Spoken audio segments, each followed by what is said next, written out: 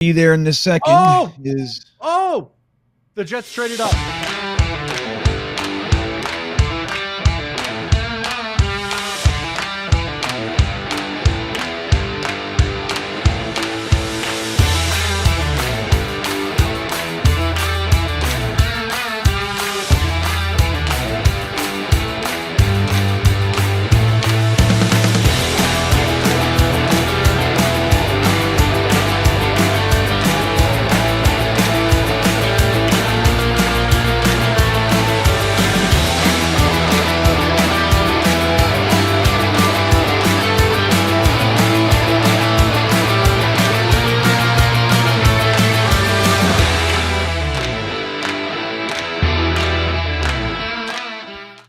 Welcome back to the Talkin' Jets draft party. My name's Ryan, and I'll be your pilot tonight.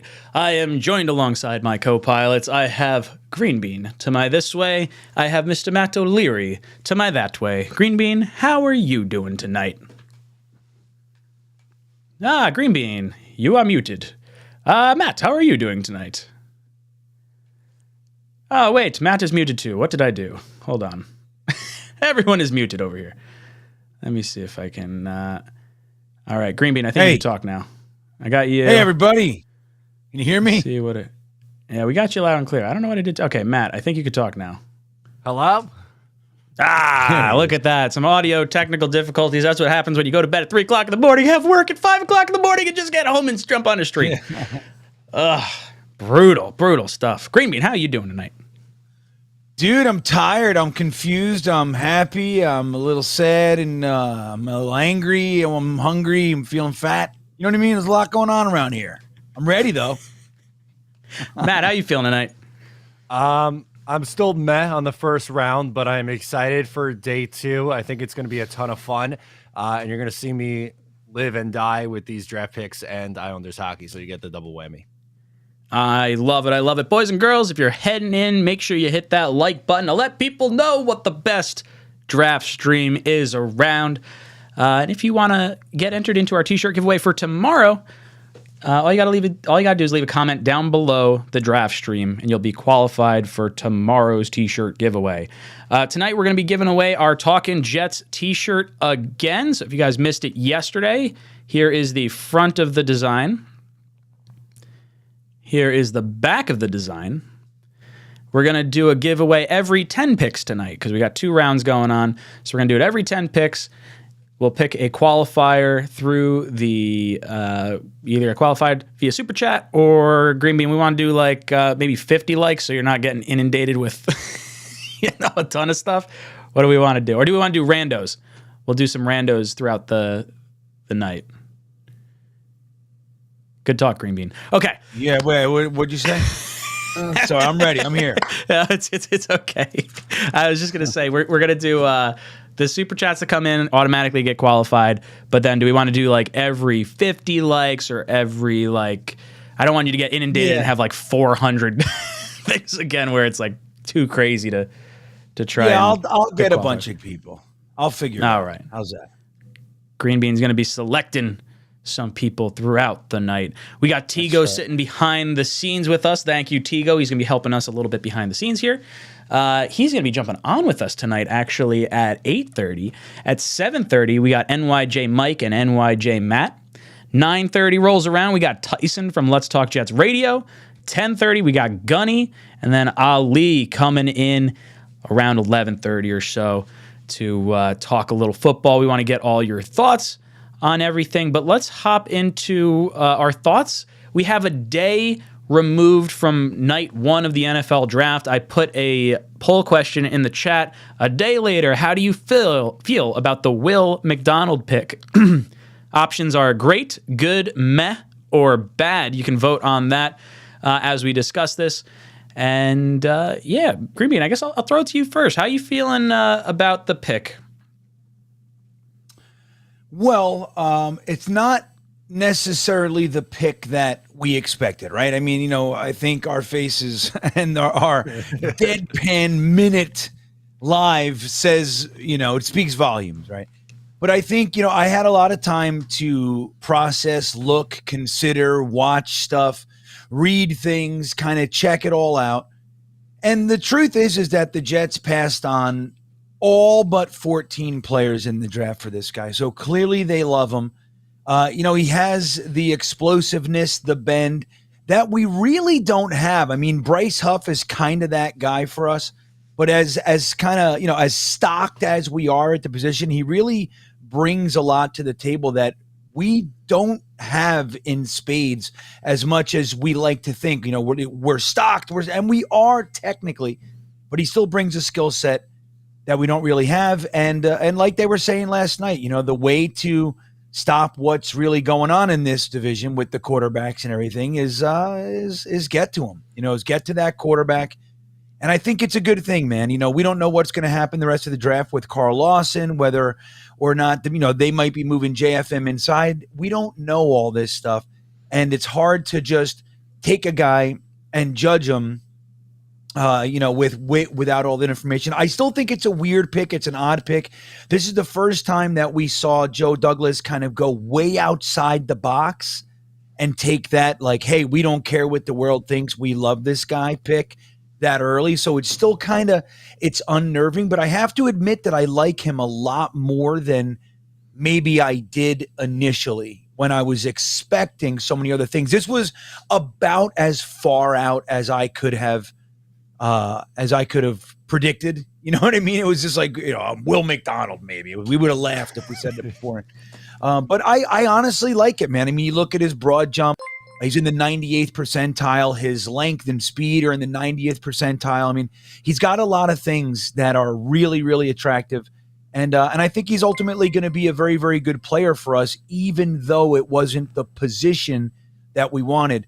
One tidbit before I take all Matt's answers is that isn't it interesting that Joe Douglas went offense in the first round, at least with one of his picks, right? In 2021, both, in 2020 with the only pick, and last year one of the three, until Aaron Rodgers comes, and then we go defense just like the Packers. I think that's interesting. It's interesting to think about. So I like it. I'm feeling better today than I did yesterday. Matt, how you feeling one day removed from the Will McDonald pick? Still kind of mad. It's like, I'm not gonna sit up here and cry about it. I just don't know how much he's gonna be utilized in his first year because of how deep that room already is. They're gonna rotate him a lot, and if Jermaine Johnson was any indication on how much playing time he's gonna get, so you took a guy in the top 15 who's probably gonna play 30% of the snaps this year. I hope he proves us wrong and gets double-digit sacks and wins Defensive Rookie of the Year, and we're all loving it and kissing Joe Douglas and saying you're the best. But I was just a little bit surprised that this was the route they decided to go, especially with 𝐒𝐫𝐞𝐿 and Jackson Smith-Njigba on the board. I know they lost out on all the tackles, but as Green Bean said, nobody had Will McDonald go into the Jets. I will say on the positive spin side, Salah loves his speedy, twitched-up edge rushers, so he got his guy. Yeah, I'll admit, when we made the pick yesterday, I was kind of irritated, more so at the fact that all the tackles went ahead of us, more so than I was at the Will McDonald pick. Like, the guy seems like a gamer. Was it a little bit of a reach? Yeah, I think probably. But if you had that guy ranked higher than some other players and you couldn't get down to the value that you thought would allow you to select him where most people would have had him, then just make the pick. You're going to have the guy for the next 5 years. You're looking. Green Bean said this yesterday. GMs are building for 2 years in advance, not just for this upcoming year. And that's kind of what this pick felt like. It definitely felt like we were getting ready to move on from either Bryce Huff or Carl Lawson or both of them after this year. Both those guys are not under contract in 2024. And like Matt just alluded to, if Jermaine Johnson is any indication as to what kind of snap count we're going to see out of Will McDonald, you're looking at roughly 30% of the snaps. And if he's being deemed more of a situational pass rusher, I think that's a little more maybe alarming for me. But at the same time, we have always wanted to get to a point where we had enough depth where we didn't have to solely focus on our rookies to put all the burden on them. And I think where I come to this point is maybe this is a testament to the depth that we have on the team overall, that Joe Douglas feels like we can develop our talent as opposed to throwing them into the fire right off the bat. And we got to see Jermaine Johnson and Michael Clemens both develop like that, and it looks like they're both going to hit the right way. So maybe that's the secret sauce that we kind of needed to sort of have. But I'll be lying if I said I was happy or am happy with the pick. As far as this poll question goes, I'm probably still in the meh category on it. I thought Jackson Smith-Njigba was going to be a New York Jet the minute all the tackles were off the board. Defensive tackle, maybe you start making arguments as far as JFM could slide inside, maybe Clemens could slide inside, and then the edge rusher, maybe it's all one in the same in that sort of thinking. But yeah, I feel a little jaded that we didn't get the tackle, especially because it was the Patriots that traded out. And I was also like not very high on trading for Aaron Rodgers before the draft. I wanted to make it happen after the draft. And maybe those 2 picks that we dropped back really made us lose the offensive tackle. And I feel like keeping Rodgers healthy and upright is key to our success as a team overall. I thought we added to a strength as opposed to strengthening a weaker unit on the team. So I'm curious to see what the chat has to say about this and see where everyone kind of shakes out. We have over 370 votes in the poll question, and 49% of them are feeling good. 18% are feeling great. So that's over the majority of fans. So that's making me feel a little bit better. I saw, I think it was Play Like a Jet and was it Chris Sims? Both had really glowing reviews of this kid. So hopefully he can reach his ceiling, and we're all just a bunch of stupid Jet fans on the internet, and the guy that had the Hall of Fame draft class last year is really the guy in charge, and we should be saying, oh, this guy knows something we don't, because clearly he did it all last year. So kind of got to keep that in mind too. But Green Bean, anything else to add on to the Will McDonald stuff? Yeah, well, I'll say this. Just last year, 1 year ago today, maybe not exactly, but a year ago this situation, or first round, I was devastated that we didn't grab an edge rusher at 4 or 10 because we had ignored a premium necessary position for over a decade. Now we do it 2 years in a row, and I'm supposed to be unhappy about it. I can't allow that. I cannot allow my general manager to make me happy and be upset about it. So again, I like how you put it, Ryan, where strengthening a strong unit as opposed to kind of or adding to a strong unit as opposed to strengthening a weak unit. That's kind of the rub, right? But again, dude, if they, let's say that the 3 tackles that they had were gone before the Patriots were even on the clock. Again, I saw something today that said Broderick Jones was kind of the guy that was least Douglas-esque in their mind. Out of the 4 tackles that were taken. So maybe they weren't taking him anyway, and they passed on Anton Harrison. And so they, it's one of those things where, like you said, Joe Douglas has shown us that he has a pretty good idea on which types of players are going to work out. He's done a good job. And I mean, even things like, we're looking at things like injuries with Becton and Cam Clark and some of those guys. But the last 2 years, he's done a good job of identifying talent. Last year, he had an amazing draft where he literally did something our franchise never did before. I think I'm willing to let the whole draft play out before I start chopping his head off, even though the pick was weird.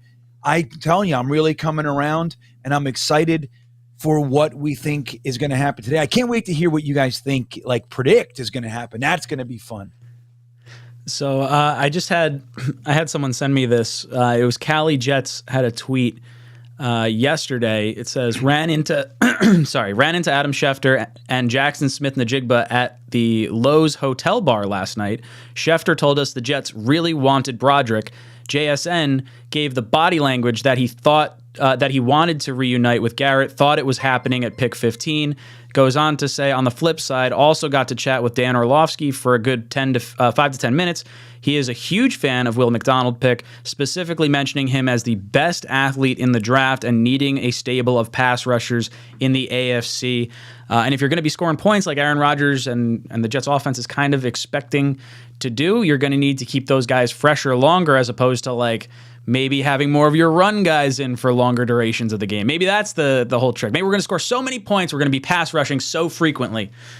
That's the whole bit of it. Matt, how you feeling? I love that spin. I love that spin. That's what I'm going to use to justify it in my head for why it was such a good decision for the New York Jets. Like the Jermaine Johnson sack on Josh Allen. I just hope we get that 𝐒𝐿_McDonald sack in a big game this year, and then it'll make me feel a hell of a lot better. Tonight, I'm excited for what they're going to do. I think they can go a few different directions. What about you guys? Yeah, I feel like I really want to go offensive line, but I feel like I'm kind of like forcing it. I know we should go best player available, but I can't help but still want a center, like knowing that McGovern's only getting like $2 million this year. Maybe there's a situation where you go with the center, and then there's like, oh, we didn't get tackle. Hey, AVT, we can kick you out to tackle. Hey, McGovern, you can slot over to guard or JSN or Michael John. Too many acronyms here. John Michael Schmitz. You can play guard, whatever. You get an interior offensive lineman that could then bump AVT out to tackle. There's a few different ways to kind of get it all figured out, but I'm hoping the Jets can land a tackle that they feel comfortable with, because we have a razor-thin margin of error when it comes to that particular position. I see some guys in the chat. Thank you guys for jumping in. Dano says, hoping JD got Chicago on the phone. 3 picks from 53 to 64.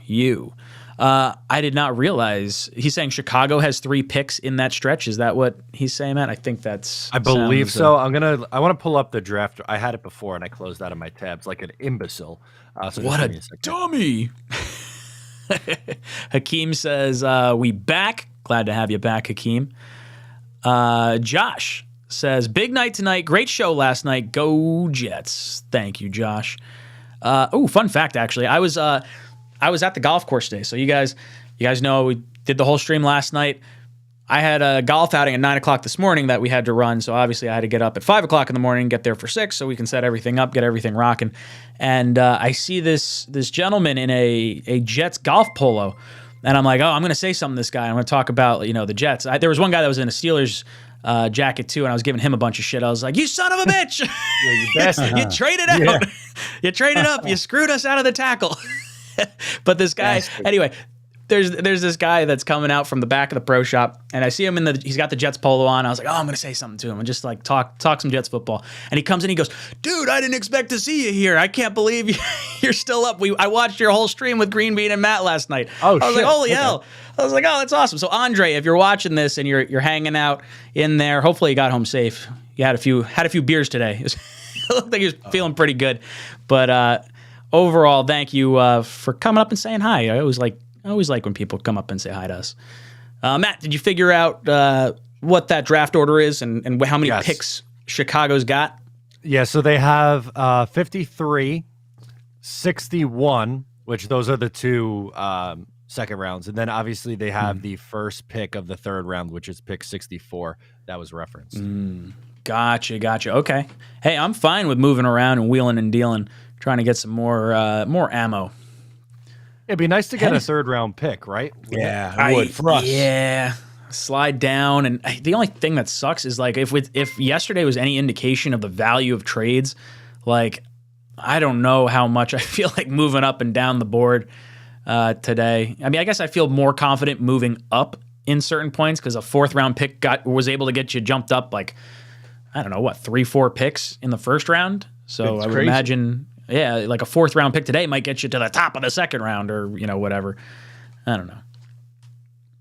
Hennessy. Yeah, it really shows that, how teams are valuing the talent in this draft. I mean, there are some teams reaching like, taking Gibbs in the first, like, I mean, there are, like, I think running backs are a little bit overvalued this year, maybe because the rest of the crop isn't as talented as usual. But like you said, man, bouncing up 3 picks in the first for a 4th is unheard of, and it's happening. So, I think that's really an indicator of how they're viewing the talent this year. They don't feel that need to overpay unless you're the Raiders or whatever it was. Of course. Before you get to Hennessy quick, do you guys buy the rumor that if Gibb was available at 15, the Jets were going to take him? No. I saw that. No shot in hell. No way. Shot. That would have got. I will say we would have had a more vocal negative reaction if that actually were to come through. Yeah, would that have been worse than what we? Oh. Then Yeah, I think 100%. there would have been yelling and screaming involved. I think. Yeah, I like at least getting a premium position in Will McDonald. Like that makes me like sort of justified. If you took a running back when we already have Brees and like Carter and Bam and all those guys, like no, that's a misallocation of resources at that point. Hennessy drops in. He says, Green Bean, I know you like Senior Bowl practice tapes. Did you see McDonald had Darnell Wright on skates? The pick was starting to grow on me. He had a nice little spin move on him. Interestingly enough, that was actually the day before I got there, so I didn't get to see that. But we watched, me and Dom and I and Dylan from Jet Nation and Vogel. We were there to watch it. We saw Will McDonald. You know, I mean, there's no way to, there's no way not to see. Like, there are guys that just stand out, and like it's instant. Like you can see it. You're like, woof. Like, on these one-on-one drills, there's nowhere to hide. You know what I mean? Mm-hmm. There's nobody else to help you. There's no crowd. It's just you and this guy. Hike. You know what I mean? Like, that's it. And it's really fun.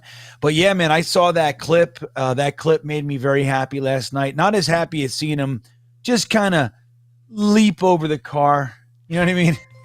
That was ridiculous.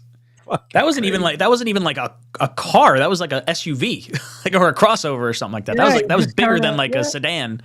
Just put his hand on it for balance and just right over. Do you remember seeing? It was the dunk competition. I think it was it Blake Griffin that like jumped over the Kia and he like hopped over the hood of the car. This guy could jump out of the gym compared to that. Yeah, I mean, the guy's a crazy athlete, dude. Did you see today him going to the facility with Brees, welcoming him? You see that? No, I haven't been on social media at all. So if we have some other stuff, I could try to pull it up and have it ready to. Yeah, it's a weird one. It's slightly uncomfortable. It's Chris Johnson, Woody Johnson, and Brees Hall welcoming Will McDonald. And it's just, but it's good to see him and Brees. Like, they clearly, it was nice of them to see each other. They did like a rocking hug. And then Christopher Johnson's just like, hey, how you doing? Brees was the one that called him, right? Like, I think so. I don't know if it was before the pick or if they just clipped it to make it look like it was before the pick, because Douglas made it seem like Brees was the first one to call him after he found out. But I don't know. I don't think Douglas is telling Brees before the pick goes in. Yeah, I don't know. Either way, but it was good to see. Those guys clearly like each other. So I bet it's nice to, you know what I mean? You leave your school, you're there with everybody, you go off to some far off land, and then one of your guys gets drafted to your team. That's got to be cool. Yeah, it's almost like when you work somewhere and you bring in one of your buddies to like come work with you, or you like that same type of like atmosphere. And you realize your buddy's a complete schlub, not worth anything, and everybody hates you because that must be me. I'm sorry. Oh, we're better as long distance friends. I don't necessarily want you hanging out all the time. We're better as just hanging out at the party together. I shouldn't get you a job again. Yeah. Jet for 2 says, this is my second draft with you guys, and I want to thank you for such a unique fan experience that you couldn't get with any other team. I love it. We are one of a kind, or 3 of a kind. We're like what is it? There's, I guess, 3 of a kind. There's no full house. There's no nothing. Not like 5. Right. We got Tigo back there. He counts. He's like a little wild card. There you go. Yeah. He could be like he's a reverse Uno in the back. Love the whole group is one of a kind. The whole show is one of a kind. That's yeah. Dude, the community and the chat, the Jet content creator sphere, that with like all of us, chiming in together, it's a lot of fun. I really enjoy it. Blitzkrieg hops in. He says, with this pick, thinking Huff is tradable, still some great names on the board that will fill some needs. Yeah, Matt, do you think there's a chance that the Jets try to move either Huff or Lawson tonight? No, I do not. I think they are loading up on the pass. Remember when Jackson Smith and Jigba we thought was going to be the pick, and I said score all the points, get all the hoes. Yeah. It is now sack all the quarterbacks, get all the hoes. So we have updated the saying. I do not anticipate them moving off any of these guys. I think it was more of a preemptive thing for assuming Carl Lawson's leaving after this year, and if Bryce Huff does not re-sign. Yeah. Yeah, I think it's going to be interesting to see how they maneuver things, because Bryce Huff, I feel like, might be more valuable as a trade chip if he's going to be utilized as like a situational pass rusher, if that's exactly what we just like drafted. But Bryce Huff has just been so dominant off the edge in those situations. I feel like we'd be silly to move off of him for like the $6 million or $4 million, whatever his friggin' tender's worth. Randy hops in. Thank you, Randy. He says, that shirt is fire. Love what you guys are doing. Where do you think JD goes tonight? The shirt Randy is referring to is the shirt we're giving away at every 10 picks. We're going to give this shirt away. If you want to get it, if you don't get a chance to win, you can head over to jetstalk.com. It is available over there as well. It's the Talkin' Jets panel, front and back. So if you want to support us, definitely head over to the new Talkin' Jets channel, youtube.com/@TalkinJets. And I think Nightbot is spitting it out in the chat. We should get people over there. We should say, change it to likes over there. I'll pull if everybody comments over there. You want me to drop on the video. A quick video on there? Yeah. Green Bean, upload a video, upload another video for today. And then, just something small, nothing big. It could be like 3 seconds of black or whatever. It could be anything. And then, something. Hold on. Yeah, get like some little thumbnail up over there, and let's get people commenting, and then that'll be how we pick our giveaway. You got to subscribe, and you got to like the video. I think that's a good way to do this. Subscribe and like it, right? You got to put the number subscriber you are in the comment section. That's what you got to do. I'll keep bringing that up. That's good. Ooh, if you've already subscribed to the channel, you can just leave your comment. That's fine too. Or you can pretend you knew what number it was. Remember what number like you got to create another account. You got to create another account, and you got to subscribe, and that's the only way you're entered into this. Well, we got all the comments on that other stream as well, so we'll be able to pull some qualifiers from there. I think we're going to do that for the jersey giveaway. We'll throw like 5 names from that one, but Green Bean's going to throw that up. So, Randy, where do we think JD goes tonight? Matt, what's your thought? What direction are we going? Okay. I think the Jets trade down and take either offensive lineman or Keanu Benton if they go non-offensive line. That'd be my prediction. You still think they'd go defensive tackle? Man, I'd be a little like burnt if we went back-to-back D-line in this draft. Yeah, totally. But I see that as still a very glaring need, unless they have like Al Woods on speed dial and maybe who's the other one? Poona Ford, right? Yeah. I'm feeling offensive tackle still. I could do safety. I could do. I don't know. I don't really want any more wide receivers. Jackson Smith-Njigba was really like the only one that sort of appealed to me. I feel like our wide receiver room's pretty strong. Yeah, this high. I mean, if you want to pick one in like rounds 4, 5, 6 or something, I'm not going to complain at all. This is kind of where I'm hoping center or interior offensive lineman. If the tackle's not there, like DeJuan Jones would be kind of cool to bring in. If he's there, I just want a big body. Green Bean, how you feeling? Where do we go tonight? I'll tell you what. You know what I think is going to happen? I think we're going to take DeJuan Jones. Or we're going to take one of the interior guys, and that would say to me that AVT might be bouncing outside, like an Avila. Dude, we were talking about this 2 years ago. We kind of got off of it because it just stopped. But Connor McGovern, you can't forget that he played guard the first 2-3 years of his career. 4. I think at the first 4 years of his career. No. The first couple years of his career, he was behind Matt Paradis, was the center for the Broncos, and then he slid over when Paradis went to the Panthers. So he played guard, man. And go ahead and in drafting a center, you could very easily bounce McGovern to guard and look at it that way. So one of these interior guys, maybe even a Cody Mauch, bringing him in and kind of moving him inside. He has tackle flexibility if you need him to. But I think one of those areas, like interior offensive line, because there's a nice group of them. Tippmann's still there. Schmitz is still there. Avila's there. The whole group is still there. They won't be by the time we pick. There'll definitely be a couple of them taken, in my opinion. But I think 6'8", I think he is, right? DeJuan Jones. But Blake Freeland, Matt Bergeron. I mean, any of these guys would be really good in this position, and it takes care of it, man. I mean, maybe not as plug and play, but you give them six games or something like that. A lot of these guys are going to be ready to play if you need them to. And I think you can really make a lot of sense out of this if we were to go that way. That said, we're taking a cornerback. No, don't even put that into the ether. I know. I feel bad. I stopped saying it. I want Anton Harrison. Anton Harrison selected by the friggin' whoever the hell that was. Jacksonville.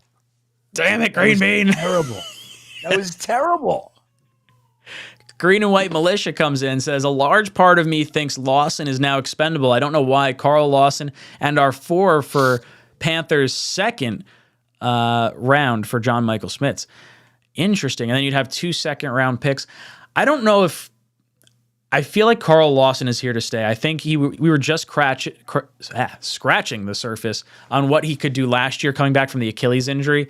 I kind of agree with Matt on this, where we're kind of holding on to our guns and we're not going to trade assets for draft picks necessarily, unless they really don't think they can get the center and they covet him and that's how they got to go up and get him. Who knows? Maybe it's something that they think of. I'm going to mute myself. I just got a tip call. So let me listen to the message. It's a message. So let me do that. Yeah, mute yourself back. And then all right. Green Bean's getting some insider information right now. Yeah, hold on. I love this. This is basically the Adam Schefter of YouTube right now. Okay. Yep. The New York Jets have traded a first-round pick, a second-round pick for Aaron Rodgers. Hold on.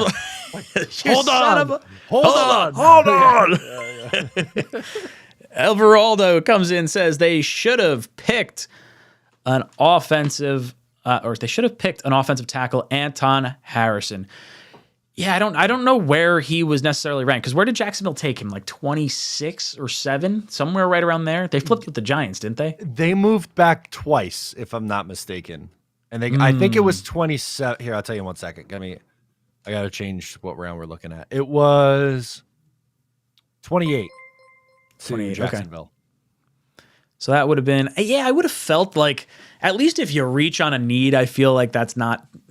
I don't know. I guess it depends how highly ranked either position is. No, I lied. Like if Anton Harrison, if Anton Harrison is ranked somewhere around like the DeJuan Jones on our big board, then it probably doesn't make sense, and you have a few other options, available for you there. I don't know. I tend to agree though. Jet Engine says, "Hey boys, just watched a launch from the pool." Jet Engine, you got to be down in what is that, Cape Canaveral or whatever, with rockets going off down in Florida. Was that Florida? Very cool. Yeah. What did I watch today? Oh, I watched a golf cart. Well, I didn't watch a golf cart flip, but we had a golf cart flip today. That was fun. Oh, shit. That sucks. It's miserable. What do you have to do? Is there a protocol? Accident report, photographs, fucking everything. And it's like is it brand new fleet of carts.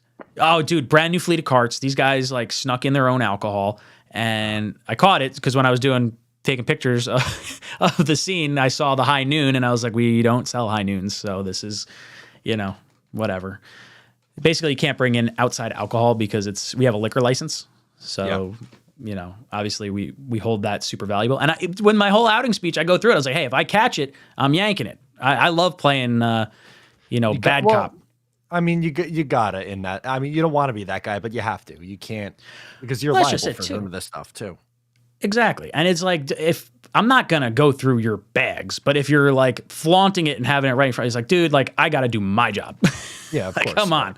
But this guy was just whizzing down one of the golf hills and the cart is brand new, like literally the fourth time this cart has gone out, and he like clipped the edge of a curb and then just toppled over. Right, everyone was fine, no one got hurt, but it's just like, man, like really just frustrating.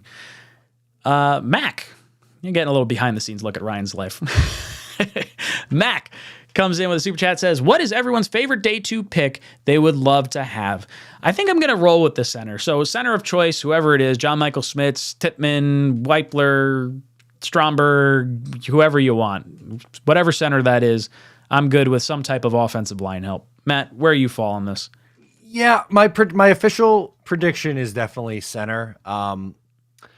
I think it's gonna, but I do think they could move back and still get like a Tippmann or a Weipler at that point. I don't think JMS, as much as I would love him, makes it to 43. If he does, then I don't think they're trading out. I think they would just grab him. But the official prediction will be a move back and then either a Tippmann or Weipler.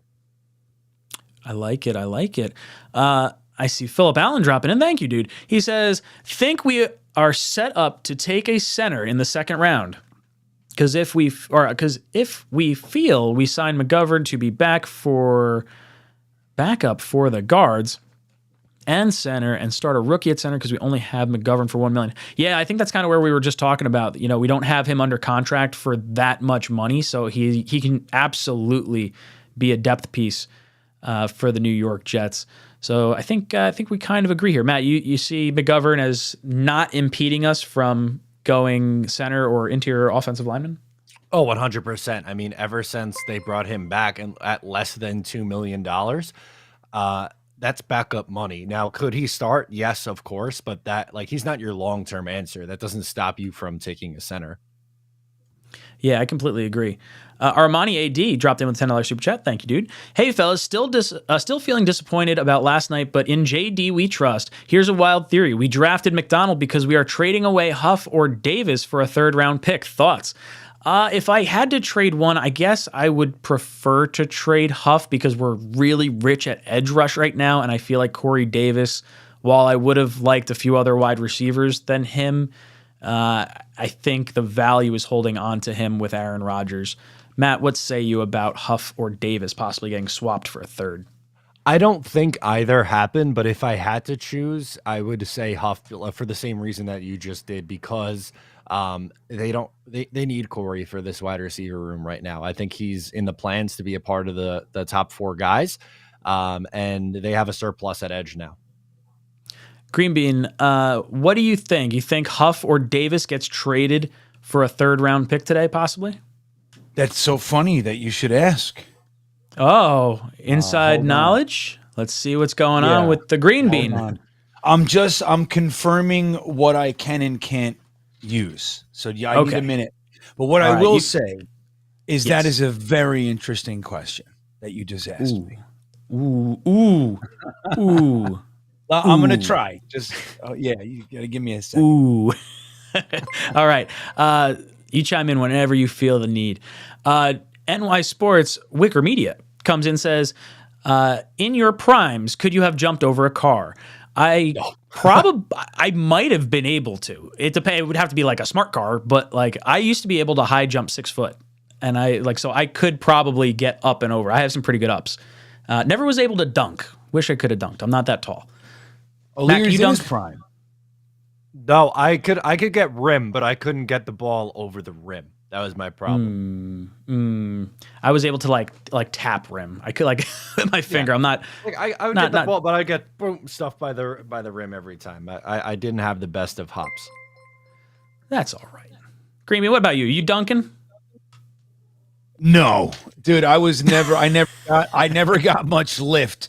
I was, it's funny, in basketball, I was a rebounder, but only because I was stiff. You know what I mean? Like I was kind of unmovable in there, at least at my level. You know what I mean? Once I got with the good guys, I was just a fat kid hanging out in the middle of the court. I was very I was strong. You know what I mean? But I was I'm more of a defensive end, man. You know what I mean? Like that's my thing. I never got much lift. I can't really catch all that well. The ball in my hands in any capacity was no good. So jumping over cars, I was more, although I have fantasized many times, like cars like coming at me, like I can jump over this thing. But I know I could run up the windshield. I'll be fine. I'll stand in one spot. Yeah, but what would more likely happen is I would hit the front of the car. The shoes come flying off the hood. Yeah. I'd get 4 inches off the ground and it would just crush me. You know what I mean? So the answer is an emphatic no for me. Dylan Grace drops in with a super chat, says, just want to say I really appreciate you guys doing this every year. Jet up. Dylan, you get an ice if you want to ice one of us. So if you feel so inclined, Matt, keep an eye on the chat in case Dylan does chime in over there. But it's greatly appreciated, Dylan. Thank you so much for sending that in. Jet Engine says, don't dislike the player or skill set over it already. Time to get offensive line tonight. Yeah, I think that's kind of where we all are. Look, this guy's on our team. We are going to support him through and through, and we want to see him be the best version of himself. And hopefully he can be here for a very long time. Because obviously when you take someone in the first round, you're hoping this is going to be for a longer duration. You're hoping 10, 12 years from this player. So don't think in the immediacy and think it's the be-all, end-all. Green Bean, are you telling me to hold up? Well, I wanted to say I put a nice clip up there, a clip that I haven't posted yet, and I got authorization that I can post it. It's on the Talkin' Jets page on the channel, and if you guys put your you got to subscribe to the channel. Let us know under the new clip. It's called Connor Huge, and if you subscribe to the channel, put a comment under there. I'll collect all them to win. Is that for the shirts tonight, Ryan? Is that what it is? Yeah. Let's do shirts. Let's do the jersey giveaway over there too. I think we pull the jersey from over there. Okay, we'll pull the jersey. So yeah, this clip I actually called Connor Hughes and I asked him if I could use it, and he laughed and he said absolutely. So it's a fun clip, man. And if you guys nobody's seen it yet, I was gonna put it on Instagram yesterday and I just got caught up and YouTube and everything. So I just put it on Talkin' Jets channel. It's the first time. It's a new clip, and you guys can go laugh. It's like, I don't know, 25 seconds or something. Go check it out and comment and subscribe, and you will be entered into the T-shirt and jersey contests. There you go. By the way, he froze. He froze Ryan Ryan and me are getting frozen. By the way. Oh, good. Then I'm going to use that time to tell them something. Okay. All right. Hold on. Let me get over to it. Here we go. Screw you. All right, guys. So I just got a call. Okay, as you guys know, I got a message, and there's a whole bunch of information, but the one that I'll tell you right now is that there are players on our roster right now that the Jets GM Joe Douglas is actively trying to trade to recoup a third round pick, potentially a late second. So one of those players, I'm going to give you one of the players because it's the only one I have. I was told this player and other players, but one of those players is in fact Corey Davis. So Corey Davis might get traded tonight, and we might see it for a third round pick. And wouldn't that be exciting? And I'll tell you one other thing. Why the Jets went edge yesterday. They felt as though edge and center and tight end are the strongest positions in this draft, and they didn't want to leave the first round without getting one of the positions that they thought had the most potential to actually be a hit.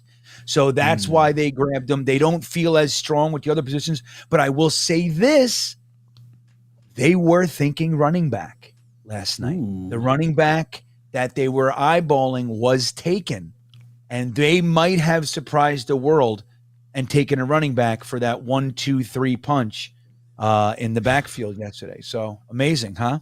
Pretty crazy stuff. Wow. So did Connor give you permission to post that before or after giving you that information, Green Bean? No, it's not Connor. I know. That's why I said it. You know, it's funny. I said that on the stream when he was on with us. I said, I have a source. Everybody assumes it's you, and you don't tell me shit, man. And he laughed. He's like, I can't. I'm like, well. That's why I said it. Because I've asked him too. Yeah. You know, Matt, you know, I've actually said, so Connor, can you give me anything? And he completely ghosts me. Not even like, sorry, dude, nothing. I guess that's a friggin' no, isn't it? Yeah. Yep. Big fat. I would say so. It's read the room, Green Bean. Yeah. I asked him why I said, hey, dude, why didn't you get a question in the presser, man, in the Aaron Rodgers presser? And he said that they made him stay in the studio. He was so upset about it because he's an on-air personality now, you know? He's not like man, that sucks. Yeah, he was not he was like, come on, he wanted to be there so bad. It's his first one ever not being there. Like, and then in, you know, the draft and all that stuff. But yeah, he was he wanted to be there bad. I'm like, dude, we were waiting. I said, I was saying it. Where are you? He's like, I know. But yeah, he had to be in the studio. New level, new devil, man. That's the way it goes. You think wherever you go, it always comes with something. It's good, and it comes with something. Always. Yeah, there's always that little bit that you don't quite love by going to a new job. But he's on to bigger and better things. I think he's doing fine, isn't he? He's doing well. He'll get to interview Rodgers. That's what he'll get to do. That's like, it's even better. Then he can ask the real hard-hitting questions. Ben Ross drops in. He says, what if could Jets pass on O-line with the knowledge that the Packers plan to cut Bakhtiari? Great job, guys. So they restructured Bakhtiari, so I don't think there's any way he's actually going to get cut at this point because they just paid him additional money. Now, maybe by moving off of Aaron Rodgers, maybe there's some type of like cap flexibility that I'm unaware of. I know they did make a little bit of room compared to what the bigger $40 million cap hit I think was supposed to, or dead cap hit was supposed to be with them. So maybe, I don't think so. I would be surprised. If you have a young quarterback, you probably want to surround him with as much as possible. AS says, Talkin' Jets, will you make a Stickles emote? Oh, yeah, we could do a... Stickles. I got to figure out... electric. Yeah, that kid was super energized. We got our little... we got our little ice cream one for Johnny Ice Cream. Johnny Ice Cream's going to be on with us tomorrow. So Stickles can be a part of the ice cream. Let me follow up and see if I can get it locked down a time. Yeah. I reached out to Stickles last night. Did you? Did you? I did. He didn't respond. Cool. I'm checking now. Oh, very cool. I just told him, I said, dude, I said, sincerely, you made us incredibly proud tonight. Yeah, absolutely. You know? Oh, for sure. That's awesome. If you do get in touch with him and he wants to come on for day 3, I think it'd be kind of cool to ask him about his experience. Oh yeah, I would love to. I mean, I didn't pressure him. I didn't ask him anything yet. I just told him, again, I said, you crushed it, man. We were, you made all of us. I said, there's not a single Jets fan in the world that isn't proud right now because of you. Oh, dude, it was so cool. Dude, the energy he brought to the stage, like, I don't want him to think that the shock of the pick was any sort of reflection on what we thought of him. He fucking crushed it. The pick awesome. Just surprised us. Well, it showed the world what we really are, too. It was like, even at that age, like, we are more intense than you. We are more passionate than you. We're better than you. And Stickles showed the world. It's just the truth. We're different, man. We come out of the womb different. We're different. And he showed it. And it's just, he was such a great, like, spokesman, for lack of a better word, for all of us. It's like, come on. That was epic what he did last night. Dude, he represented Jet Nation. Yeah, and that wasn't even the first time that he did it. He stole the show at the press conference when he was like, well, I guess we don't need a quarterback now. I'm like, dude, I love this kid. Yeah. Let's get him. That kid's awesome, dude. For real. Fernando hops in and says, if there is something about McDonald that really gets me excited is the strip sack ability he shows. Haven't had that in a long time. I love that. That's actually my favorite trait of 𝐒𝐿𝐵𝐿𝐵𝐿𝐵𝐿𝐵𝐿𝐵. So when we were looking at possibly getting him like 3 or 4 years ago, whatever it was, that was one of the big traits that I identified as like, okay, that's something that's really valuable. You may not always get the fumble recovery, but just getting opportunities and negative tackles for losses or sacks because of those strip sacks is just so absolutely incredible. And it changes the game because you're not relying on, a receiver who knows where the ball is going to be coming from. This is a quarterback who doesn't realize the ball's getting swatted, and offensive linemen that have their backs turned. Like, that is such a strong way to get turnovers. So if he can really have that kind of bend the way that Brian Burns has, we could have something really special on our hands. Matt, what did you think about the strip sack ability of Will McDonald?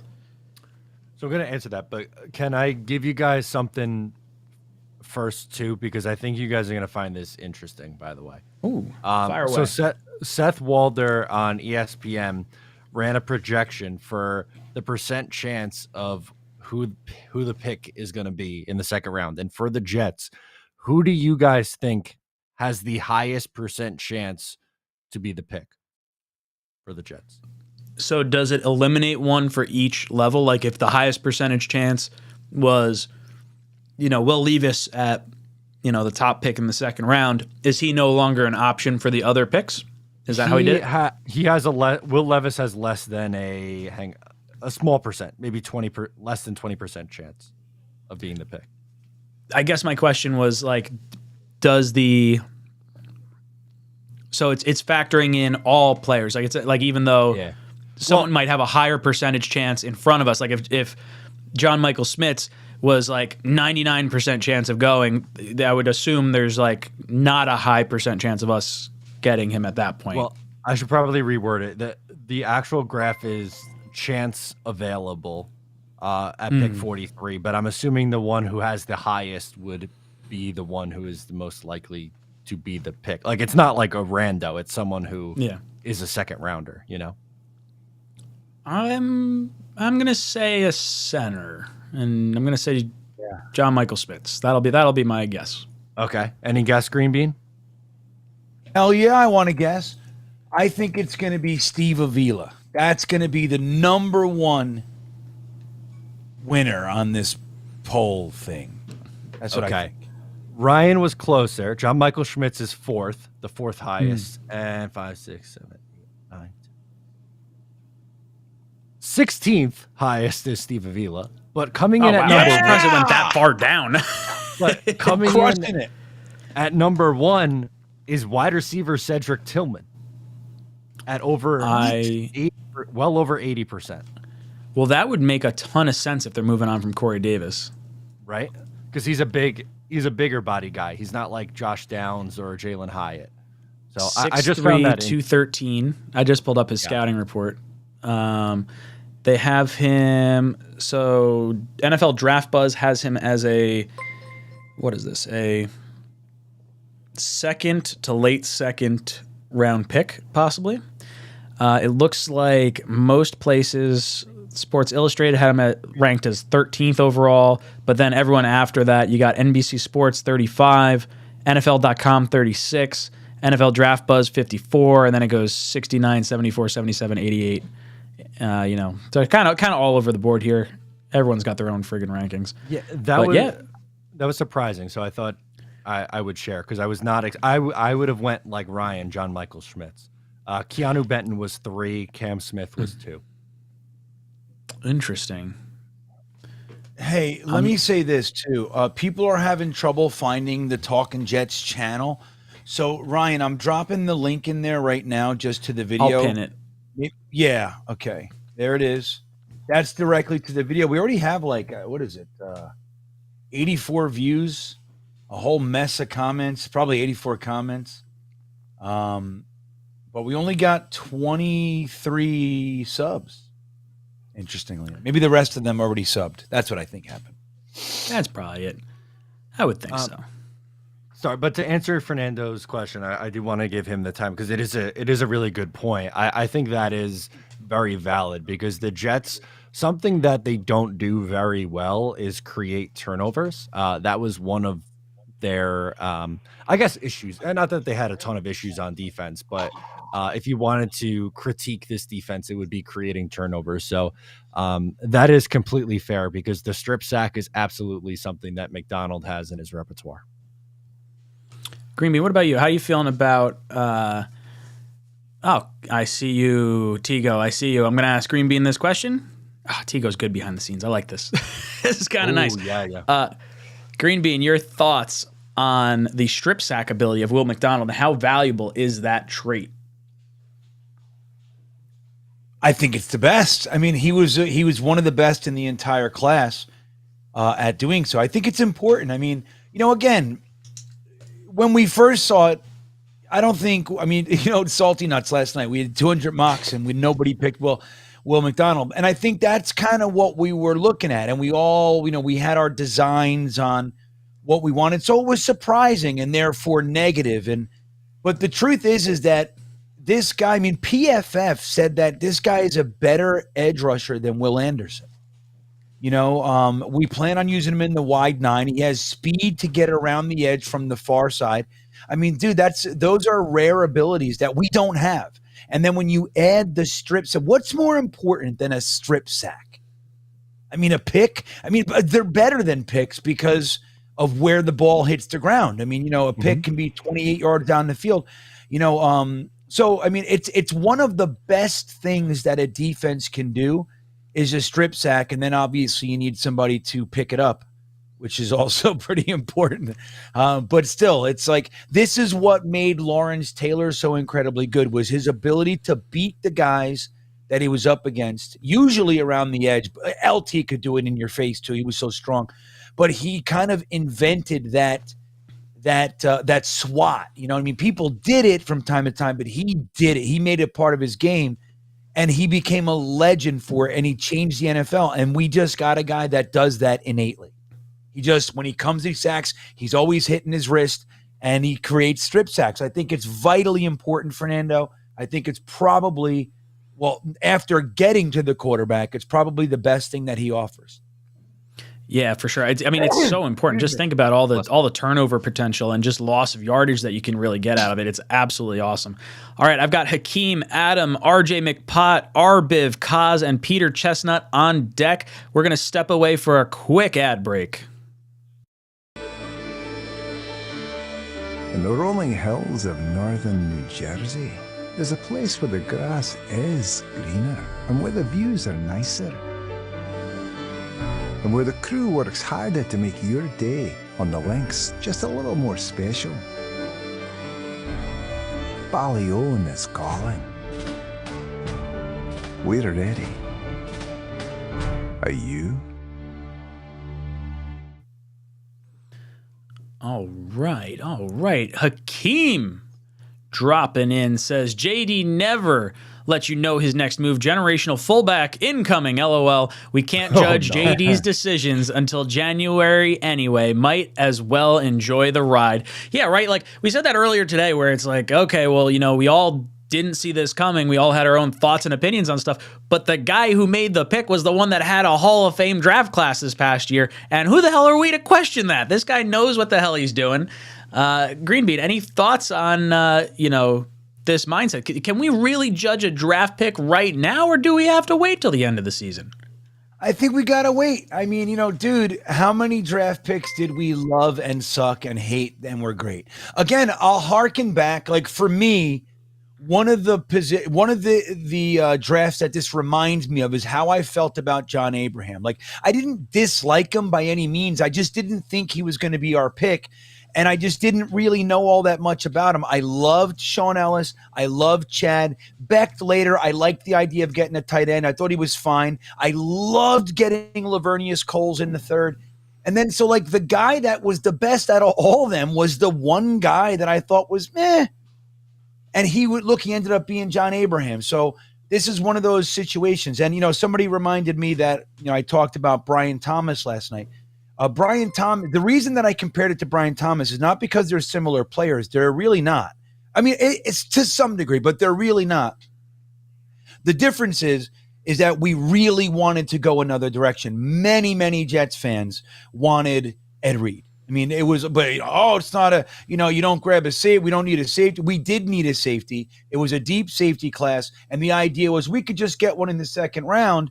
But Ed Reed was clearly special, and the Jets took Brian Thomas. Herm Edwards famously said that he went to the owner and said, just brace yourself. This is going to be an unpopular pick, but he's our guy.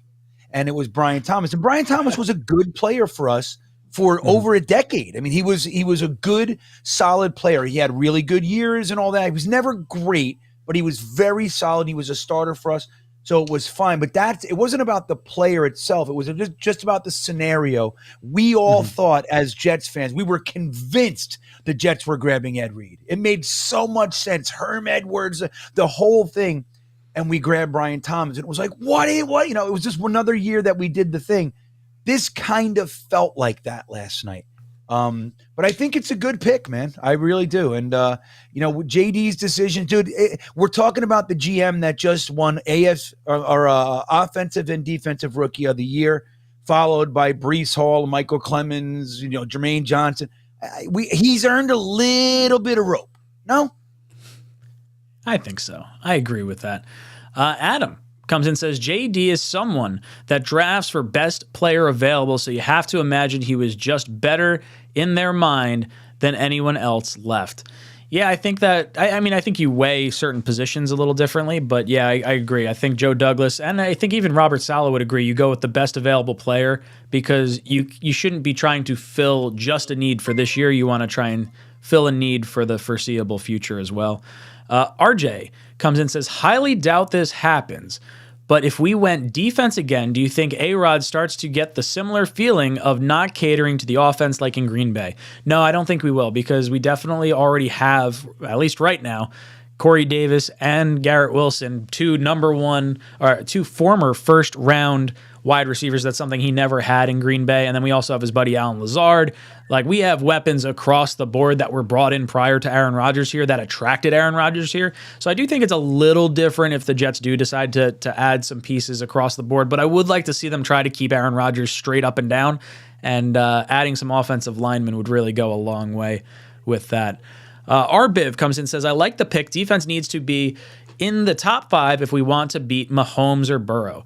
Yeah, if you're going to be in shootouts all the time, look, Buffalo, they're able to go toe-to-toe with Kansas City, and they went out and they got Von Miller, the guy that our edge rusher, he beat his Big 10 record or Big 12 record for sacks in college. So that, hey, monkey see, monkey do with the whole Buffalo Bills, New York Jets kind of thing. I can get behind it a little bit. I like that.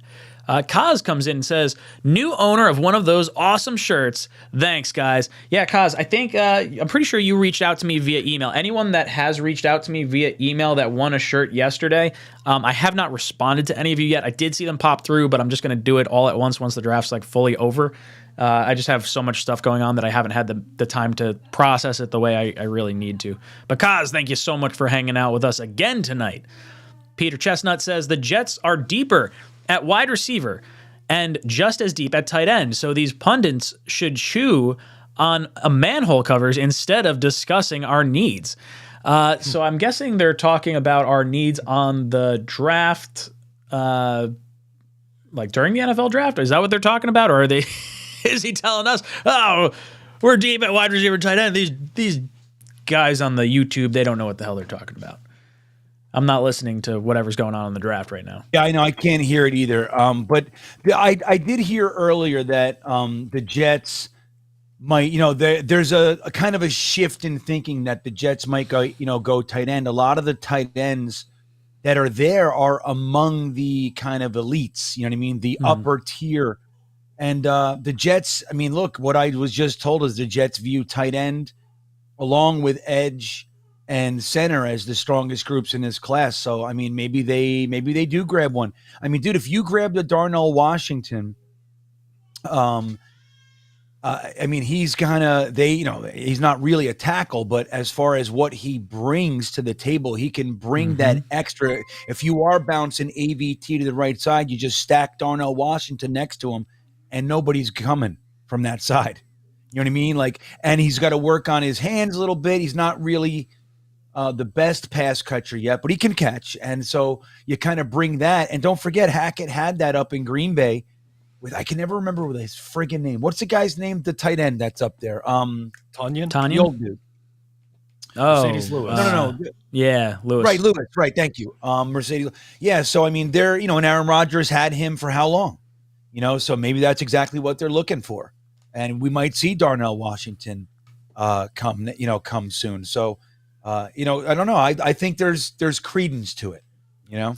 Well, I think what's interesting is I'm pretty sure we brought that up on one of the Talking Jets panels like not that long ago, or maybe we brought it up on the mock draft, Green Bean, when we were on your channel. I don't really remember when we said it, but it was like, oh yeah, like this would be an interesting option. It would be taking a guy that's a tight end right now who's got a monster size to him, and then just plugging him in at tackle, almost like George Fant-esque, I guess. Matt, how would you feel about possibly adding someone like Washington as a tight end, but also almost like that extra blocker? Relatively intrigued. It's not my favorite route, but I can understand why the Jets would want to go that direction. And is it weird or is it just me? But it kind of feels like the Jets have some extra interest in tight end in this class for whatever reason. They've talked about it. They've had a couple, top 30 visits with tight ends. I don't know if I'd be stunned if they took a tight end. And, not saying that's my preferred plan, but I think there's a chance it happens. Yeah, I think there's definitely a chance. The only reason I thought there might not be one is because we restructured both 𝐒𝐿 and Conklin. So it's like, okay, we'd be eating a little bit of money or maybe passing on Ruckert, or, maybe we'd shift Ruckert to like fullback full time or something along those lines. You move Yeboah. You could. Yeah, you can move Yeboah, but is he on the active roster? I think he's still on the practice squad, isn't he? Oh, no. He's active, man. He played specials. Ruckert was the one that was inactive last year. Yeah, that makes sense. I mean, look, I love Yeboah and all, but this is a brand new offensive staff, and they're looking for different things, and that's just the way that the cookie crumbles, man. And look, and if Yeboah hasn't shown more than being able to be a good special teams, guy, I mean, we know that Boyer loves him. I mean, that's kind of come out in a couple ways over the last 2 years or so, that he's a good special teams guy. He hasn't been able to break into the offense. When he has, he's done okay, but he hasn't been able to do that. So if they're looking to kind of capitalize on the strength of this draft, Yeboah is an easy option to move, and maybe you can get a 7th for him or something. Who knows? You know what I mean? Steelers pick is in, by the way. Oh, there you go. Look at that guy. Yeah. Oh, it looks like maybe they're going to start coming out Lightyear. Oh, let me get the volume. That's Faneca, man. That's our Hall of Famer. To announce that with the 32nd pick in the 2023 NFL Draft, the Pittsburgh Steelers select Joey Porter Jr. Wow, oh, that makes sense. There he is, like father, like son, baby. Yup, absolutely. That's cool. Dude, you see Faneca? Faneca looks like he's never played offensive line ever. He's skinny. No, dude, he's super skinny. Yep. He said, "I held that weight for the job." You say he looks like Buzz Lightyear? Yeah, he does, man.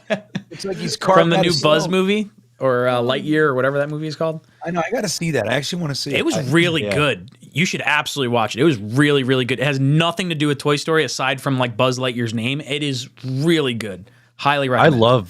I'm a huge Toy Story fan. That's like my favorite Disney Pixar thing. Dude, you know what I used to do? Toy Story 3, I used to hold men's groups, right? So in my rehab, I would run these every once a month on Fridays, I would do a movie instead of a group. So I would have these 2-hour men's groups, all the hard, drug addict men, tattoos and shit. And I would put them in a room. We'd turn the lights out and we'd put on Toy Story 3. And I would have my staff strategically placed, and they would take notes on who cried during it. Remember when he had to give away his toys? Yeah. Oh my God. Oh yeah. And I would have my follow-up group would be all about that. And they'd be like, "I didn't cry." And we did this whole thing. It was my favorite thing to do, man, was my Toy Story groups. I love that. That's pretty cool. Toy Story. I mean, that's the first Pixar movie that I really remember. I know they did those little shorts before that, but yeah, Pixar or Toy Story in general, even the extra other 2 and 3. 3 was really good. I don't remember 4. 4 sneaky good. Hot take. I like 4 better than 3. I know that's probably going to be an unpopular opinion, but I do like number 4. No, I didn't definitely watched it, but I don't remember 4. Is 4 the one with the circus or something, or they got with the Forky? Yeah, yeah. Yep. Okay. Is that the toy? The weird? Is that the weird toy store one next to it, or no? That might be 3. That's 2. The toy store. No. Not yes, that's not 4, that Ryan. You're right. Yes. Okay. Yes.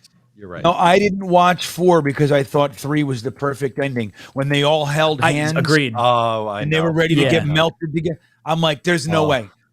Yeah. I was going to cry. And then he had to give away his toys because he was going away to school and he gave it to the other girl. And I'm like, It was perfect.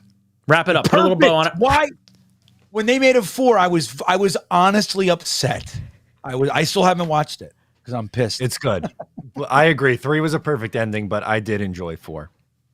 I like Green how and you White said it Militia first. comes in and says, for the record, I hope Lawson is here to stay, by the way. I want to rip through a few super chats because we got a few guys hopping in with us at 7:30 here. Michael Gonzalez says, fellas, will there be a good center available when we pick in the second round? It will be a kicker. LOL. No, I don't want a kicker, but yes, I hopefully there's a center coming down the pipeline. There's a bunch of good ones. Mutt Viles, what's up, dude? Comes in, says, sup, boys? Will McDonald, defensive rookie of the year, 15 sacks this season. We are drafting a center tonight. Also, is Antonio Brown serious about being back in the NFL with Lamar? Let's effing go, Jets. JD, we trust, boys. I don't know. I can't see AB coming back. No, he tweeted the picture of him in Ravens stuff, but there is no way I saw that. an NFL franchise signed up for Antonio Brown in 2023. No, that's that's a train wreck just waiting to happen there. Let's see. I'm going to jump ahead to these guys real quick. I appreciate it, Mr. Flashy. He says, sup, guys, just got in. Did I miss anything? Today I'm okay with center or tackle, maybe trade back for a third. I don't want a wide receiver in the second. We seem to have bad luck. Examples, Moore and Mims. Let's go, Jets. Yeah, I do feel like I would like to go center or offensive line more so than weapons. But if there's any truth to Green Bean's insider information where Corey Davis could possibly be being shopped right now, then who knows? Maybe wide receiver could be up there. Matt was talking about how Cedric Tillman, is an 80% chance of possibly being the pick? Is that what it was? Or being there, maybe it was the... 80% being there. He was most likely to be there. By the way, the Titans traded up and their pick is in at pick 33. Oh, interesting. Main Jets fan also dropped in and said, second night of the draft, boys. Do we trade back into the second or third for some depth? Thanks for the absolute best draft stream or show in the country. JETS, Jets. Main, you are the man. And yeah, I kind of hope we do get back into the third, whether it's via trade down, trade up, or trading of a player. I would like to see us get another pick. That's always a lot of fun. Cayuga Lake, Jet fan, says, Green Bean got me edging. Spill it. So he did spill it, talking about the insider information. Oh, okay. So Tennessee got 33 and a third for 41, a third this year, and a third next year from Arizona. What a draft from Arizona, by the way. Yeah, moving back, wheeling and dealing. And then trading up to get power. They have had a stellar start to this draft. Because they got rid of Steve Keim. Who's their GM now? Good question. I don't know. Give me 1 second. Wallet Butt says, Ryan, you should put all the t-shirt winners' names at the bottom ticker with the draft picks so everyone can see who won the winners so the winners don't miss it. Okay, yeah, I can do that. Let's see. I'll throw it at the end of our... It's Monty Osenfort, by the way. Monty Osenfort. Oh, legend. What are you talking about? I don't know who that is, but the GM of the Cardinals. Oh, Titans pick is in. I don't know if I'm going to get over to it in enough. Let me see if I can. You got it. You're going to do it. Here we go. Nope. Come on. Ryan. Nope. Oh, look at that. They got him. Oh. Is it? There he is. Will Levis. Good for him. He could sit behind Tennessee's got to be Tannehill pumped for a because this year. was someone we thought was possibly going to them in the first round. So getting him in the second round is pretty. And I'm glad he's not fallen too far. No. Now That's they a good traded spot up, for so him. so they must have wanted to get in front of Detroit and Indianapolis because either one of those teams could have possibly gone that route. Interesting. Yeah. Did you see? I forget. I'm blanking on the Colts owner, Irsay. Irsay tweeted. Oh, yeah. He was like, if Will Levis is on the clock at 4, should we take him for like this? for this after taking. Why does this guy have a Twitter? Yeah. This guy's yeah. got, take the I phone feel away like, from please, him. Yeah. please put down the phone and let Ballard do his thing. Sorry, I'm just typing out these names.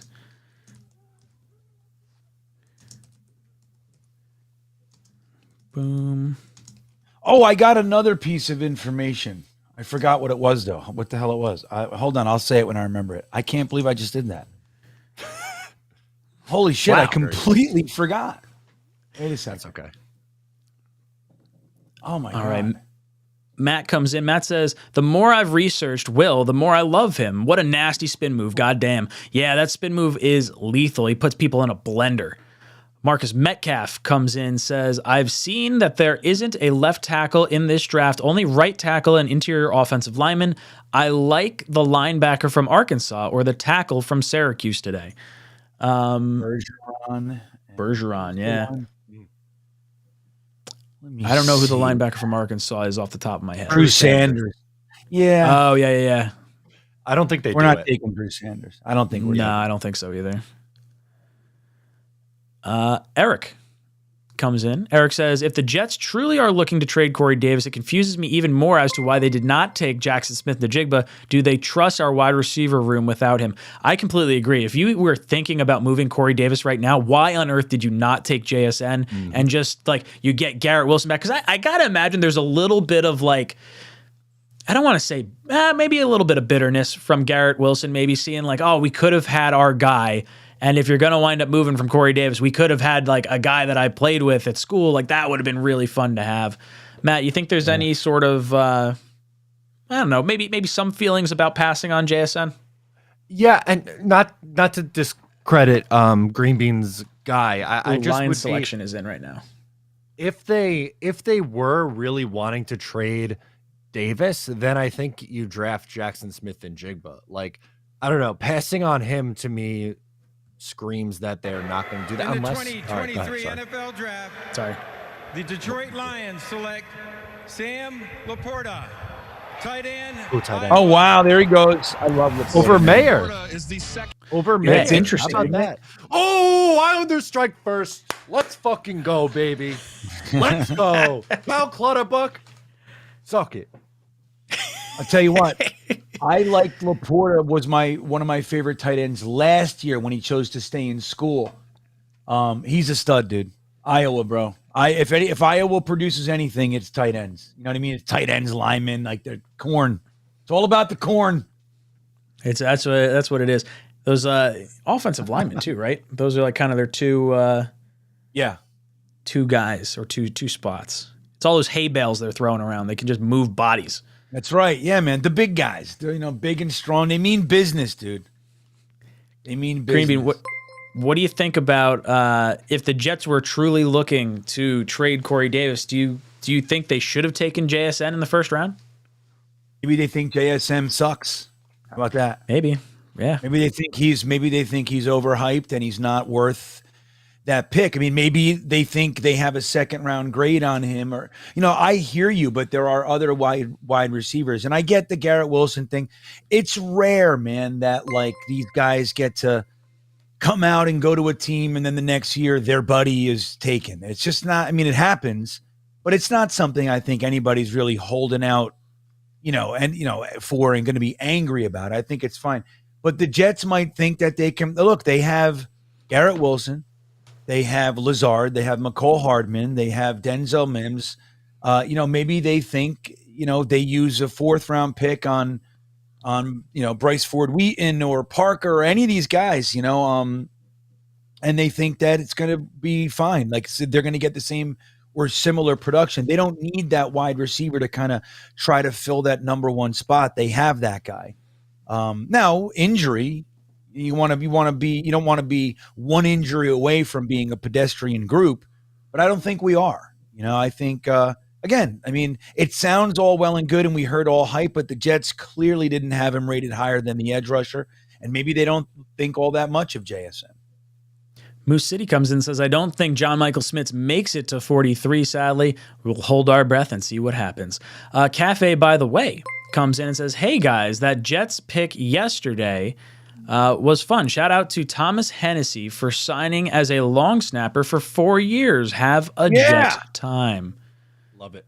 AD doing I didn't the catch work. that. I was gonna say I did not catch that today. Well, it's hard to catch it when we're working.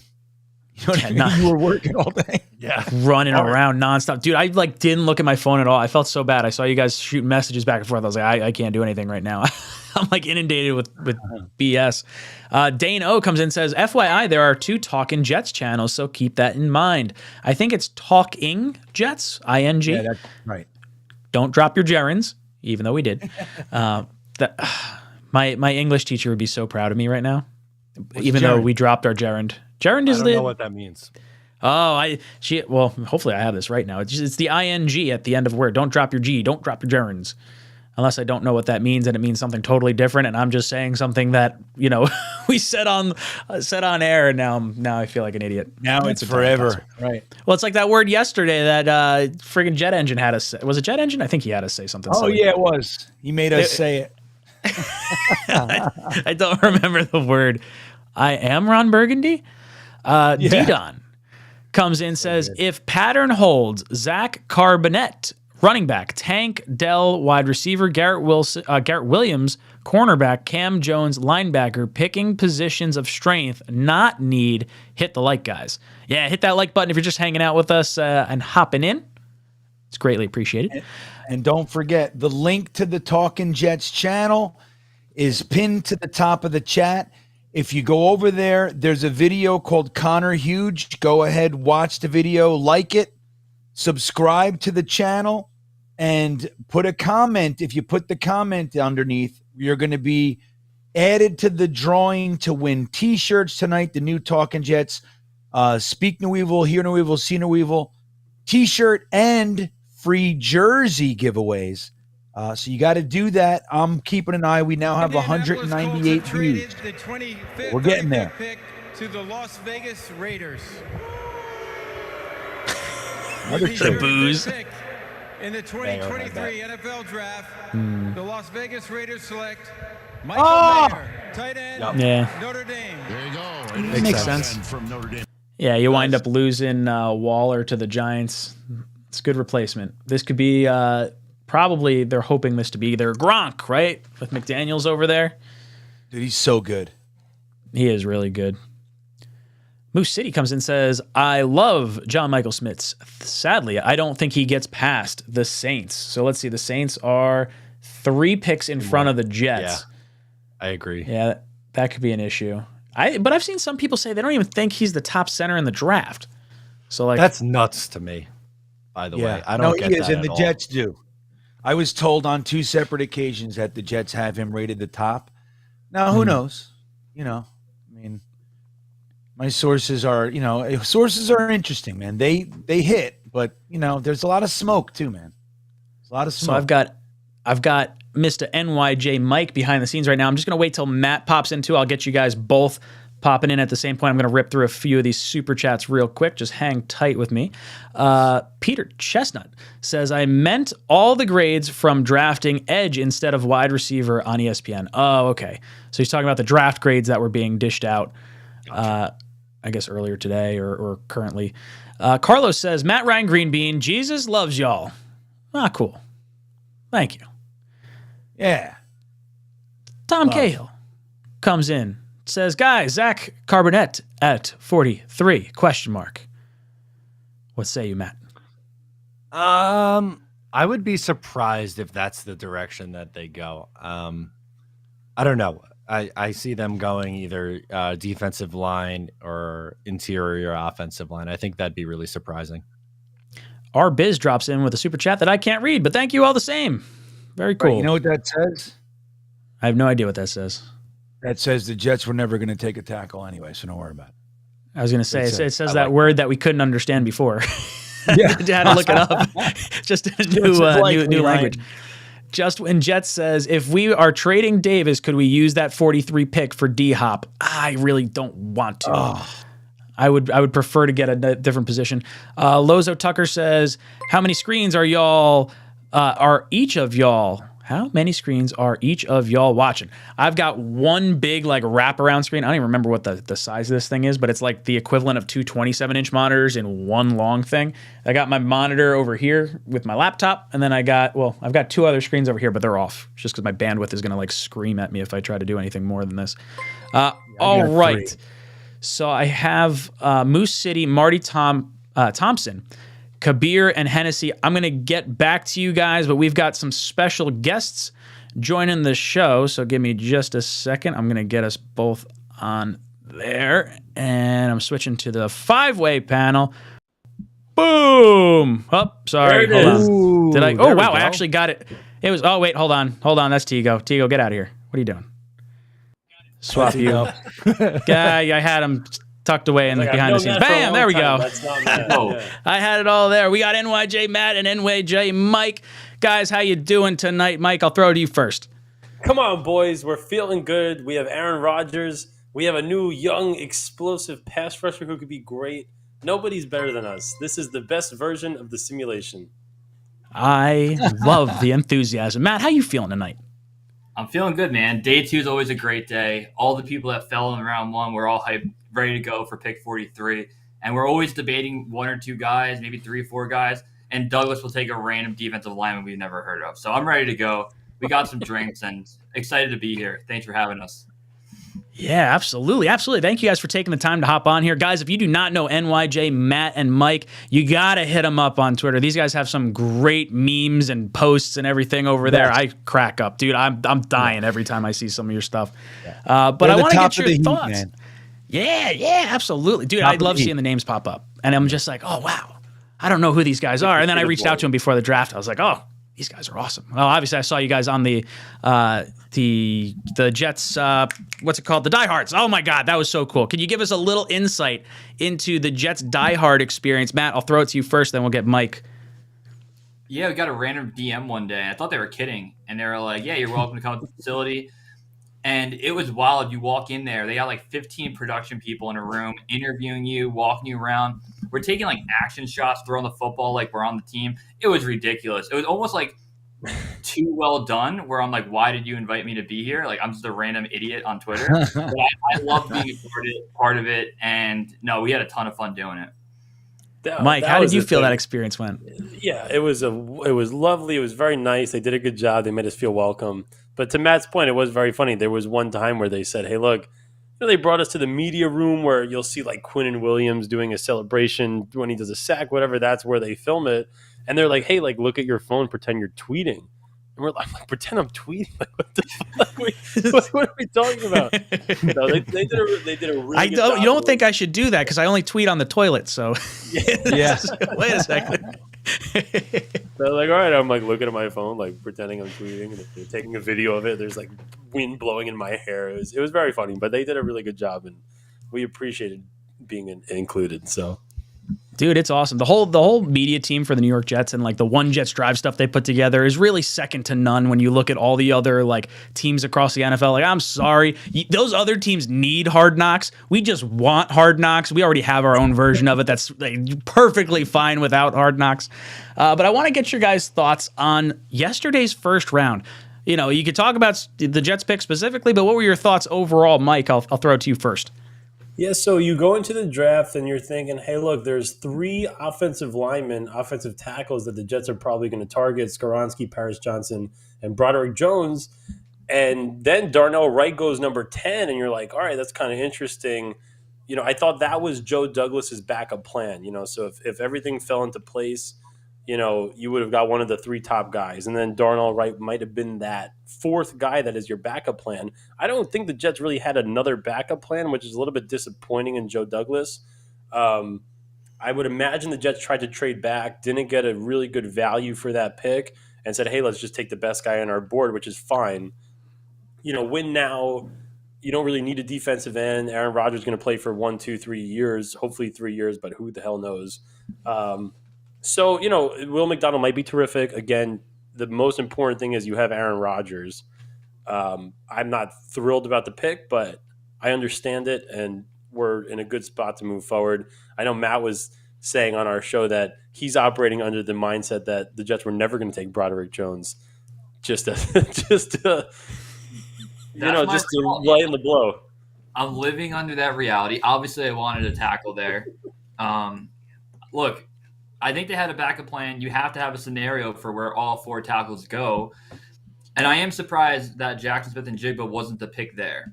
Now, I wasn't banging the table to have him. I would have taken any of the tackles over him. A lot of reasons for that. But at that point, I'm like, why not have an electric offense? In 2023, Jackson Smith-Njigba is going to get you more wins probably than Will McDonald. Nothing against Will McDonald. There's nothing written in stone that Broderick Jones is going to be a better pro than Will McDonald. But at the end of the day, you add to the pass rush. We have guys like Bryce Huff where we want him to have more snaps. And now we have another guy in that depth chart. So we'll see where it goes. Seems like a good dude, good head on his shoulders. So when the pick was made, I know who he was because I'm obsessed with the draft content. I thought he could have been a trade-up candidate if they really wanted an edge guy in early second round.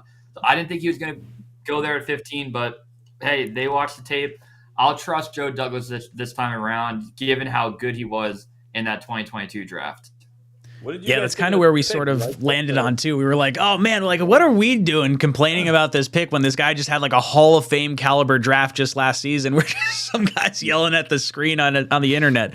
Mike, what did you think about the selection at 15? You thought it was maybe a little high? Yeah, look, again, so based on position, if someone's like, hey, I'd rather take Nolan Smith or some other pass rusher, I'll take Joe Douglas's word. That's fine. That's the best guy available at that position. Like Matt said, it's especially with the way the Jets used their defensive line last year, you're playing Jermaine Johnson 27% of the snaps. You had a guy like Vinny Curry who's there, who's going to leave. That's 16% of the snaps that you have available. But, Michael Clemens has to move inside. It's a very crowded position, and it's fine. That is one of the most premier positions in all of sports, is a pass rusher in football. You're going to be stacked there. You have your corners are set. You have Sauce and DJ Reed and Michael Carter. So I'm happy with it. The pass defense should be really good, and you want to add another bendy, fast, electric pass rusher is fine. To Matt's point, if you were going to draft a guy like Jackson Smith-Njigba at number 15, he's going to make more of an impact in 2023 just because of how, things work out. And at that point, you get rid of Corey Davis and you figure something out. That's the interesting thing is, if you would have drafted a receiver, you would have probably get rid of Corey Davis. The Jets drafted a pass rusher. You're not going to move on from Carl Lawson, who is now another year removed from his Achilles injury.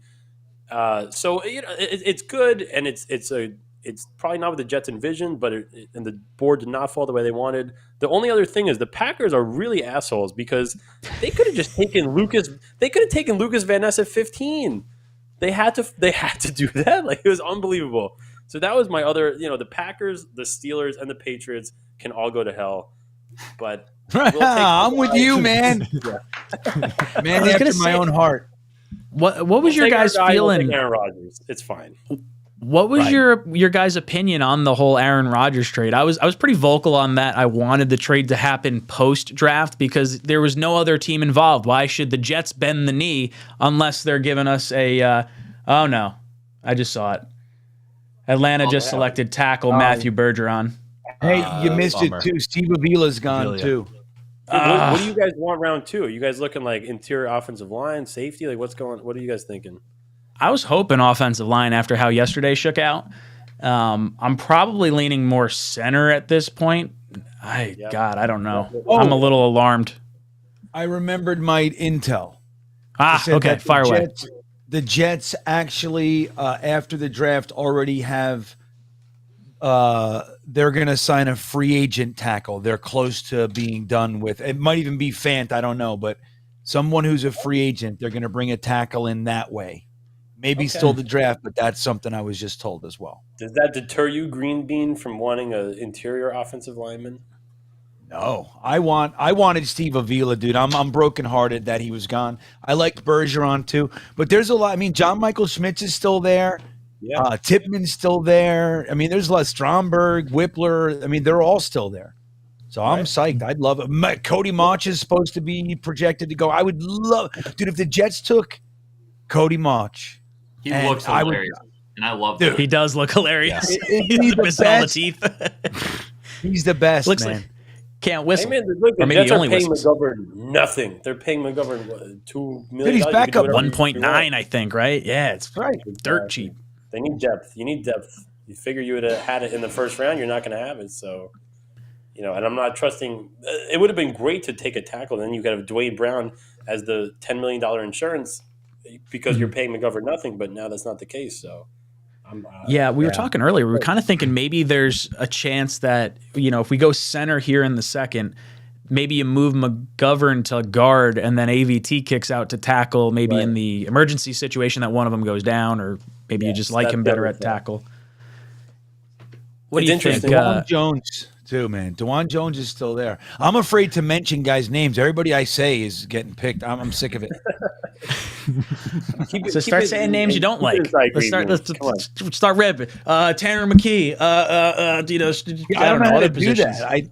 Say other positions that the Jets don't want. Yeah, I try. I don't know how to do it. I'm broken. I don't know how to. But Ryan, you were asking about the Rodgers trade, man. Like, it's just the best thing ever. The Jets won 7 games last year. You're 7-4. You're playing good football. By all accounts, the Jets probably had the 32nd ranked quarterback playing football last year. You have Pro Football Focus's #1 defense. Matt and I will use PFF's grades if it helps the Jets. We won't use it if it doesn't. I love it. It's like same. And then you have all these you have Garrett Wilson and Breece Hall and these young offensive linemen, and it's very exciting. And you're a quarterback away, and then you go out and get a guy who is 2 of the last 3 NFL MVPs, who is a top 5 quarterback in the history of the sport. And it's very, very exciting. It just feels really good. And Mike, it reminds me of the Game of Thrones quote from Jaime Lannister. When it's all said and done, I'm going to put my sister. Sorry, different quote. Sorry. Do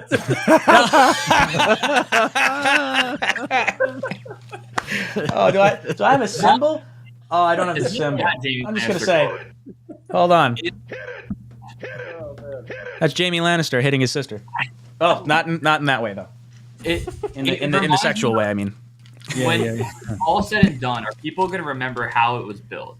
Like he says at the end of the whatever it is, but that's a good quote. It doesn't matter how the trade happened, right? If you swap 13 to 15, I don't love it. I don't love that the conditional is based on 65% of snaps. Maybe it's better if it's 80% or if they make the playoffs. Like all of that, I would have liked more.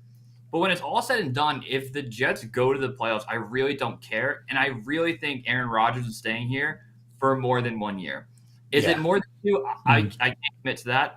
Unless a true tragedy happens, I don't see him leaving after 2023. I think he's going to stay 2 years. And at that point, who cares about a conditional 1? We've had bonus first-round picks with AVT and Garrett Wilson. We've been spoiled, and we've done the right thing. We've been a bad team, got high draft picks, and traded Jamal Adams. So we got those benefits. Now we can go ahead and give up a 1. Who cares? We got Aaron Rodgers. That's probably the end-all, be-all. Yeah, I'm wondering, we keep hearing about this Aaron Rodgers reworked contract at some point, and everything that I've seen, it just seems like it's more of the same current contract that he was on. But I think there could be some type of restructuring going on after the season. I think they'll give I don't want to say give the optics, because they're going to try and develop Zach as best they can behind the scenes. I think they try to fluff up his trade value in preseason. I think they try to, maybe at the tail end of games, have him do a little mop-up duty like Jordan Love got the last year or so. And then I think if they don't feel super comfortable with Zach after this season, then I think you have fluffed up his trade value enough. You say, oh man, we love what we have in Zach Wilson, but oh, look at this. Aaron Rodgers has committed to an additional 2 years beyond 2023. Now we got to flip Zach, and now it's like a little more valuable to get the pick. And it's not a diss on Zach, because you're keeping a Hall of Fame quarterback. And I think that's almost how you could save Zach's, maybe trade value in the event you deem him a bust on the inside there. Look, Zach. The Jets gave Zach 2 years, and it sucked. He sucked. He literally sucked, and it is what it is. And again, to not be hypocritical, Matt and I were super high on Sam Darnold, and we loved the guy, and we really believed in him. But he gave us a lot more reason to believe than Zach did. People forget 2019. Darnold, the last 4 weeks of the season, his rookie year, was the #1 passer in football for the final 4 weeks. And then in 2019, he throws for 19 touchdowns, 13 picks, 63%. He's on pace for around 4,000 yards. He's playing good football. He's 7-6 as a starter. There's a lot of good moments there to build on. It just didn't really feel like that with Zach. And then, of course, last year, there are important games where the team feels deflated, and so you don't want to give up on a guy before it's too early. But I don't think that's what we did with Zach. When they didn't play in Week 18 for Joe Flacco for no reason, that is the nail in the coffin. At that point, trade value dead. You don't believe in him. What's the worst that happens? Even if he goes out there, he's 13 of 21 with 180 yards, a touchdown, 2 interceptions. That's better than being afraid to even. It probably boosts his trade value. Yeah. Honestly, though, I'm glad they didn't play him, and that's kind of where I stood at that particular time. More so because Zach is more valuable healthy going into an offseason where you're hoping to get a quarterback for him to groom. Like, God forbid he tears his ACL in that final game of the season, and you're like, now you're really up Schitt's Creek. You can't even fluff his trade value up. But yeah, I see what you're saying. Now, O'Leary, do you kind of agree on this? You've been a little silent over there watching your Islanders. I'm chilling. Yeah, I'm good. I'm up 1-0 after 1, so I'm in a good spot. But yeah, I mean, at that point, it was like, what's the point of throwing the kid out there if he's getting benched for Chris Streveler in in a must-win game? So it doesn't matter at this point. You have Rodgers, and if he's able to salvage Zach, great. If not, oh well. You find another replacement 2 or 3 years from now. But you're going all in with Aaron Rodgers. I think it's the right play. Hey, it does look like New Orleans pick is in. I'm just kind of keeping an eye on it. I know that's where we kind of mentioned maybe a John Michael Smits or center pick coming here. So we'll see how that goes. Sorry, Matt, go. The Panthers took Mingo, by the way. Oh, did Markevius? Throwback there. I've had people tweet at me thinking that I'm Matt O'Leary pretty often. And when they tweet at me and they're like, hey, man, I love your YouTube content. I know they're not talking about me because our YouTube has subscribers. And they're like, hey, man, I love your YouTube content. I'm like, dude, appreciate you, man, 100%. And when people are like, I hate your YouTube takes, I'm like, go fuck yourself. And they think I'm not me. So it's hilarious. So That's great. I viewers, and they think that I'm you, which is pretty fun. I've gotten that many times where there's been the mix up there, which is it's almost as good of a running gimmick as Adam Gase to whatever high school you said he was going to coach there. That was the best. That was so good. Dude, everyone ran with that. I was like, oh shit. I was like, I don't even think that's true. Dude, I was at an engagement party a month after, and the guy that knew was a Jet fan was like, you hear Adam Gase is coaching at a high school? And I had to explain, oh, I actually made up that weird rumor on Twitter. And what are you talking about? And it was a hard thing to get out there. And I was bored at work one day, and I was like, I really hate Adam Gase as a human. And I'm like, I want to just make up a lie. And I came back and had no idea, went all over ESPN radio. But yeah, Lincoln High School. Really? Matt and I wrote a children's book about Adam Gase being a scumbag. And we published it. We had some guy in Indonesia make the illustrations, and we paid $100 to illustrate the book, and we never released it. It was oh my god, that's terrifying. That's absolutely hysterical, though. I've actually gotten mixed up with Matt. I have people in my comment section. I'll be like, "Oh, hey Matt, how you doing?" And I'm like, "Hi." I say, "Welcome to Jets Talk." I'm Ryan. Oh yeah, they got an edge. Isaiah Foskey. Okay. So clocking 3 picks. All right, good. So I'm not delayed from you guys. I am on the same plane, which is nice. Yeah, the chat likes to blow it for us, so we can't look at the chat. Yeah, when the Jets pick starts coming up, we're like, oh god. Can Schefter and can Connor Hughes, which you friend of the program, can they stop spoiling all the tweets? There's no way. Matt, you said it yesterday. We were podcasting yesterday. They're like, there's no way that the Jaguars are telling SNY that they selected some Antoine Harrison. Connor Hughes just looking at Adam Schefter's tweet and then be like, sources tell SNY that the Jaguars took this guy. Go fuck yourself, friend of the program. But what the heck? That's funny, dude. The whole Twitter updates immediately. It was a few years ago that I decided to just put my phone down while stuff's going on because I hate seeing the spoilers before it comes up on TV. It just drives me bonkers. But we got Arizona, Green Bay, and then the Jets coming up. Dude, Matt, do you know who the I was going to say, do we know who the top players on the board are right now? Yeah, I could give you that in a second. I'll wait for ESPN's ESPN to update it. Yeah. Yeah, ESPN's best available. They have Brian Branch as the number one. Interesting. Okay. Luke Musgrave, tight end, Oregon State. Hendon Hooker, Keanu Benton, Joe Tippmann, Osiris Torrance. There's guys here. Hendon Hooker is like 45 years old. Do you guys like? Are you Tony Adams guys? It seems like the Jets are very much Tony Adams favorites because I would have been fine. See, I wanted the Jets to not trade for Rodgers until after because I would prefer to have taken I would have gone tackle in the first, center and safety in the second round, and either Branch or Antonio Johnson or someone. And you would have traded the first round pick next year. You're saying you would have taken these three guys. So I would have waited till June 1st, and I would have told Green Bay, hey, I'm going to give you a second, or I'm going to give you the unconditional 2024 first plus whatever other picks if you eat part of this signing bonus and facilitate an easier cap hit on the back end of the contract for the New York Jets. But no, we bent the knee real quick. I don't want Brian Branch, by the way. I feel like everything, Matt, to your point, once the Jets traded for Chuck Clark and did not cut Jordan Whitehead, it's what are we doing at safety? Mm-hmm. But even Brian Branch, you hear everywhere. You can line him up as a corner in the slot. I'm pretty comfortable with Michael Carter II. Give me John Michael Schmidt. Give me the Jets defense is very good, and you can get better at safety and linebacker and interior defensive line. If Keanu Benton is the play here, I won't be mad.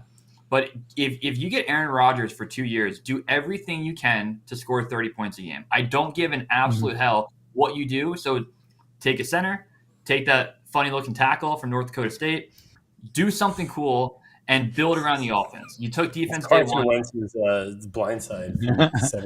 Also just keeping Aaron Rodgers upright, keeping him healthy, that 40-year-old body that he was talking about in the press conference. I'm going to play as long as I feel. It's not just the mental side of things, it's the body, it's everything else. It's well, we're going to make your body hurt a lot if we're not picking offensive linemen and we're breaking ACLs and everything nonstop. I'm all about interior offensive line here. I'll take the best center available. It seemed like the center position was the strongest position in round 2 for the Jets' needs. You can argue a Brian Branch, but I agree with you, Matt. If one of those centers are there, which they're literally going to be because the Jets picking 2 picks and there's 2 guys left, it's I'm taking one of them. And you have Connor McGovern is being paid nothing. You're paying Connor McGovern at this point and Aaron Rodgers a combined $3 million to strengthen the interior of our offensive football team. Yeah, I mean, so good. Yeah, go on.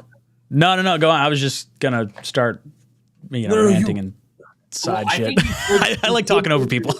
You could take a receiver here if you want, but the problem is, I would argue take Smith and Jigba at 15, and then take Keon White or the guy from Northwestern, an edge rusher that you could elevate over Will McDonald.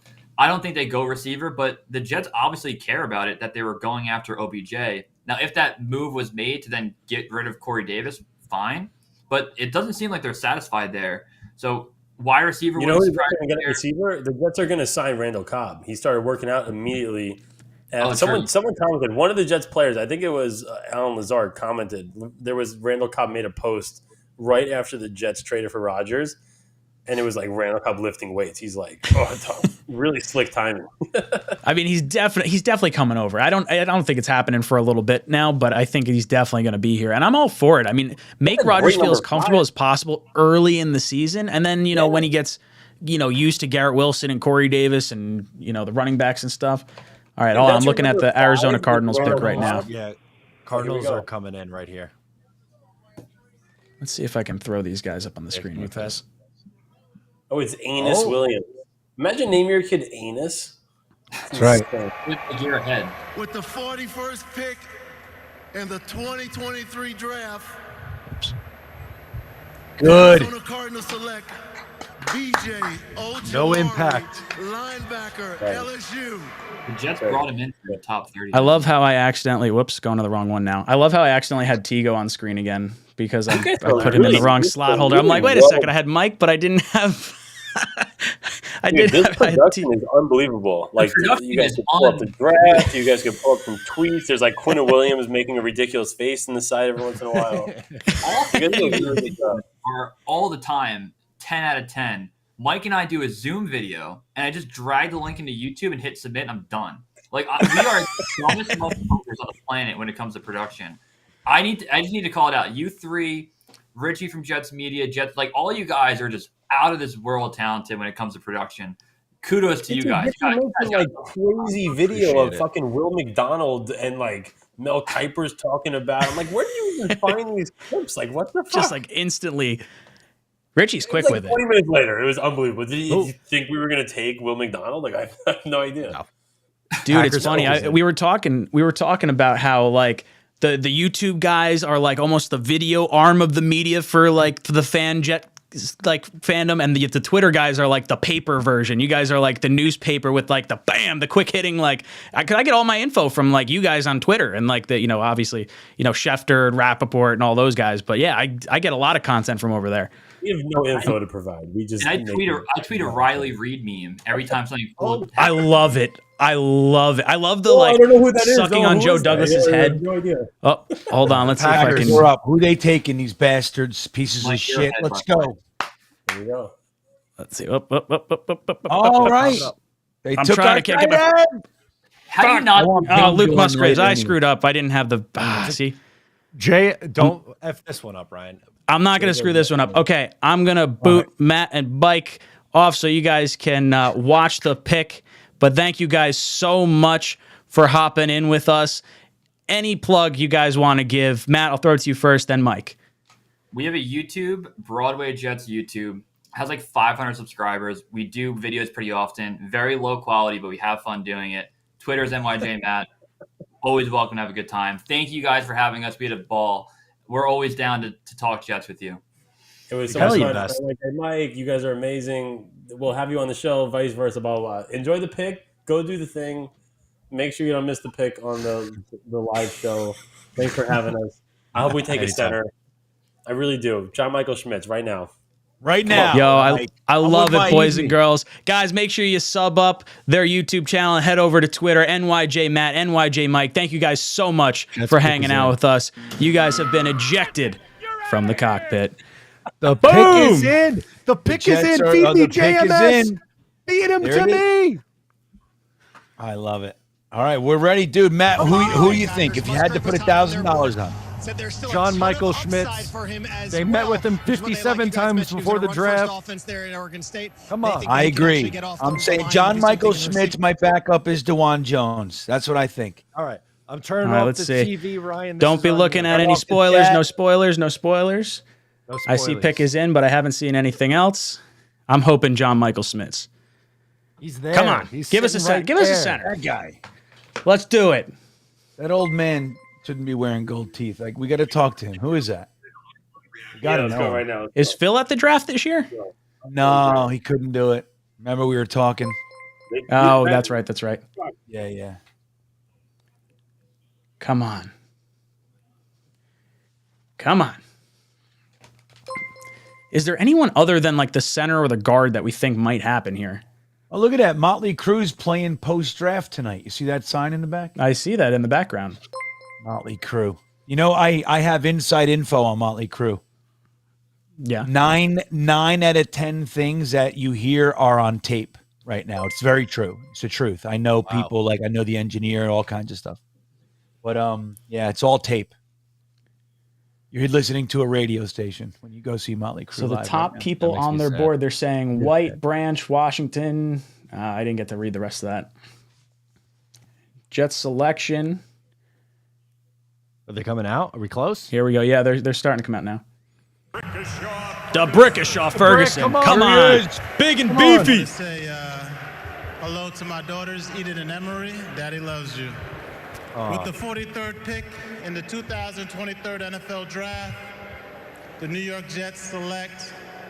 There we go. We'll take it. Center, Wisconsin. All right.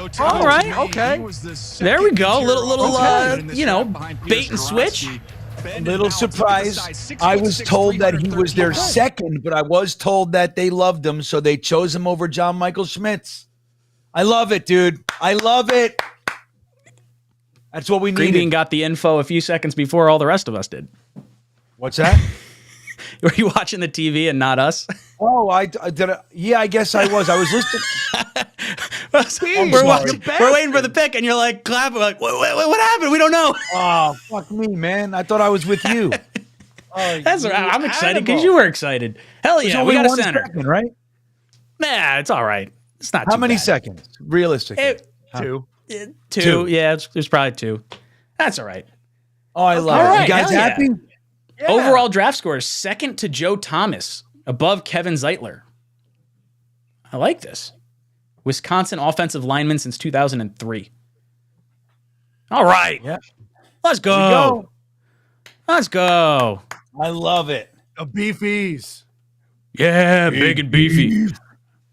All right, let me try and do this and not screw up the name. Got it. Bam. Oh, see, it's going to try and autocorrect me. No, not Lippman. I want Tippmann. How is Lippman any better? Bam. Okay. I see, Tigo. Thank you very much. Much appreciated. All right. So the Jets select center Joe Tippmann out of Wisconsin. Matt, do you have any thing you could pull up on Tippmann as far as profile goes so we can rattle off a few things here? I will get that up for you. For the chat. I'm loving this pick. Clearly, the Jets have needed center. We've been mocking center to the Jets in the second round. Everyone's been kind of talking about, John Michael Schmitz because we met him at the Senior Bowl. We met him at the Combine. We, had a top 30 visit with him. Lots of things involved with John Michael Schmitz. But the Jets clearly, with John Michael Schmitz on the board, decided to go with Tippmann. And that makes me feel good because you had a lot of options there, and they selected the one that they felt was the best right there. Green Bean, how are you feeling about this pick? I'm really excited about it, man. I love Tippmann. I think he's awesome. I mean, personally, would I prefer John Michael Schmitz? Maybe. But I think this is a great pick. It's a position that we wanted them to take. We re-signed Connor McGovern at backup money. This gives them, the opportunity to compete. If he can beat Connor McGovern, then we have a backup as Connor McGovern, and maybe he bounces over to guard or something like that if we need AVT on the outside. But if not, then we got Tippmann brewing on the back burner in the developmental pipeline. I love it. I think it's the perfect pick, man. I'm in. Matt, how you feeling about the pick? I love it. He's a little big for a center, or height-wise, at 6'6". Wow. But he's a good athlete, 2-year starter. Here's some good things from NFL.com. Lance Zierlein wrote up his ranking over here. High football IQ with the ability to make calls and adjustments. Keeps head on a swivel to spy and protect both A-gaps. To give you some weaknesses, he off balance when playing too far forward off the snap at times, and needs to play with a flatter back, but that could probably be due to his height. But I mean, landing a center and protecting Aaron Rodgers, I think is a home run. I love it. Yeah, this is my favorite. Well, obviously, based on yesterday's reaction, this is a much more favorable pick, I think. And look, now you have McGovern that can slot over to guard, and now maybe you have your tackle in AVT. I think that's entirely possible to have happen here. Why are you guys calling me an old man in the chat? What did I do? That was so old. Just I'm old? What did I do, Ryan? Maybe because you weren't paying attention to the screen? I don't know. That's my only wait, thought. what'd you say? I can't hear you. I don't know. I don't understand how to use the YouTube. No, it's maybe that's what it is. It's all good. Boys and girls, we're going to step away for just one quick second for a quick sponsored ad, and then we'll get back to talking about Joe Tippmann. Did you know that New York's best off-site meeting venue is in New Jersey? Welcome to Crystal Springs Resort, the Northeast's largest golf spa and culinary resort, set amongst the picturesque Kinnitini Mountains in Hamburg, New Jersey. Located just 1 hour from New York City, with over 100,000 square feet of unique and flexible indoor and outdoor meeting and banquet space, Crystal Springs is ideal for hosting off-site meetings, conferences, team building functions, and executive retreats, all with a picture-perfect backdrop. The resort features 2 distinct hotels with stunning mountain and valley views and a vast selection of guest rooms and suites with in-room fireplaces and private patios. Guests have access to a wide array of amenities, including 2 day spas, 3 clubhouses, 3 pool complexes, 10 restaurants, and North America's most spectacular wine cellar. For those seeking recreation, Crystal Springs boasts 6 championship golf courses, a state-of-the-art sports and fitness club, and a mountaintop lake and nature center surrounded by thousands of acres of pristine forest. No matter the time of year, guests can choose from a myriad of individual and group activities that can be coordinated by our activities directors. In addition to offering this conveniently located world-class facility, Crystal Springs' experienced and dedicated in-house team provides superb catering, concierge, AV, and conference services to help plan and manage all aspects of your event. Whether you're planning an annual meeting or just looking for a quick retreat to recharge your team, Crystal Springs Resort will make your next event a success. Call today to schedule a tour or to find out more about New York City's closest 4-season resort. All right. So we get to talk a little bit more Joe Tippmann. I want to rip through a few of these super chats real quick, get all caught up from when we had Mike and Matt on. Moose City says, we got Aaron F. and Rodgers. He will make wide receiver 7 look like a beast. We don't need wide receiver in the first or second. Marty Thompson comes in and says, Aussie Jet in the house. Formation, new nickname. Love it, Marty. Thank you so much for hanging out with us. Kabir hops in, says you should all meet up and make a video. We usually meet up for the first game of the NFL season.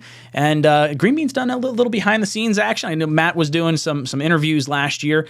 So we definitely will be linking up at some point and doing something together. It's always fun to get the group of us together. We got Hennessy. Hennessy drops in, says, center or offensive tackle, what would you boys think? Another edge? Can't have enough of those, right? Yeah, I'm glad we went center. No edges. Yeah. UK Jet says, great to be with you guys. Many thanks for the Fireman Ed update earlier, Ryan. You guys are kick-ass. Yes, UK Jets reached out to me earlier. We are going to have Fireman Ed on tomorrow at 4:30.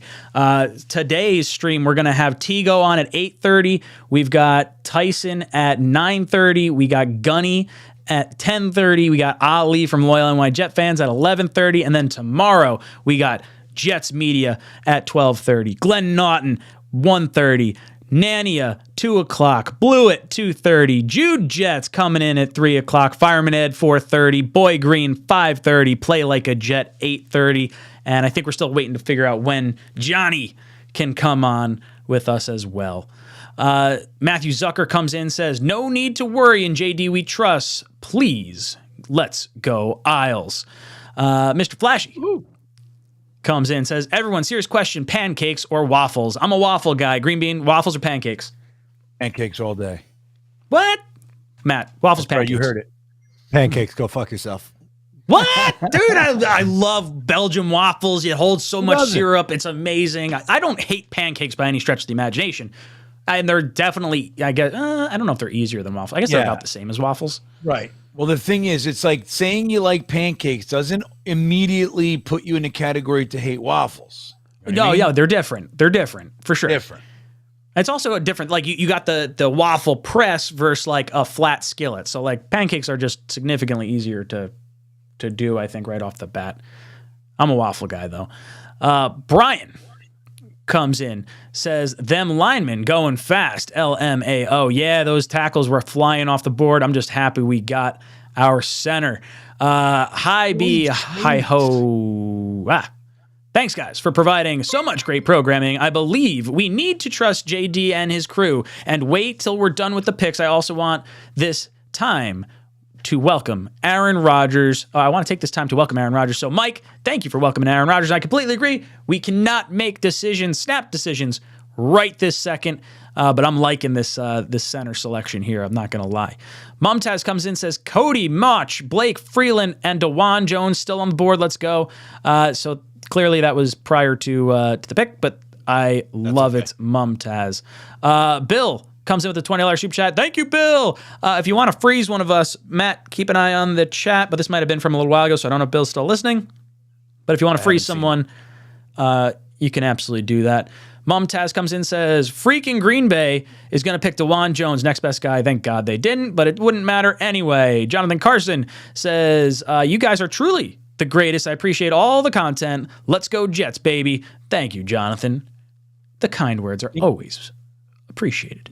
How much to freeze? Oh, yeah, we got to give a T-shirt away, too. Okay, let me rip through these last few, and then we're good. Sure. RJ McPot says, how much to freeze NYJ Matt and NYJ Mike? LOL, I don't have an animation to do it like on that tiny of a scale. I can literally only do it while there's 3 of us up. If we had 4 people, I didn't create that animation. Vinny comes in. Vinny says, they got to be planning for AVT to move to offensive tackle. I think it's got to be a thought, but I think you could also see George Fant come back, as Green Bean kind of alluded to earlier in the stream. TJ comes in and says, I feel like Tippmann's ability to play guard might have been the difference maker. Flexibility is going to be big for us this year. Yeah, I think Joe Douglas loves his flexibility when it comes to the offensive line. He wants to put the 5 best guys out on the field at all times. Dane O comes in and says, dare you to stop Brees with Tippmann pulling in front of him. Yeah, I want to see him go running. Start steamrolling dudes. Matt, what are you looking at? Hockey? Yeah, Islanders are about to go to a power play, but I'm very excited about the thought of Brees Hall running behind these behemoths on the offensive line. Thomas Cahill says he can also play guard. Yes, we love that. Love the flexibility. Eric T says, as I told Matt the other day, can you imagine what this defense will do with a very competent offense led by Aaron Rodgers? Holy crap. Eric T, I completely agree. When you talk about just how much this defense is predicated on having a lead and rushing the passer and creating pressure throws and intercepting the ball with the back end of the defense, like this defense is built to thrive with a lead. And if we have an offense that can generate that lead, Jets are going to be a very, very hard team to beat. Jet Engine also comes in and says, Tippmann, boom, told you Green Bean, our next great center. Love it, Jet Engine. You didn't say that. Get out of here, Jet Engine. All right, so we got to pick. What are we? We're 10 picks in. We got to pick a shirt winner. Yeah, I got hundreds and thousands of people. Millions. Oh, I love it! I love it. This one. Let's pull. We'll go. Yeah. We'll go to the Connor Hughes. Billy. So let me see how we got 102 in there alone. Let me see, 102. So, guys, don't forget, the Talkin' Jets channel has a new video up there. We put it up there specifically for tonight. We would love you guys to go over there and subscribe, support the channel. We will be moving over there, some content over there for you guys, the Talkin' Jets panel soon. So, if you go under the Connor Hughes video, there's only 2 videos on there. One is Connor Hughes. Go under there, hit the like button, leave a comment, and subscribe to the channel. You will be entered to win the T-shirt, the new Talkin' Jets T-shirt with the monkeys, and the jersey. The link is pinned to the top of the chat if you haven't gone over there yet. We have 102 qualifiers in there alone, Ryan, right now. Wow, you guys are good. Make sure you head over there. It is pinned in the live chat on YouTube. If you guys want to click on that link, leave a comment, subscribe, and you'll be entered to win. Look at that. That is, see, when you get rid of Feeney, you got to add someone like that. He's like Dan Feeney, but actually good. Dan Feeney, right, he's actually good. He looks like he ate Dan Feeney. He became 6'6". Yep. I love it. Just monster. Absolute monster. Yeah. So how do you want to do it, Ryan? You tell me how you want to do it. We'll do a T-shirt. Okay, so we're gonna do the T-shirt first, then we'll go to 𝐒𝐫𝐞𝐫𝐢. But let's do. What do we want to do? Let's pick. I don't know. Pick up.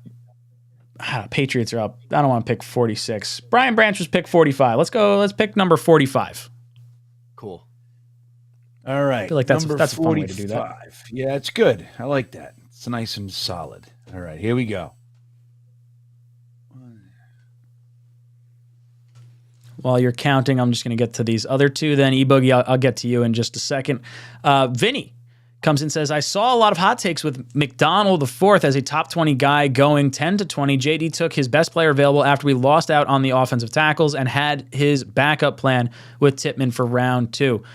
Yeah, I think think you just got to take the best guy on your board if the other guys that you were really idolizing or focusing on are not there. Joe S. says, do you think JD will try to get into the third round? Based on what Green Bean was saying with the Corey Davis stuff, maybe there's a situation where the Jets get back into the third round. Maybe they're taking a wide receiver or something like that to replace him. Or maybe we get a pick and we swing it for DeAndre Hopkins. Maybe. The Patriots are on the stage. See who they pick. Let's see who they get. Animals. Yeah. Animals. Bunch of jerks. I'm still mad at them for yesterday. Yeah. Jerks. I hope they burn their tongues on hot coffee.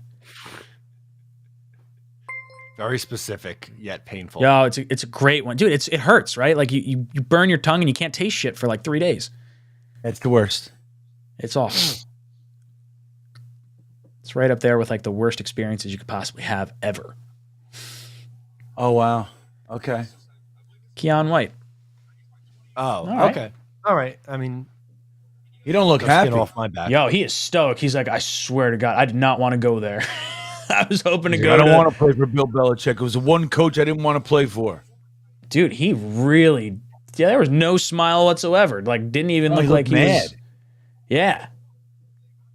I wonder if maybe he's upset he went that late, and that's going to be his driving oomph to get more energy. I don't know, but that was pretty funny. Joe S. says, do you think JD will try to get back in the third? Matt, you think JD tries to go back into the third? Yeah, let's make it interesting. Let's keep the people around watching with us. Yeah, absolutely. He's trying to get back up into the third round. I mean, I definitely think it's possible, especially with like how the first round went. I could see them trying to make a move to get maybe someone else that could be falling down the board. I think they might want quality over quantity at this point because we do have some pretty good depth across the board. We'll see how it all shakes out. All right, Green Bean, who we got for a shirt winner? Squirmy Weasel is the winner of the T-shirt. Ooh. Squirmy bastard. Squirmy Weasel. Is Weasel S-E-L or S-L-E? Weasel? W-E-A-Z-E-L. Ah, okay. Throwing in the... Wait. I love Tippmann even more. Want to see what he's wearing to do his interview with the press right now? The Jets beat. Yeah. Hold on. Let me just add this real quick. Wait, I'm not looking up at the screen. Sorry. Look at that hat. He's ready. What a guy. He's got 100 pancakes this year. That's what he's getting. Yep.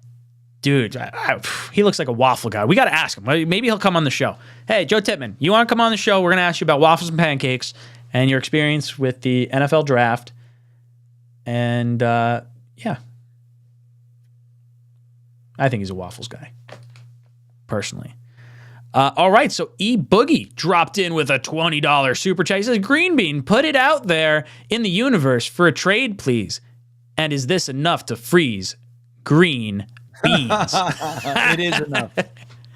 It is. Yeah. Boom! Sorry, you're out of here, Green Bean.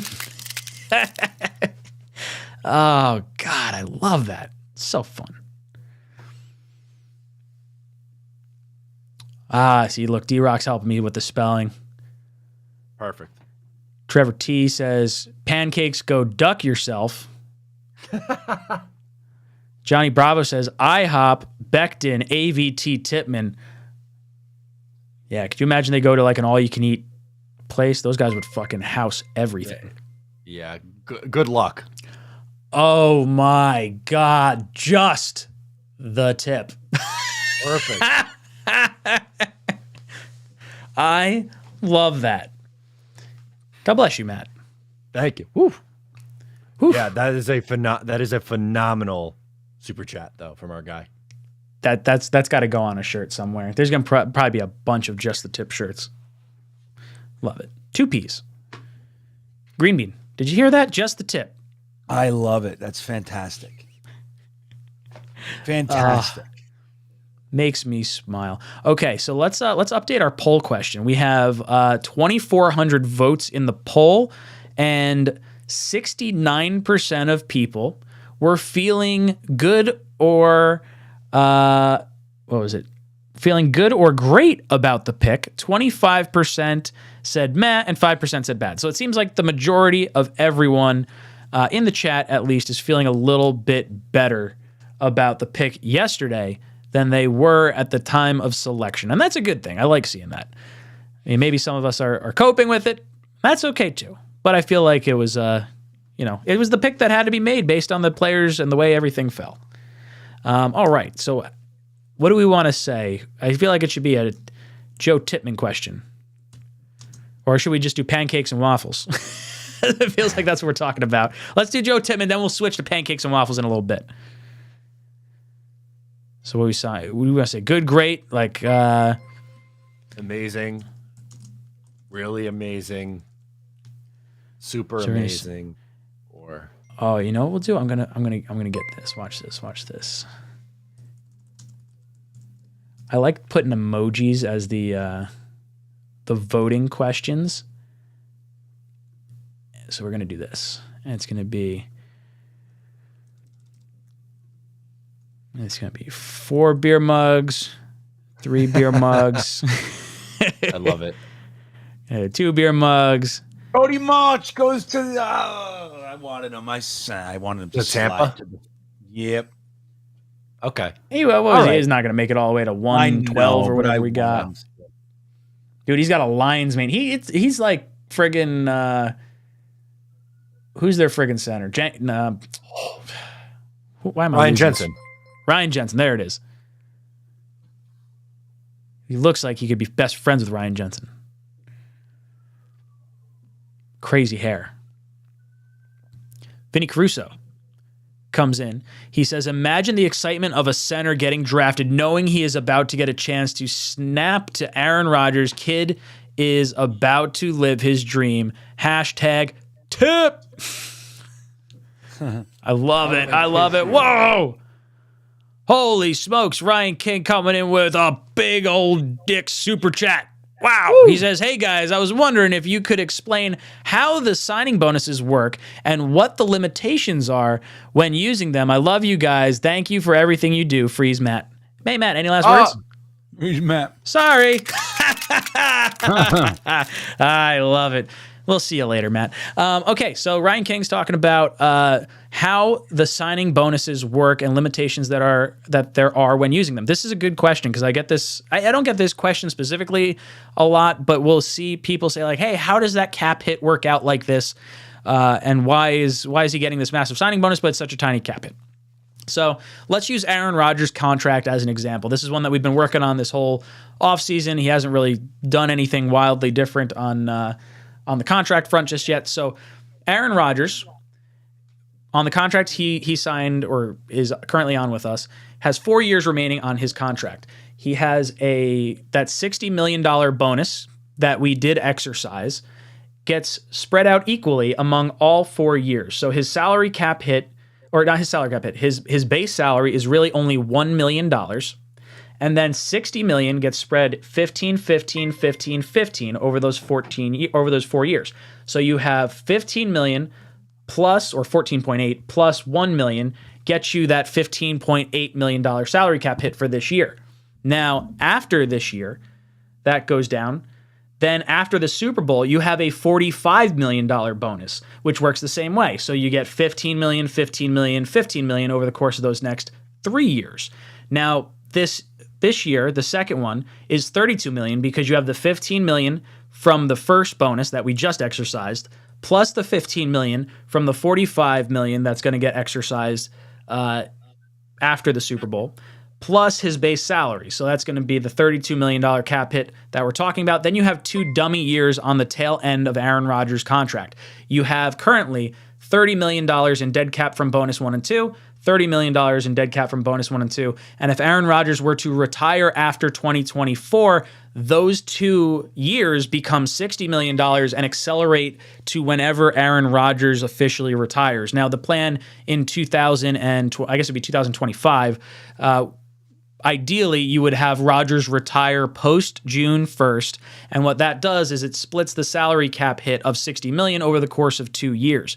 So a signing bonus, like in a trade, if let's say there's a really big contract that you're trying to trade for, but the bulk of that contract and cap hit is built in signing bonus. That signing bonus doesn't transfer to another team.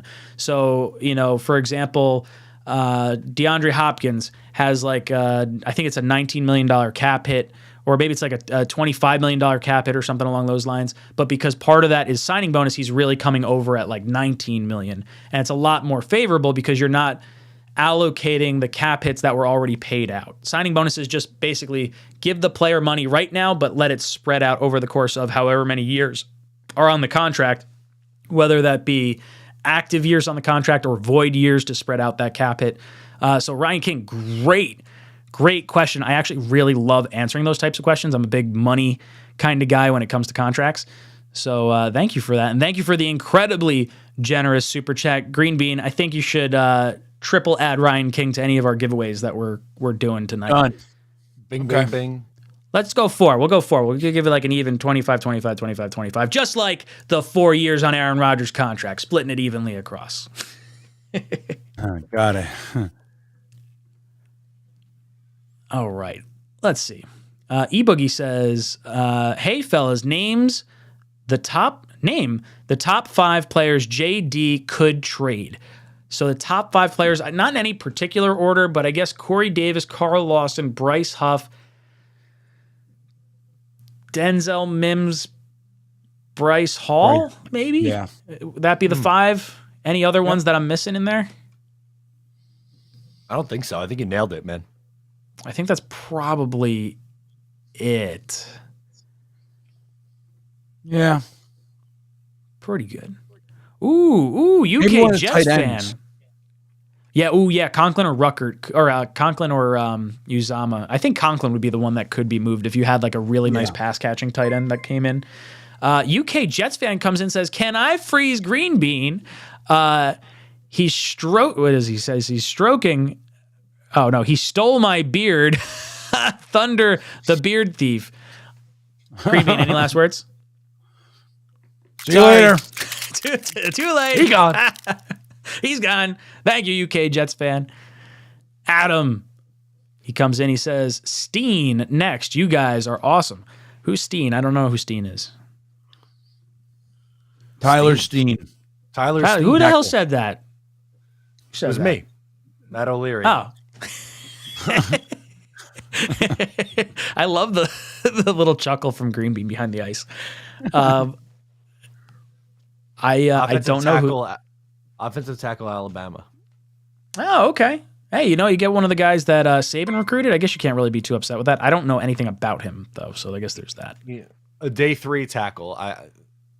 This is when Domsey and / Green Bean comes into play. Oh, I'm excited. Oh, I got Tigo behind the scenes. Tigo, give me 1 second. I'm going to rip through these final 4 super chats. Then we'll hop over to our boy. Blitz Crew comes in and says, I like the pick. In JD we trust. Hope we get back in for today. Would love an offensive tackle. Still not a lot of free agent options. Maybe prove it year for Isaiah Wynn, but that's a gamble. Go Team Waffles. Yeah, Blitz Crew. I love it. I love it. Matt, are you hoping we trade back in for an offensive tackle? Yes. Give me all the offensive line help as humanly possible. I'm in. Just every pick throughout the rest of the draft. Julian comes in and says, you guys think Tippmann will start week 1?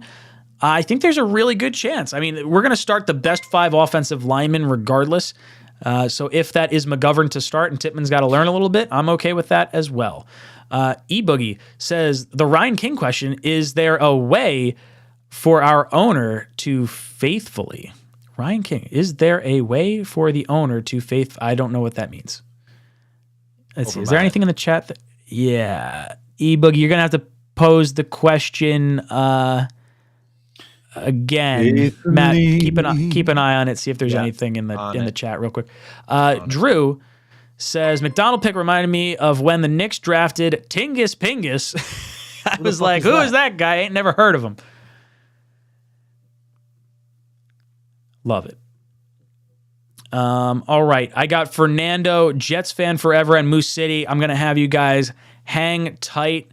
We got Tigo jumping in the chat with us. Let me just assign you to the right spot. There's that. And then I'm going to have to change your name because I definitely didn't prep this ahead of time. But we got 𝐒𝐿𝐫𝐞𝐫𝐢𝐻𝐿 in here. What's up? 𝐒𝐿𝐫𝐞𝐫𝐢𝐻𝐿, how you doing tonight? I'm doing great. How are you guys doing? I'm feeling pretty good. Thank you so much for helping us behind the scenes. That is a huge help. Yeah, man. That's what I'm here for, what I'm here to do.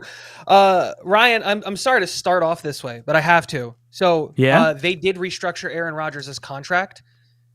They did change it. Is it? So what you were doing, what you were saying was actually what the old contract would be. Remember that. So it's actually a $1.165 million cap hit this year on base salary with no workouts or anything like that, but a $107.5 million salary next year. So he's a $1.2 million cap hit this year and a $107 million cap hit next year. And the idea is that you would restructure next year's salary to extend it so that he's not a $107 million cap hit in 1 year. But that is, if you want to see those numbers, are on over the cap.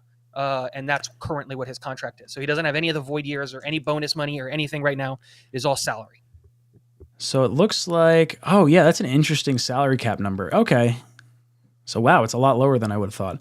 Yeah, so his old deal was that cap hit this year.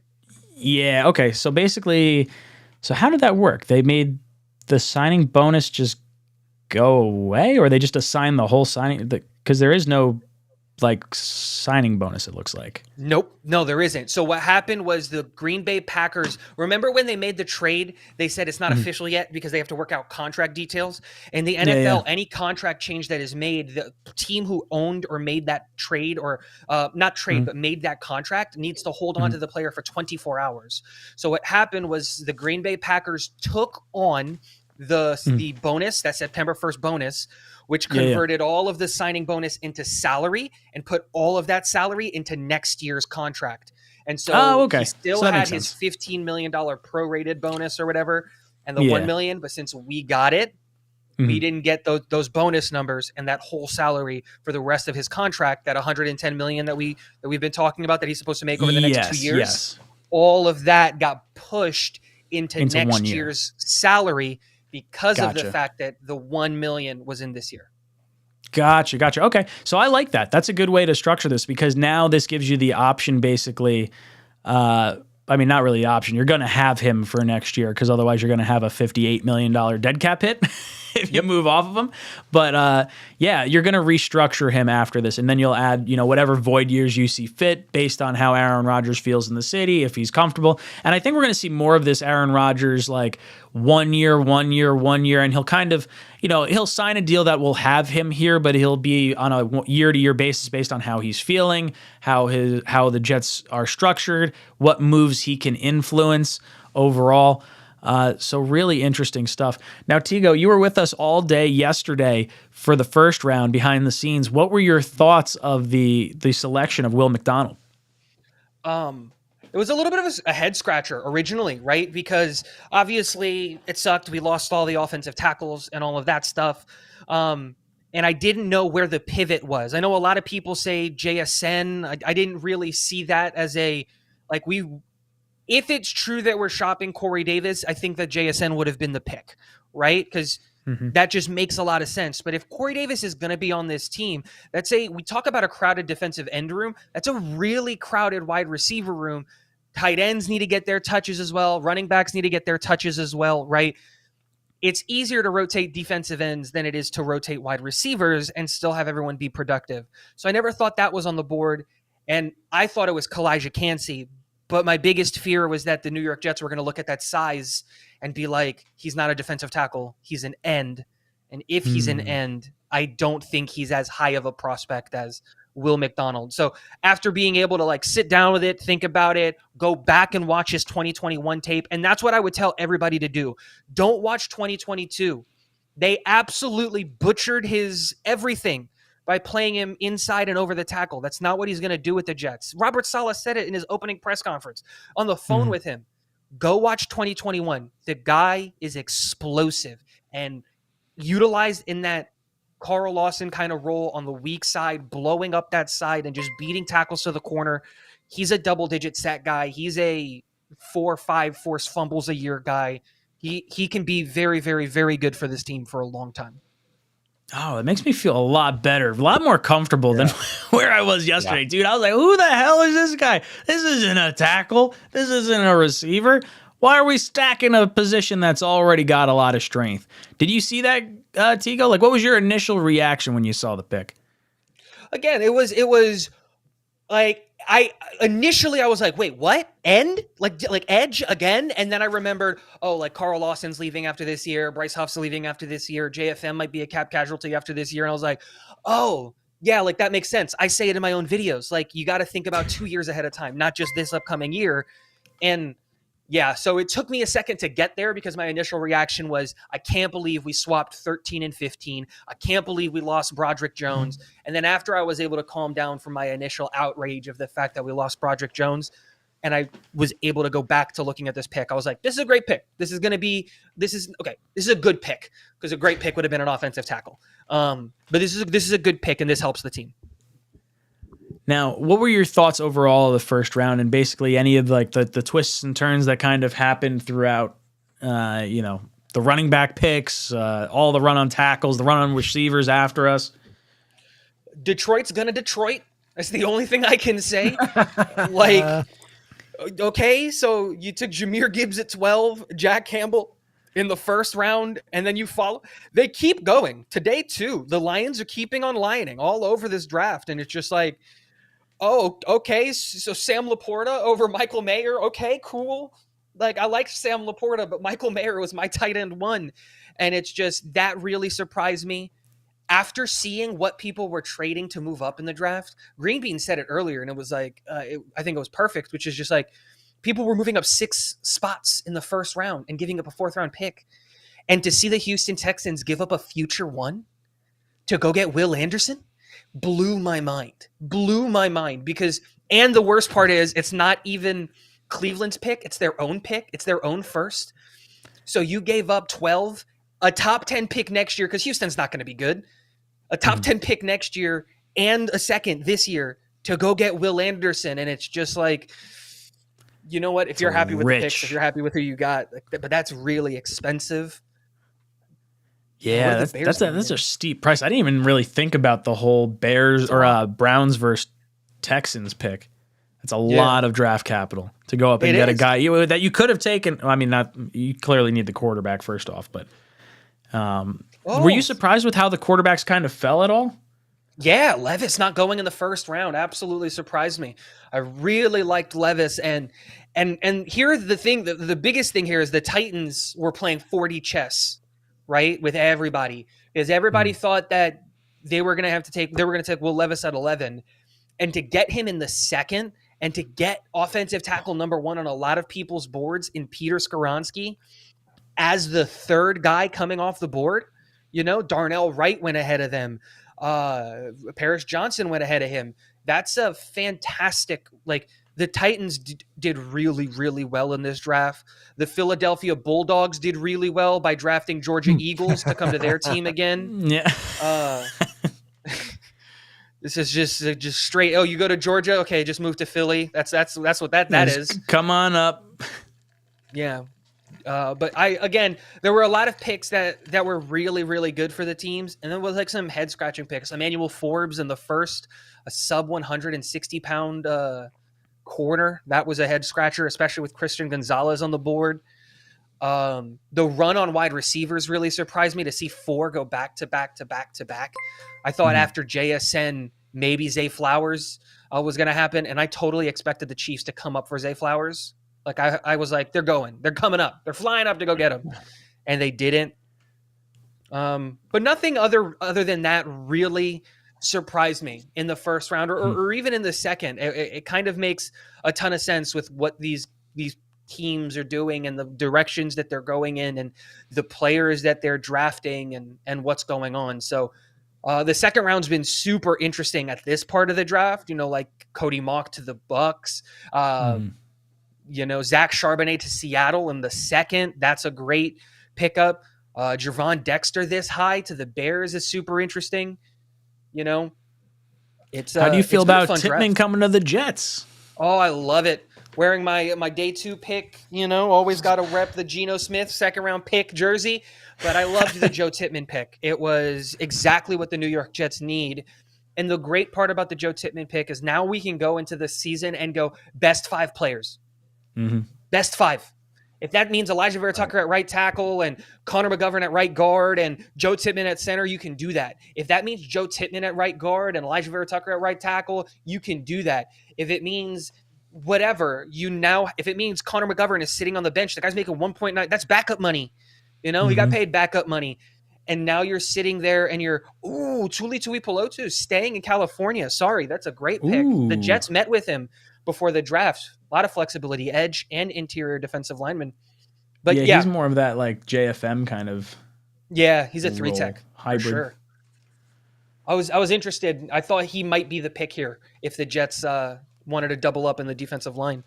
But yeah, I love the Joe Tippmann pick and the mullet and just he had, I don't know if you know this, but Fabini, the ex-Jet offensive tackle, was there at his draft party because he coached him in high school. And it's just we got our center, man. And this is a team that loves centers. And that's what we do. We can't comprehend bad center play because we've been so blessed with so many good centers. And I think we got a really good one.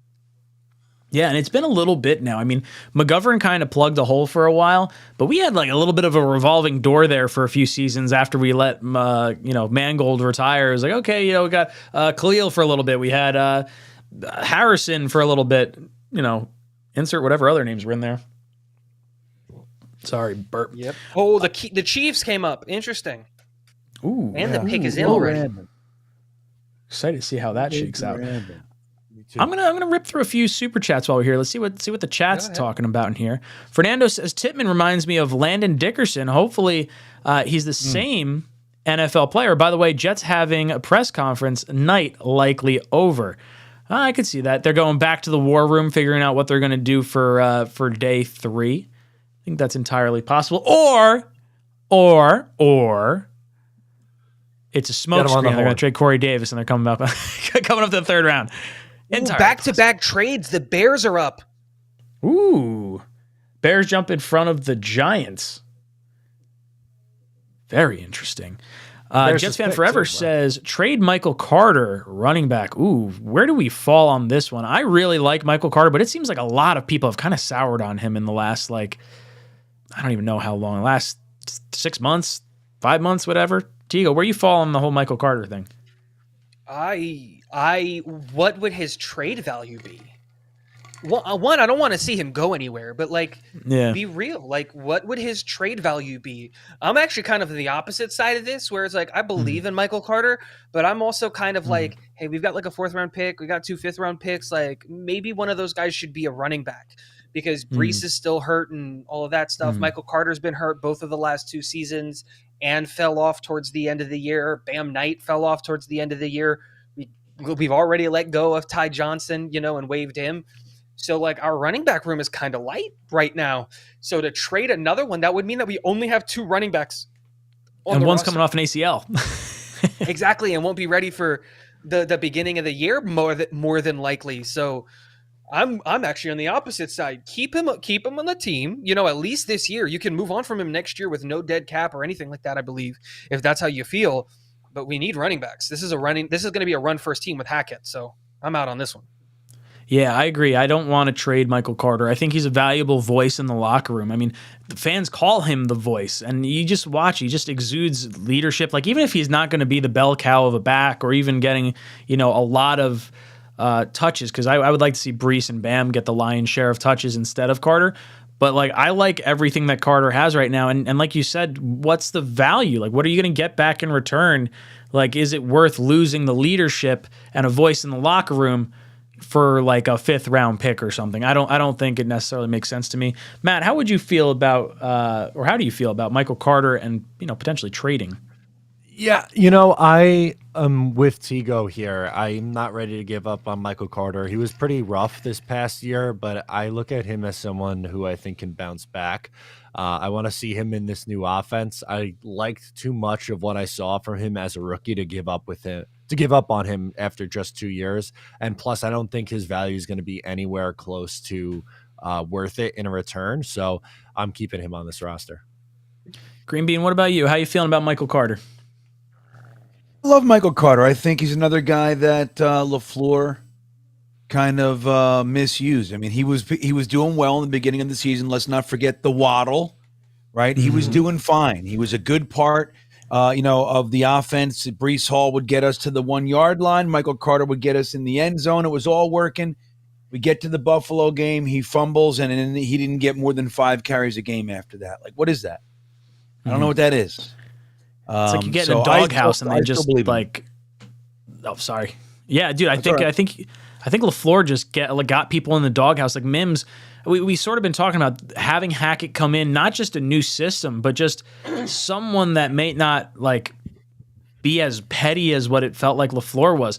I mean, you get Mims, Carter, I mean, heck, even McGovern, Becton, Zach, Tomlinson. There's so many guys that have a lot of talent that just didn't seem to reach full potential under Mike LaFleur.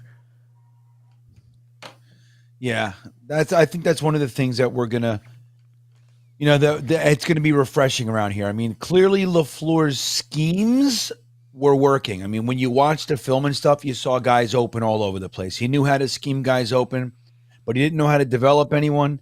He didn't know how to, the personal relationship piece was lacking, the rapport. I mean, people hated him. I mean, when's the last time you heard a player yell, "You effing suck" in practice and then asked to be traded? I mean, granted, you can put that on Moore. He handled it the wrong way, but we were all saying for those 3 weeks going into that, 3 or 4 weeks, that why the hell we use him more this way? Why are we, streaking him down the sideline trying to throw 9 routes when he's clearly, proficient at carving up the middle of the field? I mean, why are we doing this? And then he complained about it, Great points. Moose City comes in and says, looking into Tip more. He seems like a monster. Super hyped. Breece, Carter, Knight about to feast behind this line.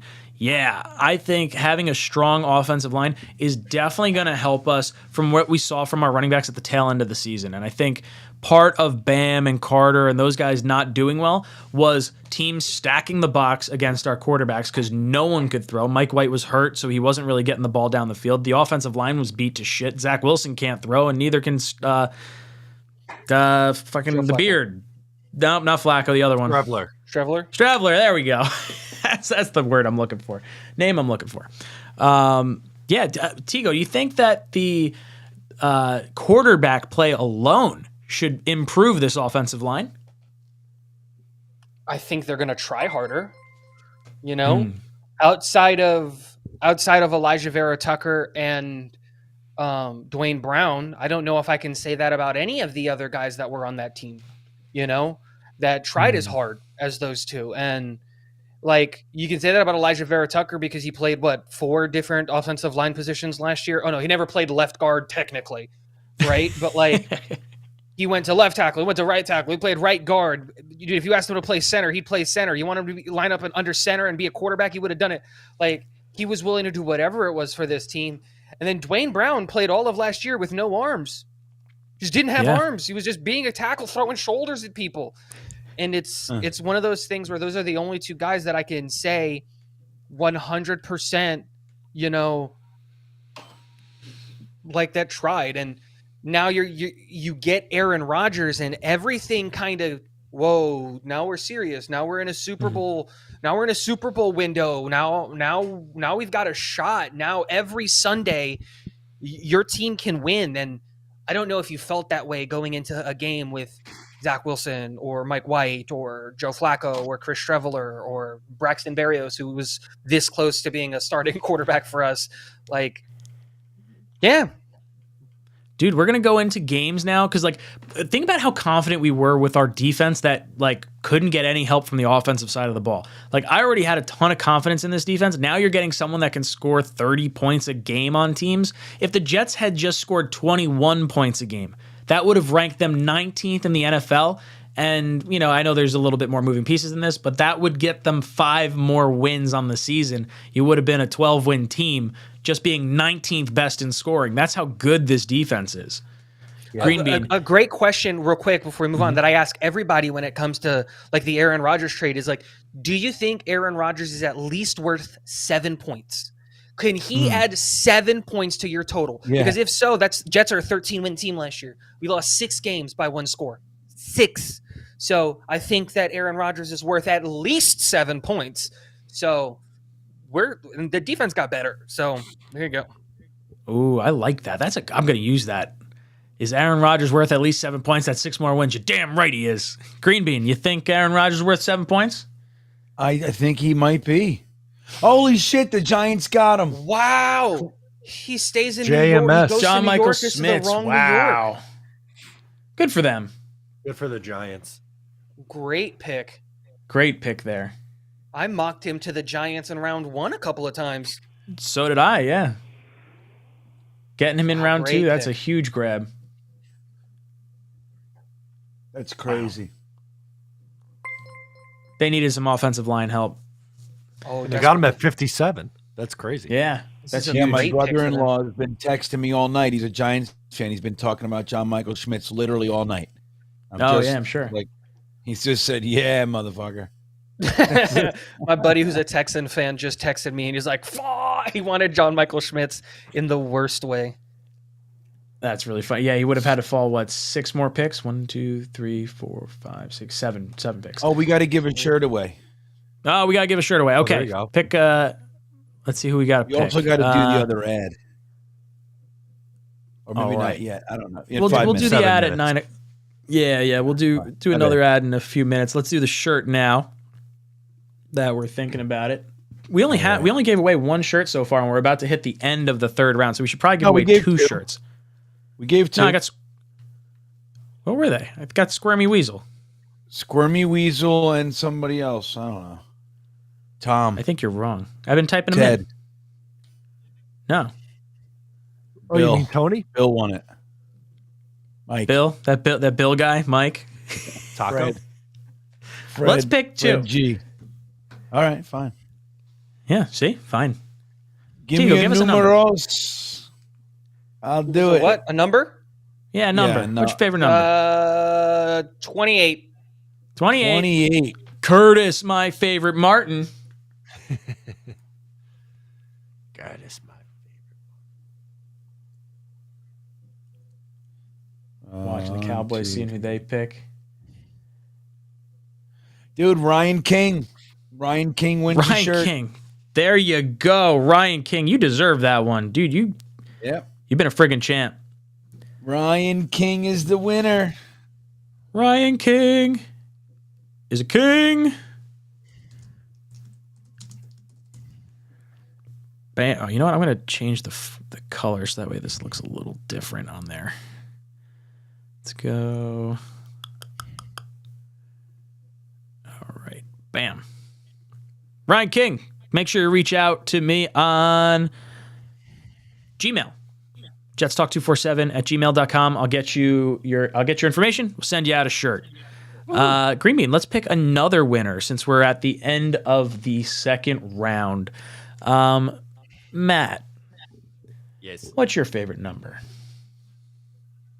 I'm going to go 13. Ooh, 13. 13.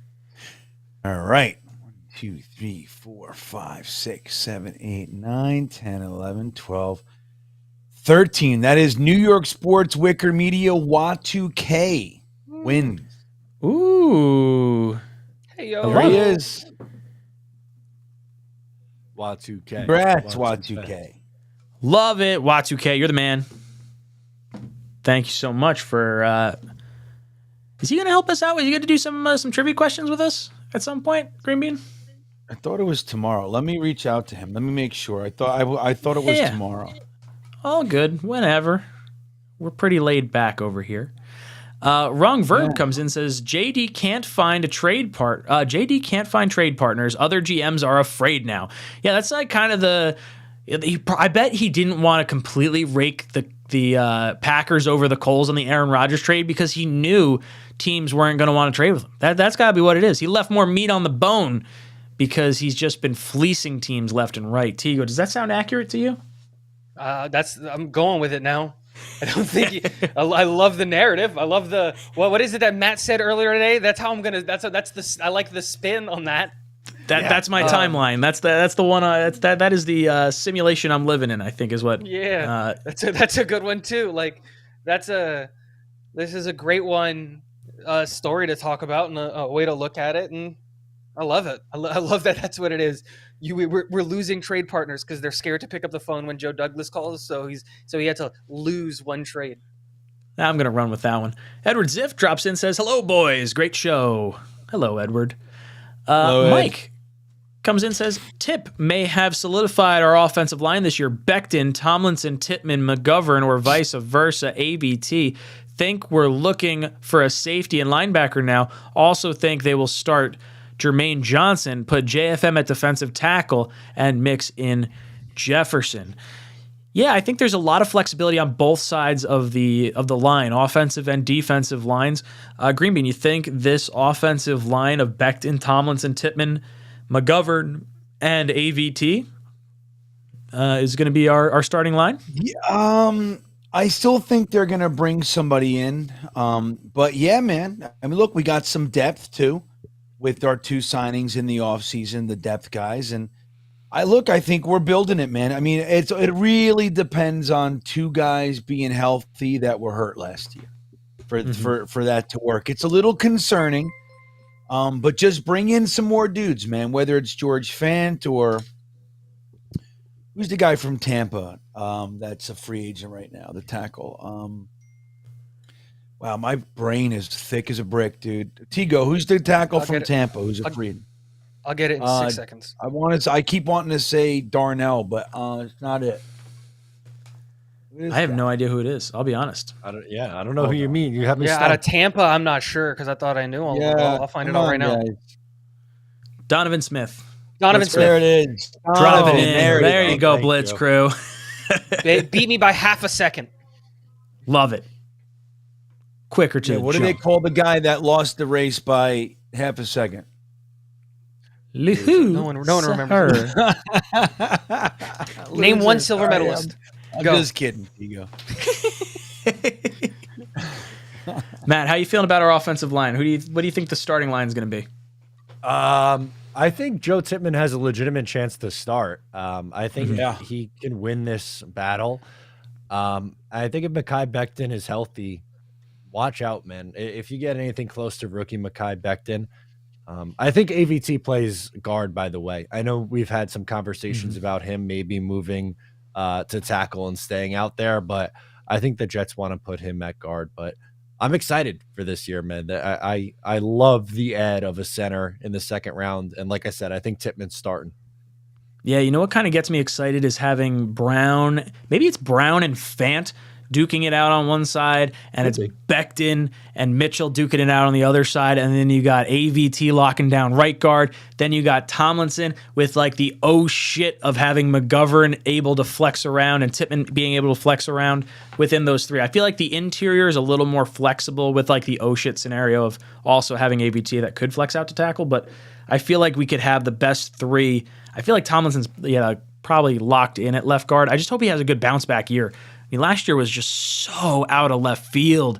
That was like the one selection, or not one selection, the one free agent acquisition that I was like confident was just a home run signing coming from the same offense, going back to his offensive line coordinator that he's had in the past.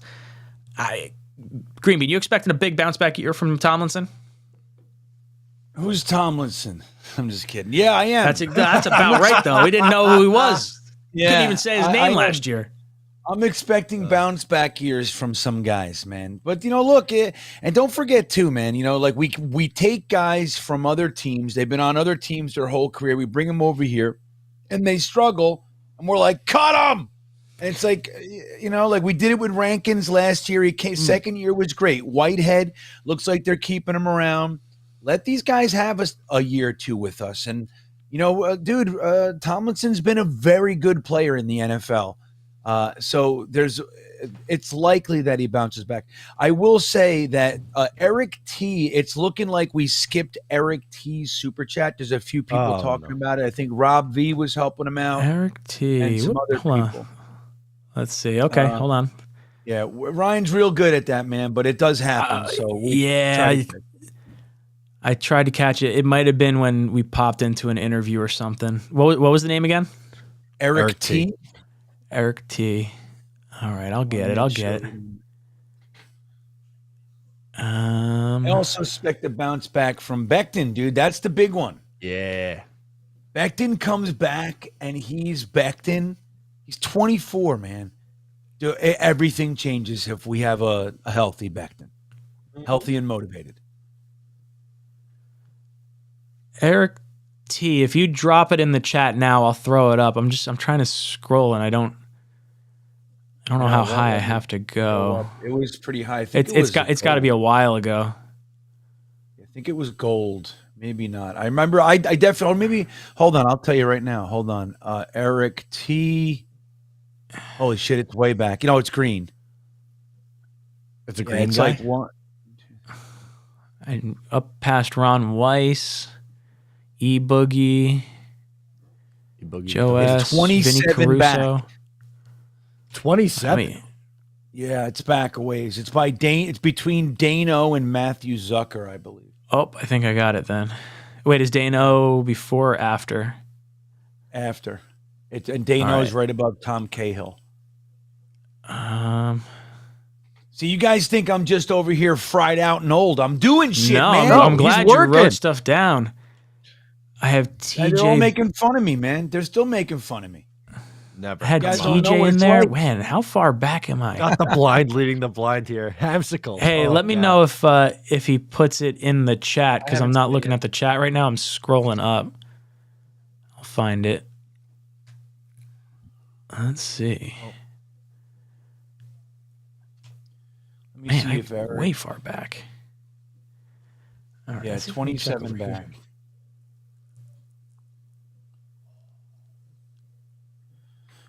Megan Vogler, we do not have a third-round pick. Oh, I got it. Okay. You got it? Yeah. He's going to be like, who you guys think you want to take at 43?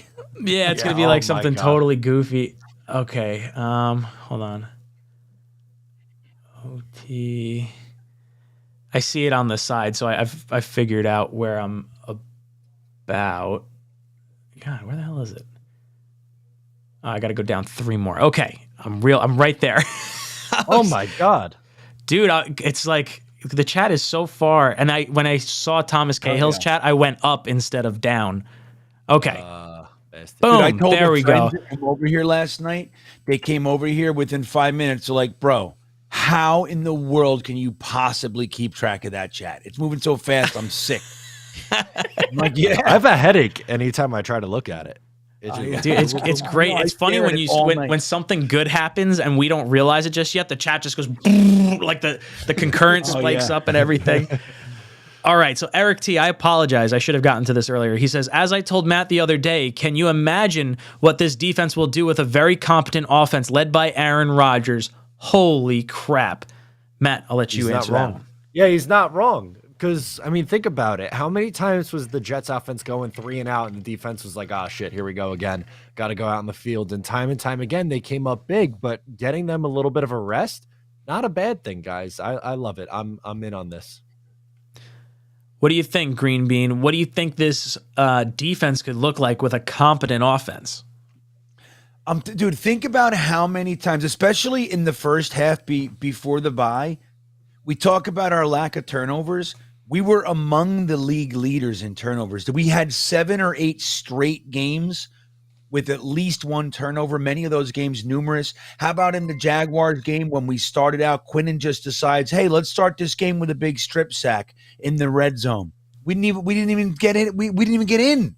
Like, that's the difference, man. Like, our defense was routinely giving this offense chance after chance after chance, whether it was just a 3 and out or a turnover or what have you, and the offense would put the defense back on the field in less than 5 minutes. They didn't even get a breath on the sideline. They're just putting their helmet on the rack And they're like, put that shit back out, buddy. You're back out there.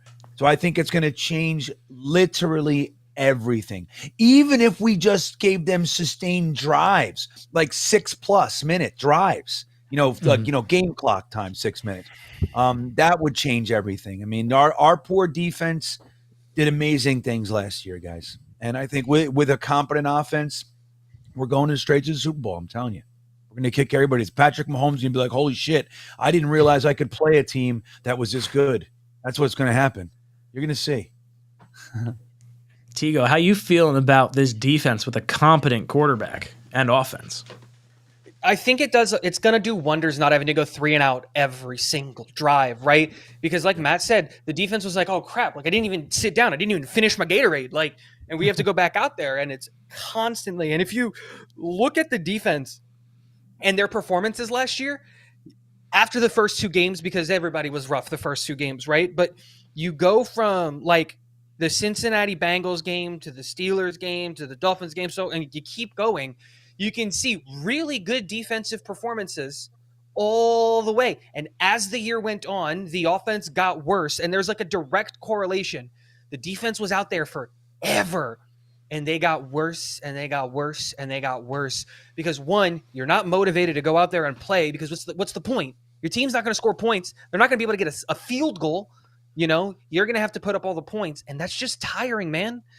You're taking every rep at 100% because you never know when you're going to get targeted. You never know when the ball's coming at you. You never know if it's a run, if it's a pass, and you got to take every rep at 100%. It's not like the offense where you could take a rep off because the ball's not even coming to your side of the field or something along those lines. You got to be ready the whole time. So it's just fresher legs towards the end of the season where it's going to matter because, hey, we got to worry about playoff football now. Oh, I love that. That's a beautiful thing to say. Yeah, I completely agree.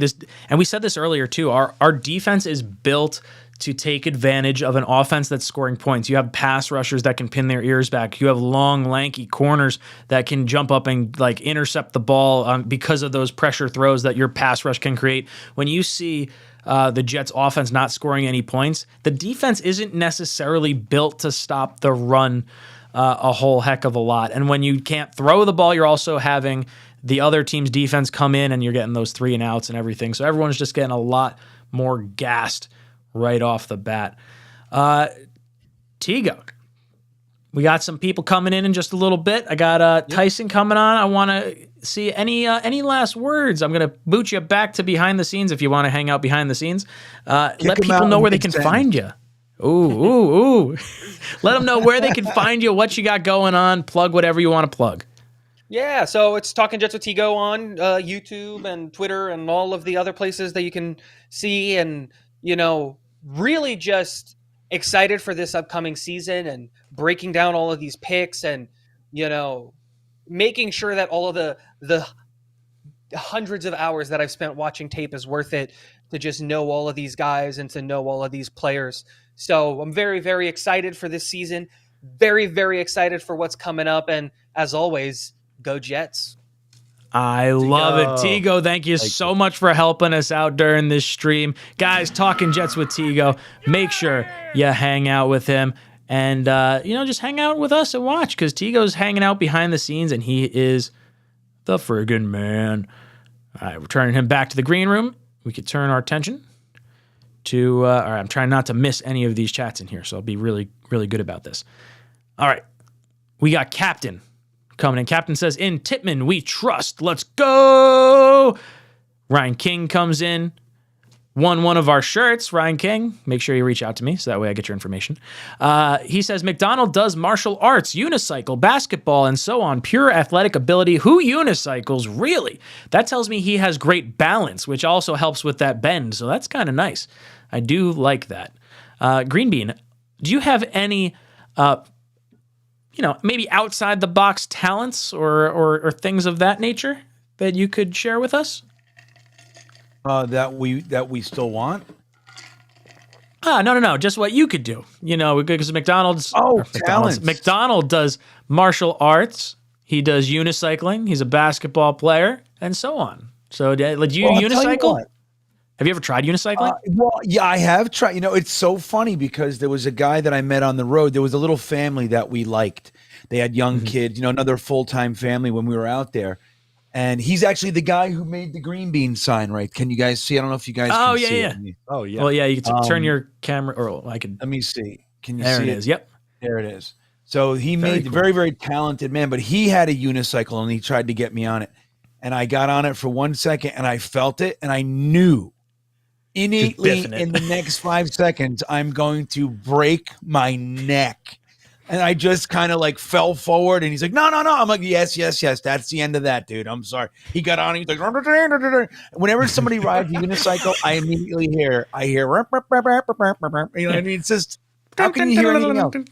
Exactly. There it is. Arneman Bailey. I have a buddy that's like 5'6", 315 pounds. Like, envision like the shape of this gentleman. He is a big dude, unicycles. It's like a bear on a unicycle. It's fantastic. Yeah. It's absolutely amazing. He's a great cook, by the way. He gets drunk, and we used to have parties at my old house in, well, not this house, but obviously my old house. And like he'd go through and be like, so Ryan, what are those steaks about in the freezer? I'm like, dude, you cook one, but just make sure I get one too. And he just says, okay, here you go. You already got one. He's already cooked the shit in my freezer. He's making shrimp scampi at like 2 a.m. This guy will cook anything. Great cook, but he unicycles too. I love cookers. Oh, dude, kitchen What are they workers, called again? like chefs, sous chefs, any of those guys that work in a kitchen. Dude, deranged people. I love it. I work with a bunch of cooks, and they're all like, they're out of their minds sometimes. But they're some of the most fun people. They just know, like, they get like super salty, and it's great. I love it. Matt, you know how to unicycle? No, I don't. I could ride a regular bicycle, not the one guy. Never figured that out. Bicycle. Right? Yeah, Maybe we need a tricycle, and the three of us could be pedaling on a bicycle. That'll be the next shirt. Oh, dude, when we come up, we should do that. We should ride around on a tricycle. Get like a tandem. Oh, it's got to be more than a tandem. A tri-tandem? A triple. What is triple cycle? Is that how that works? Calling cooks salty. Oh, yeah, sorry.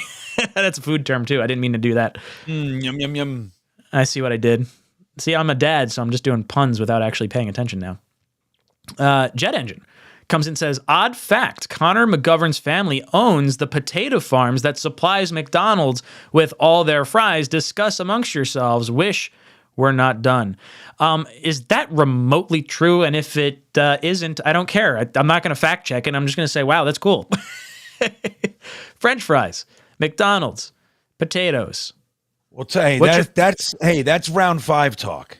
Yeah, that is round. That's day 3. That's some day 3 talk. Things start getting sideways. I do enjoy day 3 because of where these tangent conversations end up going. Green Bean, what's your favorite type of French fry? A big one. I like big old buckets. I have to admit though, man, like, I don't love the corporation McDonald's. Like, I don't like them. But dude, they figured out the French fry thing, man. Like, I mean, we make some badass French fries here. We're air fryers here, right? So I love the air fryer. Yeah, air fryers have changed everything. And so I think we make some badass French fries here, but even the baddest, assest French fry I've ever made, if McDonald's fry walked in, it would take care of all my fries. So McDonald's is up top, I think. Ooh, Matt, what's your favorite type of French fry? It could be a type of cut. It could be a type of seasoning. It could be a type of, vendor that you get it from. The waffle fry is pretty elite. I love a waffle fry. From Chick-fil-A? Of course. A little dunk in the sauce. You're going on your way there. That's exactly. We got to get Chick-fil-A to sponsor this stream. If any of you guys out there are Jet fans that are Chick-fil-A fans and wanted to like sponsor us by giving us like a bunch of Chick-fil-A food, I'm all on board. These guys I'll mail it to Green Bean. They're talking about Checkers fries. I got to tell you, Checkers fries are way overrated in my opinion, man. Correct. Way. I've never had overrated. Checkers, so I can't actually Let me speak tell on you it. something. There are 2 places that every time I go there, I get sick, and Checkers is one of them. And it's, it's funny because we got a new Checkers here. Like, I live in the middle of nowhere. So, we have this one little place, and they, there's a Home Depot, a Lowe's and a Walmart, and they put in a Checkers. And my son was, please, can you take a Checkers? And I look at Checkers as like, the truth is I used to go to a Checkers in Patterson when I would buy crack. So that I have an association, right? So it's the truth. Okay. But but I took him to Checkers, and I got just like a burger and fries, and I got sick, man. I got sick to my stomach, man. And he was like, I heard such great things about these fries. He's like, they're not that good. I'm like, that's what I've been saying. Are you done with Checkers? He's like, I'm done. Good. We're done with Checkers around here.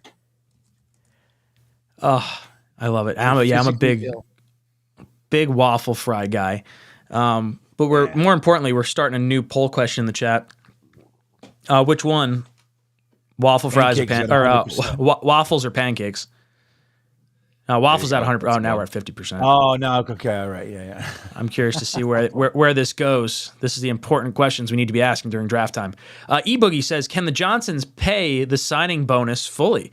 I would imagine so. I'm sure they got plenty of cashola rolling around in those bank accounts.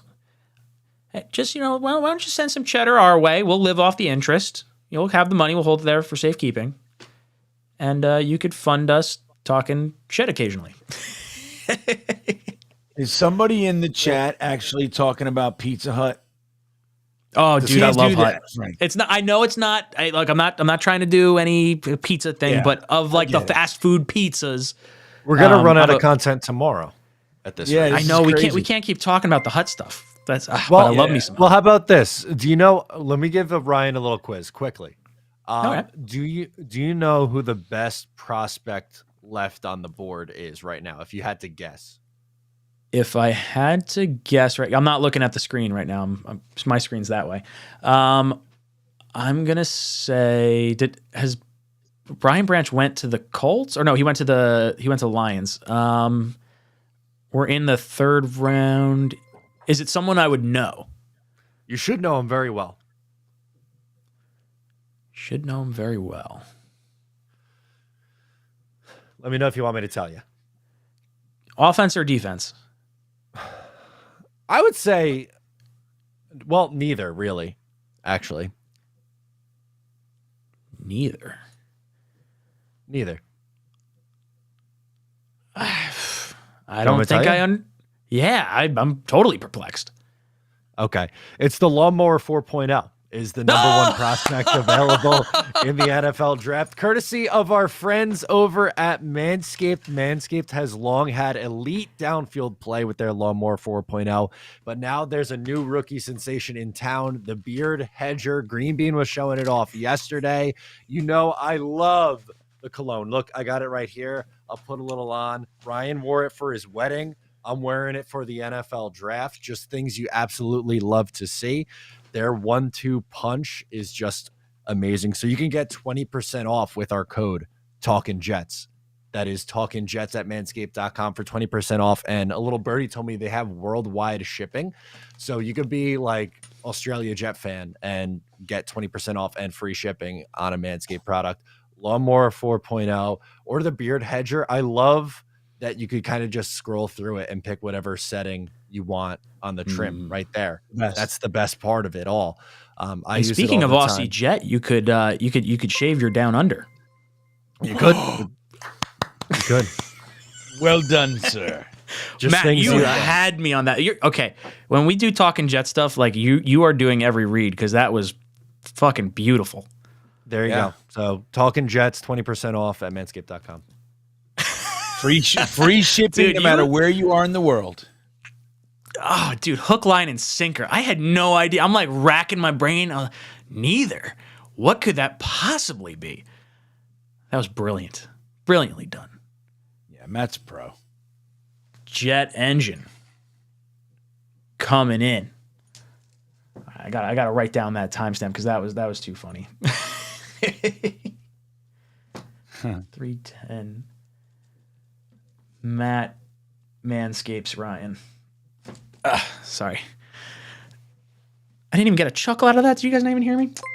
I'm upset. Yeah, Matt Manscapes Ryan. I'm like jotting down the note. I said Matt Manscapes Ryan. Jet Engine hops in.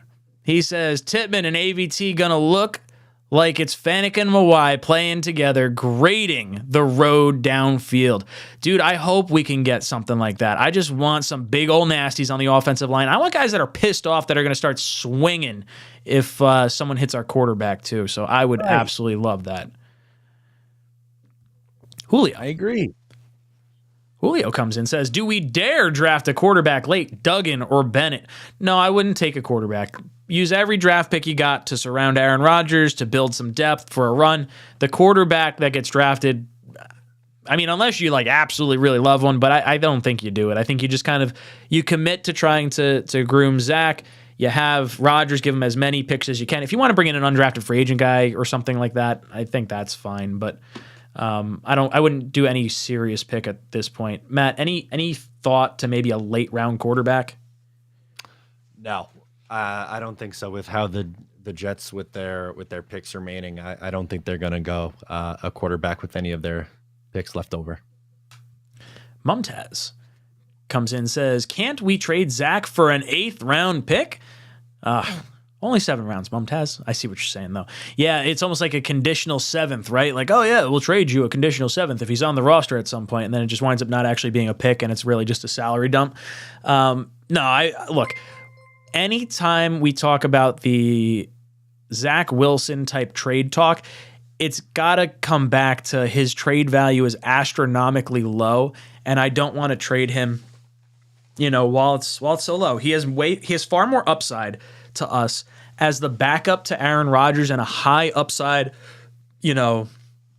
ceiling. Like, even if it's a 5% chance that he could work out, his athletic profile is so much higher than any quarterback we're going to be within striking distance of while Aaron Rodgers is here.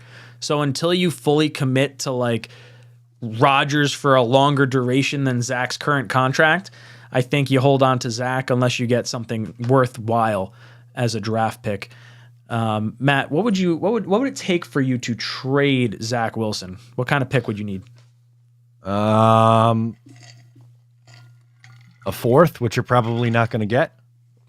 Oh man, you took way lower pick than I would have. I think a third makes. I would say a third makes me possibly question it, but I would say a second because there's just so much like upside.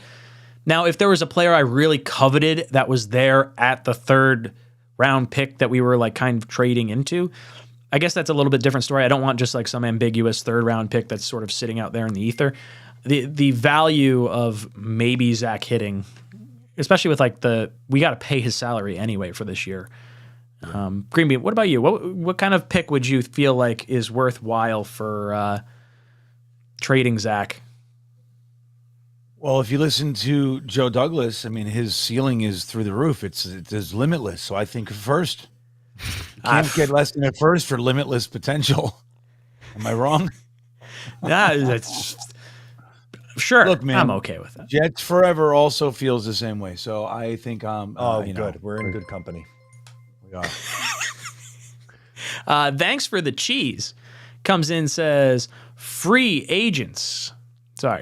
Free agent tackles, Donovan Smith, Isaiah Wynn, or Cam Fleming. So there's a few tackles out there that the Jets could bring in, along with George Fant still.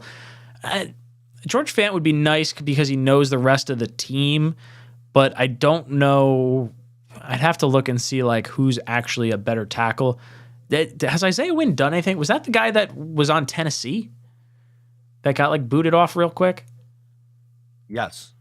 It is that guy. He was taking the no. first. I'm sorry. Who am I he's thinking on the of? Patriots. You're thinking of Isaiah Wilson. Oh, that's what it is. Okay. All right. Isaiah Wynn. Hey, I like taking guys from our division rivals because there's a little bit of an edge when you go against them. I'd be all right with that.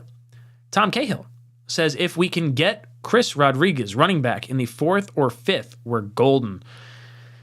Yeah, I do get the feeling that the Jets aren't or are still looking to possibly consider a running back. Like, as much as I don't particularly feel the need to go get one, I think it seems like they could take one. Green Bean, what are you thinking? You think maybe a running back in these later rounds here?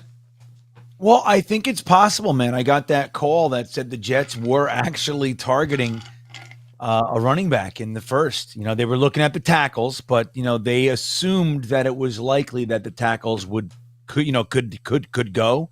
They weren't going to trade up, so they were kind of thinking that the running back would be there at 15, and he was gone. But so yeah, I mean, I think if that's the case, then maybe they are, but maybe they had one running back in mind. But look, we found Bam Knight as an undrafted free agent. I think a lot of guys do slide through. So maybe they do it that way. But I think that they'll bring somebody on. We just had to cut Ty Johnson for a non-football injury. It wasn't for money. I mean, it's the same salary as Aaron Rodgers this year, or at least cap hit. So maybe. But yeah, I mean, I think that there's a little bit of a hole there. So I think I wouldn't be blown away if they did. I wouldn't like to see it at 112. I got designs on 112. Whether it's free safety, tackle, defensive tackle, something like that. I'd hate to see that. But if I wouldn't be blown away if they took a running back. What about you, Matt? How are you feeling about the running back position? I am anti-running back in this draft. I am a Michael Carter believer. I think Bam Knight's going to be ready to go at the start of the year, and I think Zonovan Knight showed me enough last year. I think they're good at that position. You meant Breece Hall. Breece Hall's going to be ready at the beginning of the year. You said Bam Knight and then Zonovan Knight. Yeah. It's all right. Hall. They'll both be ready, and Breece. And Breece, too. Like Add him to the list. Yeah, just that he's kind of an afterthought, but that's all right. Duncan comes in celebrating 2 months of membership, says, any free agent offensive tackle still out there that we could target? Yeah, we saw that chat that came up before. Donovan Smith, Isaiah Wilson. Am I saying that right? Isaiah Wynn. I'm screwing myself up now. George Fant. Mm-hmm. All possibilities. Aaron Honore comes in and says, Jets are known for great centers. We may have one. I hope he's next in the long line of great centers that we've had. We've been very lucky in that respect, by and large, for the last 25 years. Mutt Viles comes in and says, pancakes, easy. Enjoy pancakes on draft day. Go Jets. Right now, pancakes is edging out waffles by a 3% margin. We have 300 votes in the chat. It's close. Yeah, I think, but that's kind of where I would expect it. I feel like there's, I don't think there's necessarily a right or wrong answer. Yeah, but the thing is that pancakes, it's the stack. You know what I mean? Once they're in a stack, they're hard to beat. Like one pancake versus a waffle, you know what I mean? Depending. Then the waffle. Belgian or something. Right. But it's like, a stack, like 5 pancakes, you cut little triangle slices out of them shits. That's like, it's also nice. Like it, man. It's also nice when you get the, you get the stack and you you get the butter in between the layers on the pancake. So I can understand that side of things. I see our buddy just hopped in. Let me swap out my AirPod because I just had this one die on me, and I think I can pop this one out. While you're doing that, just so you know, IHOP, if you guys haven't tried the butter pecan syrup, it's going to change your entire life. You're going to think, why is maple syrup the king?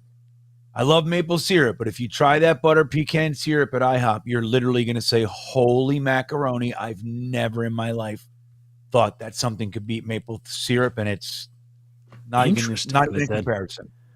Interesting. Well, yeah, I've never had, I don't think. Oh, no, I definitely have never had it. All right, let's introduce our next guest coming on. You guys know him from Let's Talk Jets Radio. We got Tyson. I got to change the name underneath you. What's up, Tyson? How you doing, brother? I'm Tigo. You're Tigo right now. Right now. This is hard. I don't get to change stuff behind the scenes. What's up, fellas? How you guys doing? Oh, dude, it's been a good draft so far. Well, been a confusing draft, at least for day one. Second day is making a little bit more sense. But what were your thoughts? How are you kind of feeling now that you've had a day to kind of digest the Will McDonald pick? I mean, what are we questioning here? Joe Douglas is a genius. He does nothing wrong. Everything is perfect. We're going 17-0. I mean, why is everybody sad and questioning things? Who are we to question the best general manager in football? Oh, I hear condescension. We got to talk to Tyson tonight. I love this. I'm a big fan of this thought process because it's one of those things where it's like, okay, we were so high on Joe Douglas and his draft picks and like, okay, trust in Joe Douglas. He has a Hall of Fame friggin' draft class last year. And then all of a sudden we're like, oh, I can't believe you took the defensive end in the first round. We know what's better. Is that how you were feeling, Tyson? It's just wild, man. We're so excited from the Aaron Rodgers trade. And you come in here, it's like, I think everybody had expectations of players they want. When that player doesn't happen, it's like outrage.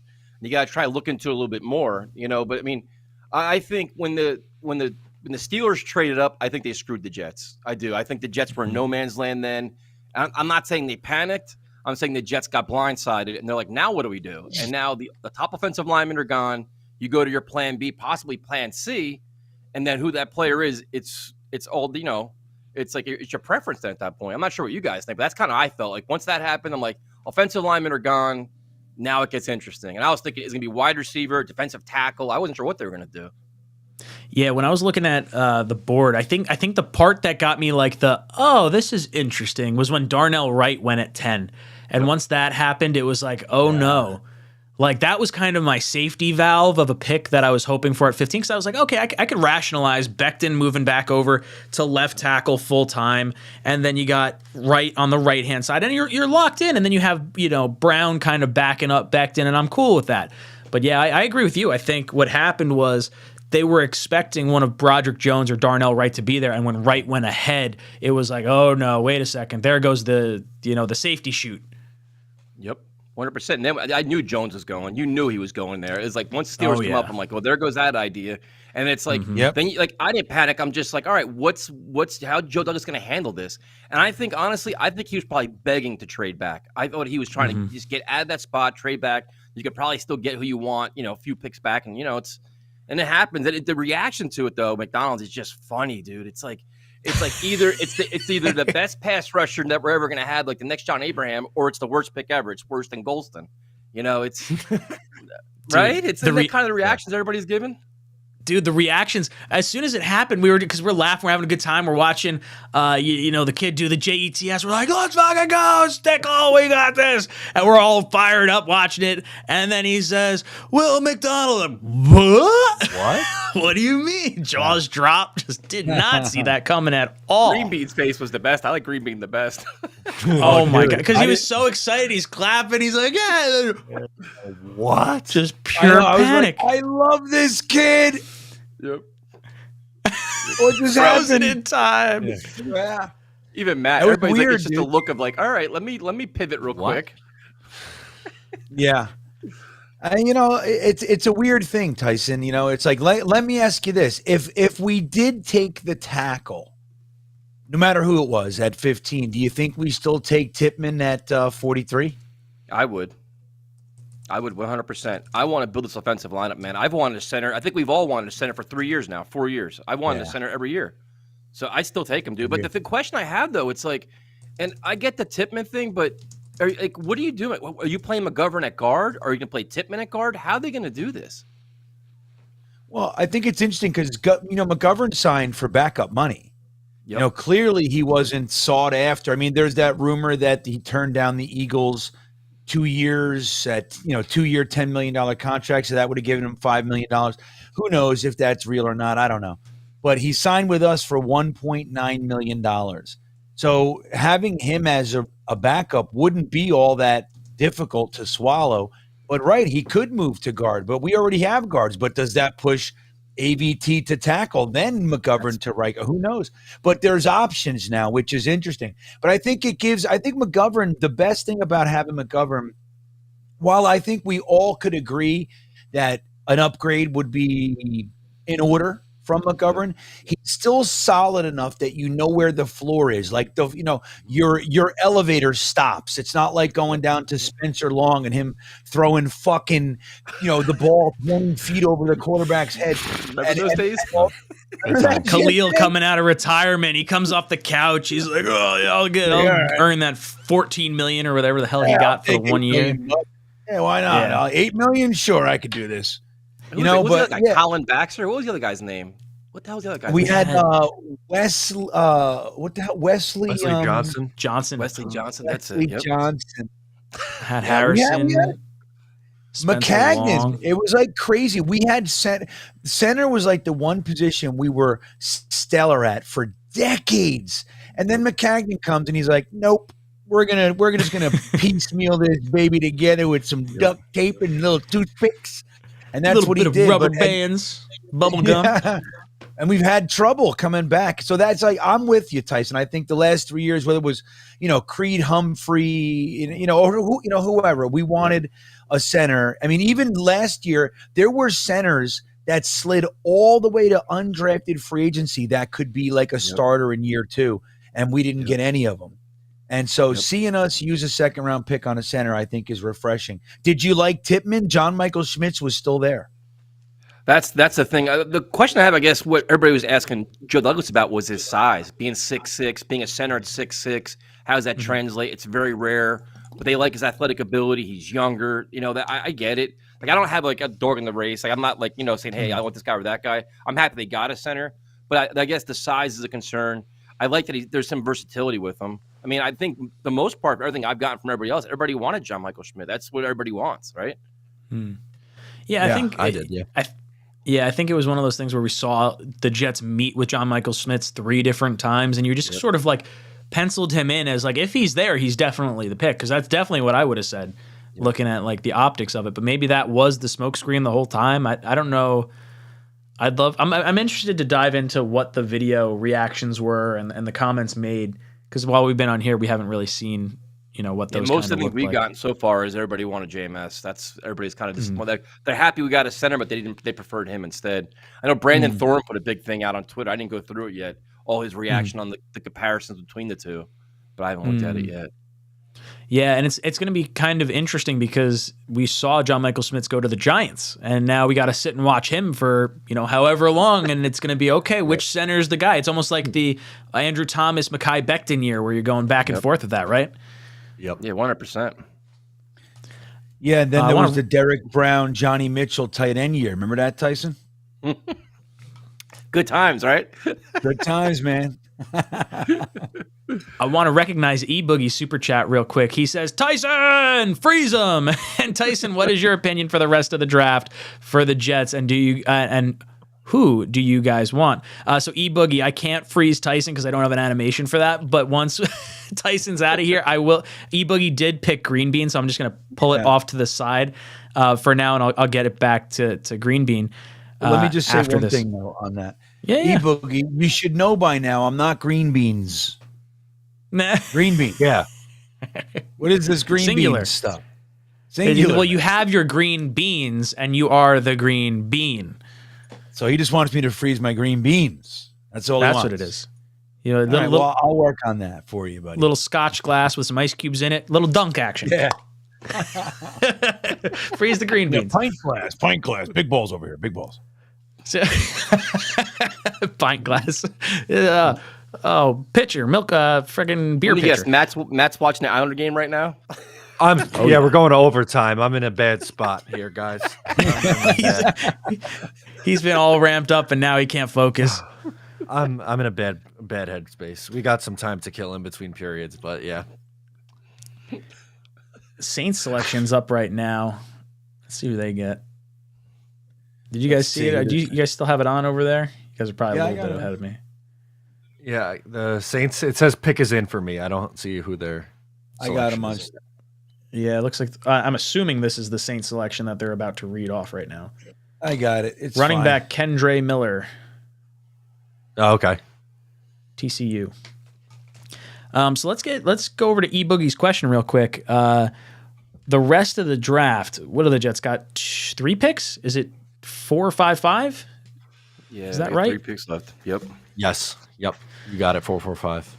So I don't know what players to kind of project at this point, but I would say if I were looking at position groups overall, I think I would like to see a safety, a linebacker, and a defensive tackle. I think those are the 3. Yeah. Maybe a high upside wide receiver that you could have under contract beyond this year. What about you, Matt? Where would you go with these final 3 picks? I would still like to add a defensive tackle at some point. Wide receiver is interesting. I'd be in on that potentially. And beyond that, best available. Maybe linebacker or safety. What about you, Green Bean? Where would you go with the rest of this draft, position-wise? Well, I'll tell you what. I think we need to do a little more on offense. Like, I'm with you with safety, defensive tackle, linebacker. I'd be disappointed to get Aaron Rodgers and all we give him is a center. I'd like to see us maybe grab a Bryce Ford-Wheaton in the 5th, maybe. I'd love to see maybe Payne Durham, the tight end out of Purdue. Bring the pain. I just want to say that so bad because he hates going down. Pain train. Yeah, man. And dude, if you could just look up Payne Durham, you'll find the picture. It's just his face. Just look at that guy as the name Payne as a tight end. It's like, oh my God. I mean, he's everything. But so I think, like, I'd love to see a defensive tackle and I'd love to see a free safety. But I mean, one of these picks at least has to be something to support Aaron Rodgers, in my opinion. I mean, the center's great. I'm with it. Even if they went tackle, let's say, Blake Freeland slides through, or DeJuan Jones slides through, or great, grab one of those guys. That's fine too.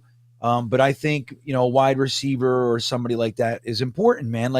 Aaron Rodgers, think about it. Joe Douglas, I said this earlier, but Joe Douglas went offense every year in the first round. We grab Aaron Rodgers and he does the same shit the Green Bay Packers did. We give him nothing. We get a fucking edge rusher. And it's just interesting to me. It's weird. Like, let's make sure Aaron Rodgers is standing on his feet and he's got plenty of toys to play with before we do anything else. What about you, Tyson? I'm the complete opposite of Green Bean. Yeah. So I'm going to go a linebacker that can run and cover, a safety that can run. I want speed on defense, a linebacker and safety with speed, and then a run-stuffing defensive tackle. And I understand the parts for on offense, but I'm assuming Randall Cobb's going to get signed. Whether it's good or bad, I have no idea. But spend the money in free agency that you're going to create with the contract restructure and go get proven offensive weapons.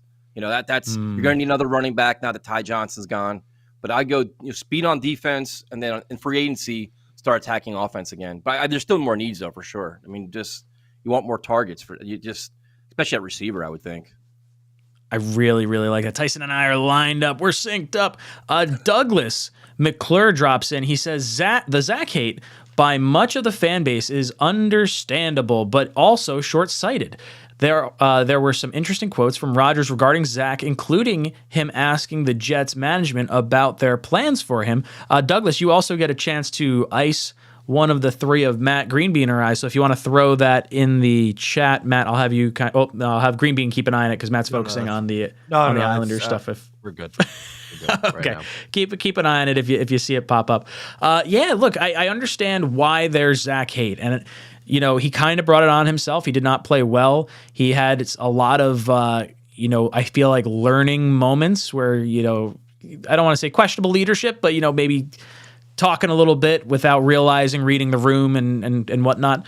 But the upside of Zach is still there. It's still the prospect that we drafted number 2 overall. Now, the thing that sucks is we automatically went into 2 years of him as the starter, but didn't even get to let him learn behind any sort of proven commodity. And being able to sit behind his idol in Aaron Rodgers, this is going to be giving him the best opportunity to maybe hit the reset button.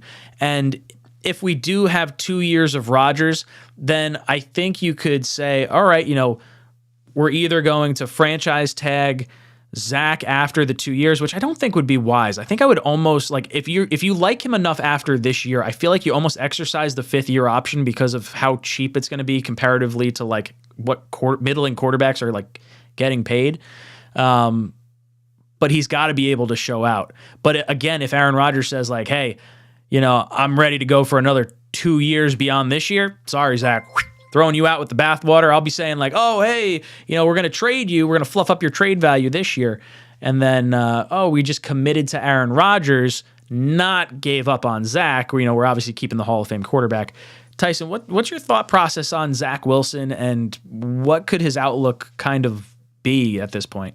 I can give 2 shits about Zach Wilson right now. Thank you. Thank you. I could honestly could not care any less about Zach Wilson right now. The next 2 years is about Aaron Rodgers. Talk to me in 2 years. I don't care about Zach. He's irrelevant to me. I mean, if he's playing this year, I'm gonna need anxiety medication because we know that's gonna be season on the line. Him trying to salvage our season. I don't care about Zach, dude. I would bring in another veteran quarterback to be the backup to Aaron Rodgers, not this Boyle guy. I don't.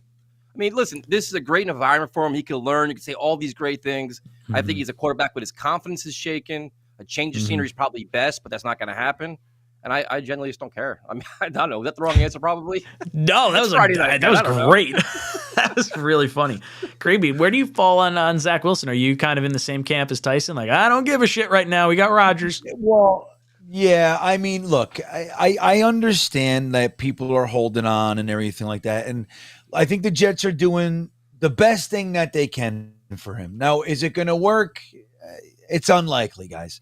But he's got all the skills and all that jazz. But Tyson's right. It's like, why don't we shift gears and start looking forward to the idea that we have a Hall of Fame quarterback that already said we. He said we. That was nice. Take Joe. He refused to take Joe Willie's number that was offered to him because in green and white, number 12 is, in his words, Broadway Joe. Like, he's doing everything right. He's barefoot in meetings. He's hanging out with the quarterback. Like, dude, let's just watch. Let's enjoy it and watch better quarterback play than we've ever been able to watch in our entire lives. And look, you got the Namath guys. They say whatever. I mean, Namath was great. We're not taking anything away, but that was a long time ago. Okay, we're talking 69, 70. Like, that was the end of the great 72. So it's like, why don't we just hang out? Whatever happens to Zach, let Nathaniel Hackett work on him. If he comes out of the dark at the end and he's great, fantastic. But why don't we put Zach Wilson to bed and let's go hang out with mommy and have some fun. Jalen Hyatt going to the Giants. The Giants are having themselves a nice draft. They sure are. I'm a fan of, I think, all their picks. Like, even Hyatt at Giants just got Jalen Hyatt in the third. Oh, dude. I'm literally looking at Jalen Hyatt right now on my screen. I was just checking out. I'm like, why is he still out there? What the hell's wrong with him?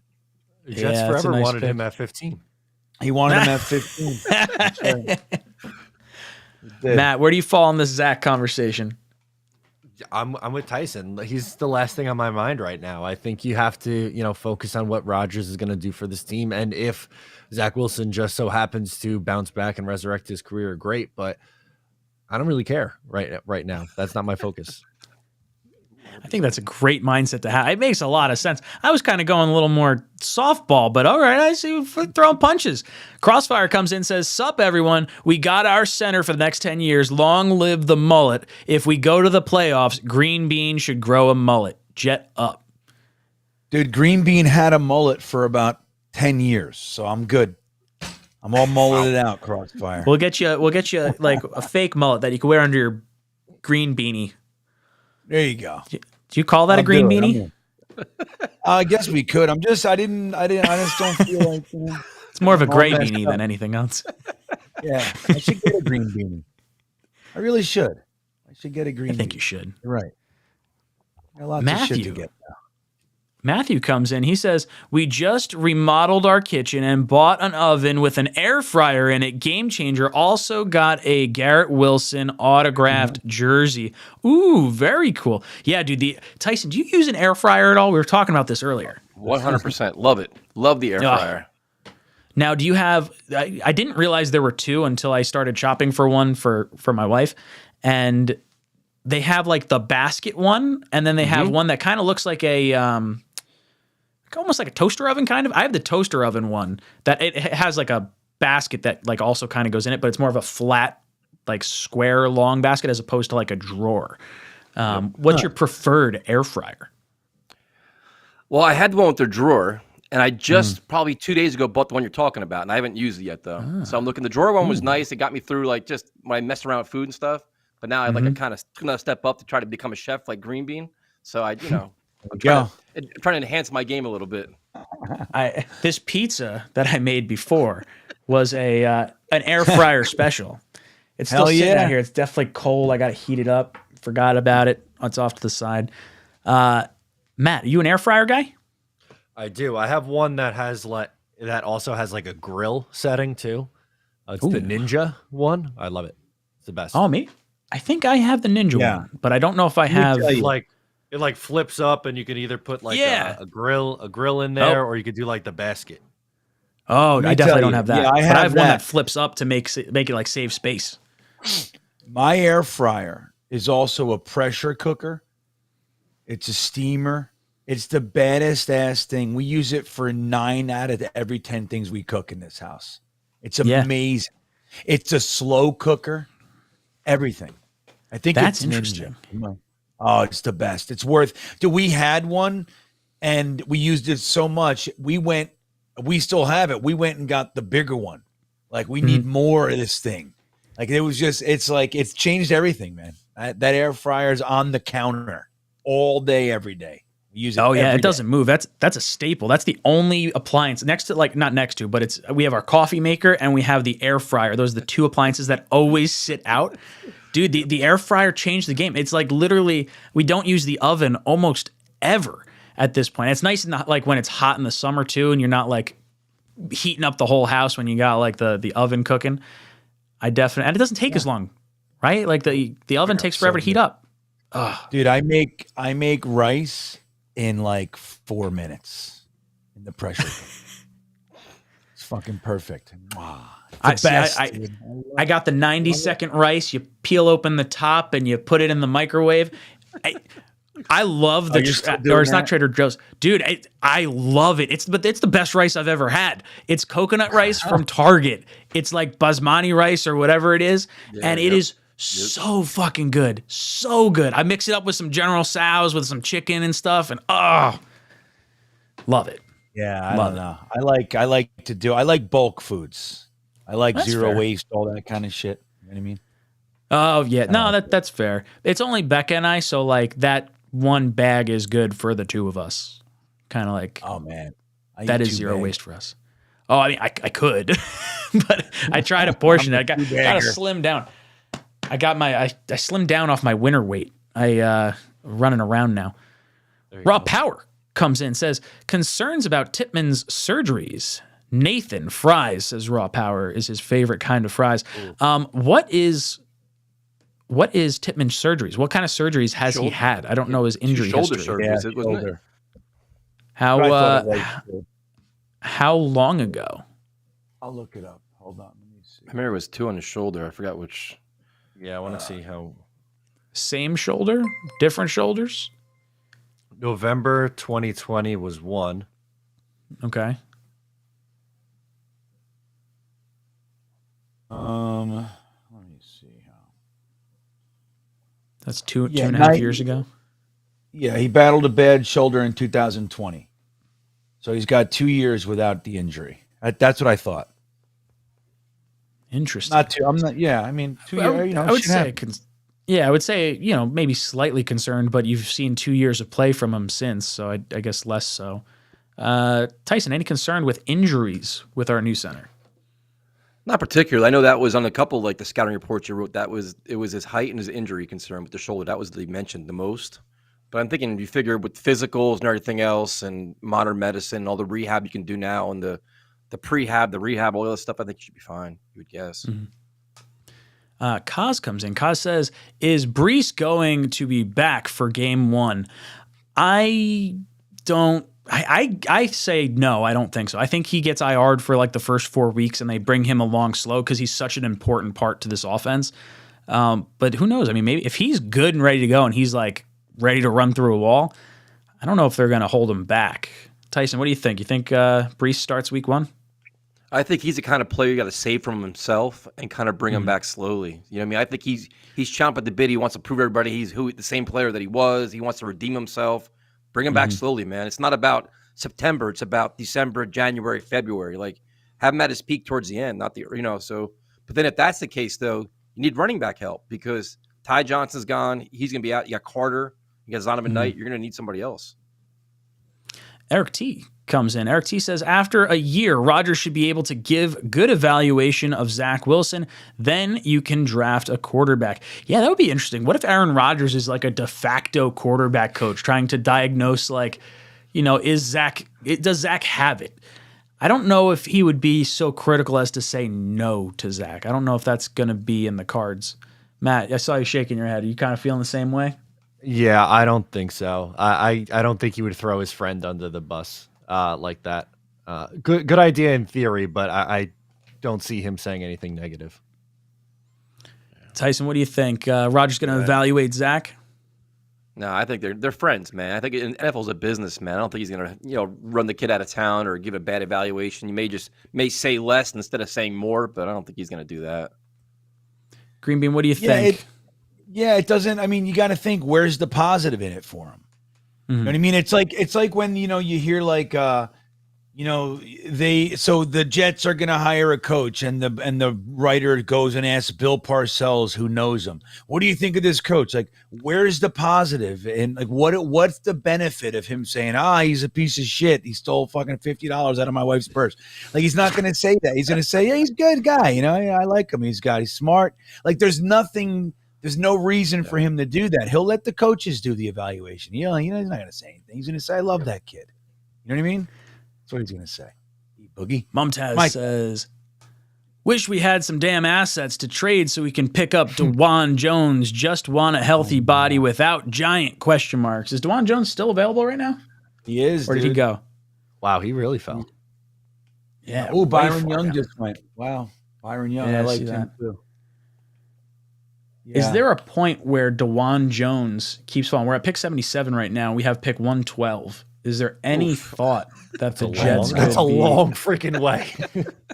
I don't know. You hopped up in the first round for a fourth. If you throw the other two picks at it, if you just want to tackle, maybe. Oh, look, there's Mike LaFleur laughing, and look at him. He's all happy. Oh, look, he is already. He's like, look at me. Living his best life. Yeah, I'm like a faux offensive coordinator right now. Yeah, he's just going to help design plays, which is all he's good at anyway. You know what I mean? He's and get a hide and be introverted and say nasty things to players, and I shouldn't say nasty things to players, but let's see who they pick. I see it's in. Oh my God, it's in. Super bad. Good quote. Good quote, Ryan. Thank you. Let's talk about the selection.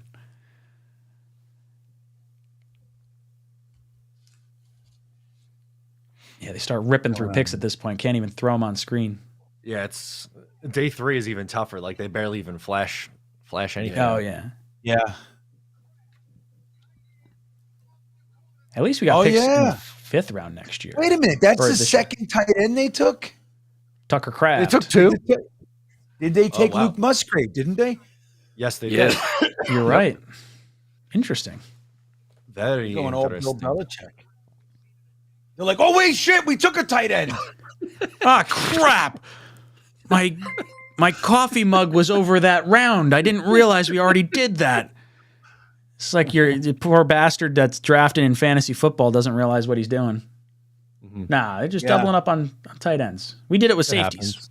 Worked out, right? Yeah, sure. Both gone. Yeah, it worked out for us. We're pretty happy with that. They had like the worst record in football with both those guys. Yep. It's horrible. Horrible. So Jet ending.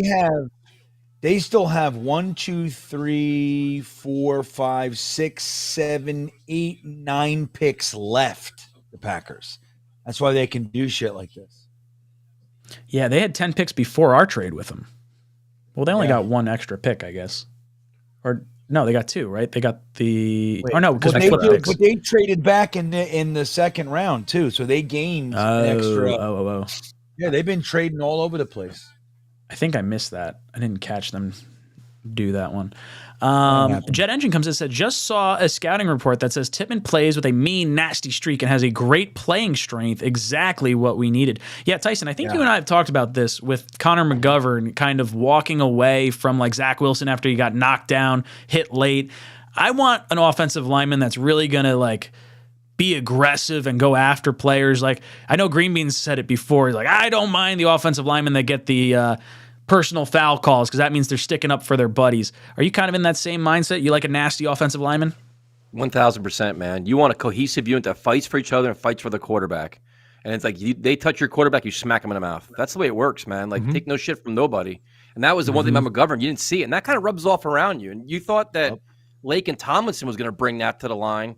That didn't necessarily happen. And then you lose AVT, who had a little fire to him. So definitely, man, that's a definitely a requirement. That's like the old school Parcells thing, man. That's, you want savages over there. What was the Rex Ryan quote? Take a swipe at one of ours, we'll take a swipe at two of yours. Yep. Yeah. Love it. He also said, nice feet.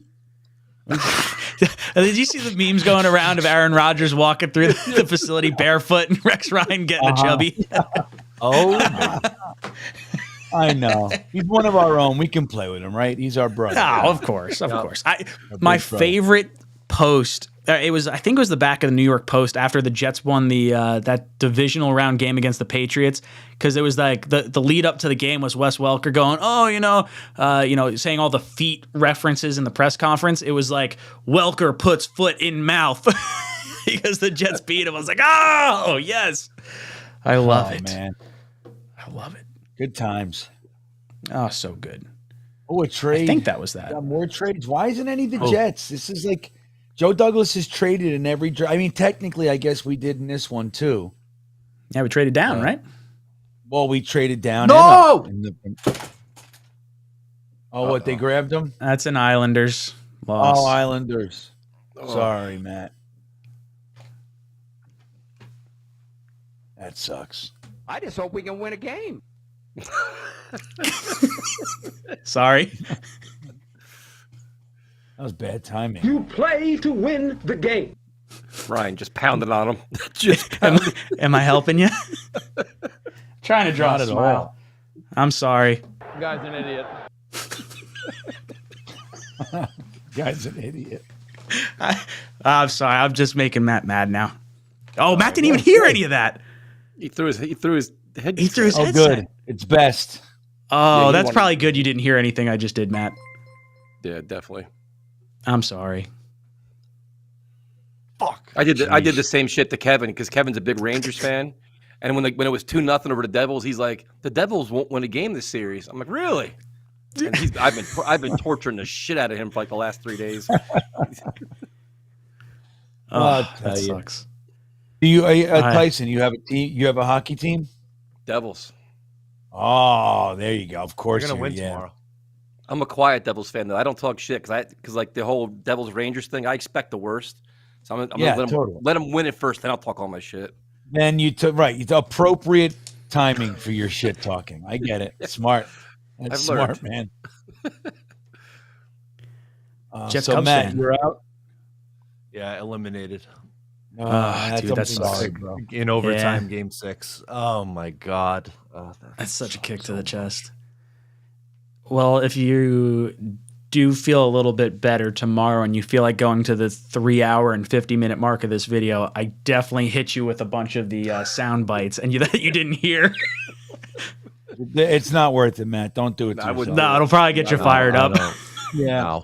I'm not gonna. I can't even look at the chat. I'm just you're not like this for the rest of the night. That's all right. That's all right. Well, I'll pull up the good ones. Jets Cubs fan says, wife asked if she was the best thing that happened to me. Told her she was until we got Aaron Rodgers. Any chance you guys have seen her around? Oh, that's great. That's great. Who was it the other day? Was it yesterday? I think it was 𝐒𝐿𝐫𝐞𝐫𝐢 Lake or whatever. Jet fan said something about that too. It's like, my wife, best thing that ever happened to me. It's like, oh, sorry. He said, oh my God, the Aaron Rodgers thing's the best thing that happened to me in years. His wife walked out. Yeah. I know. We got to be careful with that stuff, man. Yeah. Especially Eddie Alvarez comes in, says, ooh, freeze Matt. If Tippmann, we can't, maybe I'll freeze Matt for half a minute after this. If Tippmann is our next mangled Mawai, I'm going to jump over a car, says Eddie. Yeah, dude. I like We're going to be all jumping over cars. We jumped over Matchbox cars. Stepped on Matchbox Can I cars. climb over a car? Does that count? Yeah, it's like just like crawl up it. Or you could go running at one, Green Bean. We could try this. I've got a car that's a little bit lower to the ground. I could drive at you, and you can try to run over it. We were talking about this yesterday, Tyson. You drive it, and I wait on the side. This is the content we need.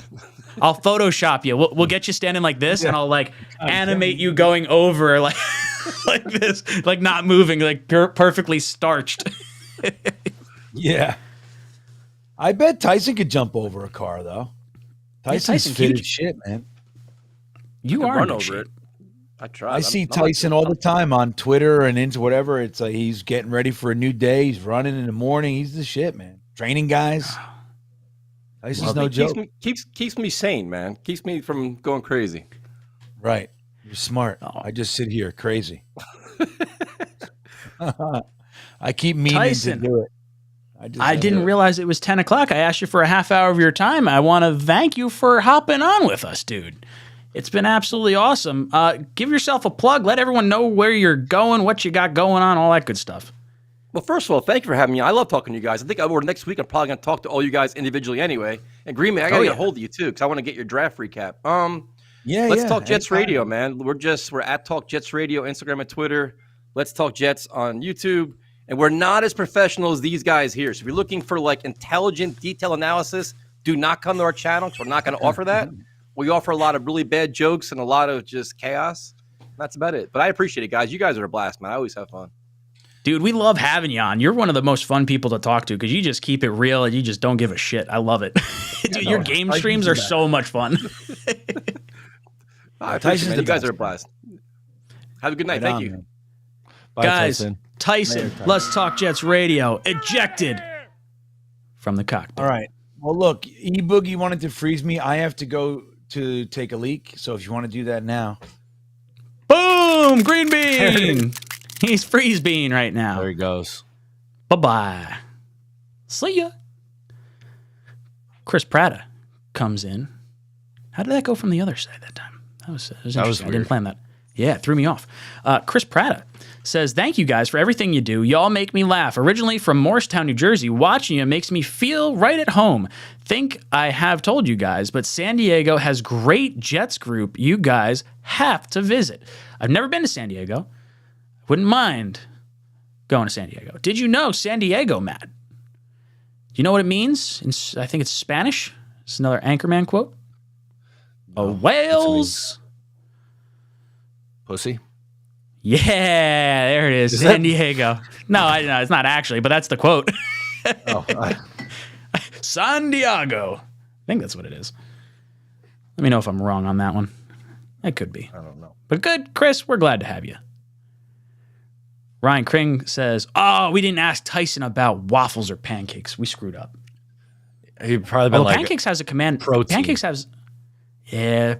Pancakes has a commanding lead right now. It's 55% to 45%.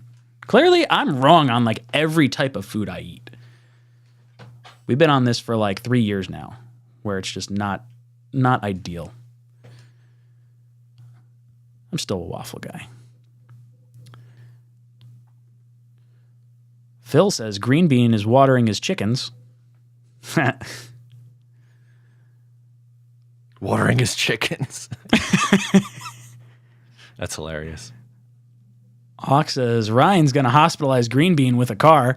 No. Movie magic. We're gonna make it look like Green Bean's jumping over a car. I like that. It's great.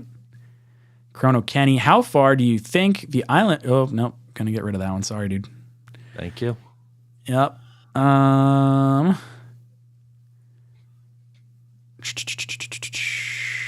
don't got any snacks or anything in here. This is bullshit. Dude, I got to get me a little mini fridge or something because like I run out of drinks and I don't have it. I think I drank my seltzer. I drank my coffee. All I got is water left. I know, me too. I'm bored. I got water. I love water. I had to go coffee. I was so tired. I didn't have any of your gas monkey, whatever the hell that stuff's called. Yeah, Death grip. What was that stuff called? Death Wish. I had an extra strong deck. Dude, the Death Wish got me through the first, what is it? We started at 4 hours. This got me through the first 3 hours. I'm teetering. Yeah, hitting on that edge. What's the last pick in this round? 100 something, I think, right? Because this is the first round of compensation picks. Yeah. Let's see here. I'll tell you. We're at pick 82 right now. 102. 102. All right, so we got 20 picks. 20 picks. We should give away a shirt, maybe? Is that where Oh, we yeah. are? I think we got to give away... What are we at? We've given away 3. I think we got to give away 7. I know we got to do 7 throughout the nights. So I don't know where we're at, but let's give away another shirt. 2 more. All right, hold on. Let me go over to the Talkin' Jets channel again. We'll do it there.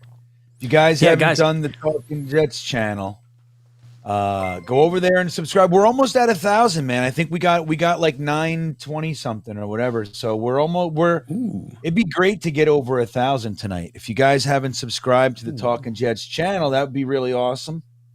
Yeah, if you guys go to the pinned comment in the live chat, that'll take you to a video on our Talkin' Jets channel. And all you got to do is subscribe, like, comment on that video, and you're going to be entered to win our jersey giveaway at the end of this show. So comment what number subscriber you are on that video. It's the new video that's up, not the draft trailer. It's the, was it Connor 𝐒𝐿𝐫𝐞𝐞? Connor 𝐒𝐿𝐫𝐞𝐞. Did you guys watch it yet? It's funny. I didn't watch it. I saw it live. Oh, right on. Yeah. I don't understand what it is. Yeah, it's funny. I'm like, hey, man. I'm like, you mind if I put this out there? He's like, yeah, it's fine. We had one stream, and I don't remember when it was, but it was so fucking funny after I saw it air. We went off the air, but for some reason it didn't pull us off the air, and like the stream kept going. Green Bean goes, I have to take the biggest shit in the world. I was like, oh my God, I'm so sorry, Green Bean. I thought we were off. Oh my God, that was so great. I know. Everybody, all of a sudden, people are in the chat laughing. I'm like, they hear us, oh yeah, I was like, I can't believe that just happened. I still like whenever I end a stream, if we start talking in the first 30 seconds, I'll always go over. Look, you gotta. Yup. Got it. Yeah, I've been doing that too. I've tried to wait. God, that was so friggin' funny that night. I get a great laugh out of Green Bean's expense, but man, it was totally worth it. Julio comes in. He says, Ryan, thanks for the Rex feet visual. Shake my head. Just kidding. LOL. I'm loving the Jets hosts networking. Keep it going. Yeah, we have a bunch of cool people coming on with us. So we got Gunny coming on at 10:30. We got Ali coming on at 11:30. Actually, I should probably shoot Ali a text, see if he wants to come on. Yeah, I'm going to see if he wants to come on at 11. 20 picks may not make it that far. Let me see if he's... Yeah. Let's see. All right, God, we got 363 views on this thing. We got 127 comments. A couple of them are me, so maybe like 124 comments. And we got 925 subscribers on the channel. Ooh. Yeah. All right, I just shot Ali a text. I was just talking to Gunny. Gunny's like, hey, just want to make sure this is Eastern Standard Time. I was like, yeah, I forgot there's different time zones for people that are on the internet. Got to get better at doing that. And then tomorrow, we've got Richie from Jets Media on at 12:30, Glenn Naughton, 1:30, Nania, 2 o'clock, Blue at 2:30, Jude Jets, 3 o'clock, Fireman Ed, 4:30, Boy Green, 5:30, Play Like a Jet, 8:30. Got a lot going on. Might have to ask Play Like a Jet to come on a little bit earlier, just in case. Oh, by the way, that reminds me. What time do you want Johnny on? Ronnie texted me back. Yeah, let's do Buffalo Jet fan never got back to me. He said Saturday was good for him, but if whatever time works for Johnny, I'm good with. We can make it work. I would say, I guess ideally, if he wants to do 4 o'clock, he could come on just before Fireman Ed. Okay, I'll text him this 4 see if that's a good time. Or if he wants to do 5 o'clock, he could be between Fireman Ed and Boy Green. Could do that. Oh, Josh Sorensen. Welcome to the channel, dude. Who? Make sure you Josh. hit that JETS. All right, I got to write him down. Oh shit, I haven't been writing down for a minute. Okay, I got to catch up now, man. We got to pick a shirt. No, yeah, we got to do that too. We're shot. All right, here we go. Give me a So number. Julio's asking, you ever get Asman or Jet Central on here? So we do get Asman on pretty frequently. Asman, is he at the draft right now? What's he got going on? I gave him the link. I didn't sign him up for a specific time slot because it was based on his availability. And that was kind of the same thing with Jet Central. We were talking to him. He's interested in coming on, but he's not sure what his draft plans are. So both of them have open invites to whatever time they do want to come on, and they have the link to pop in with us. So yeah, we do want them on. Just I don't have a confirmed time for them specifically. All right. All right, give me a number between 1 and 125. Ooh, chat, give us a number between 1 and 125. First number that pops up.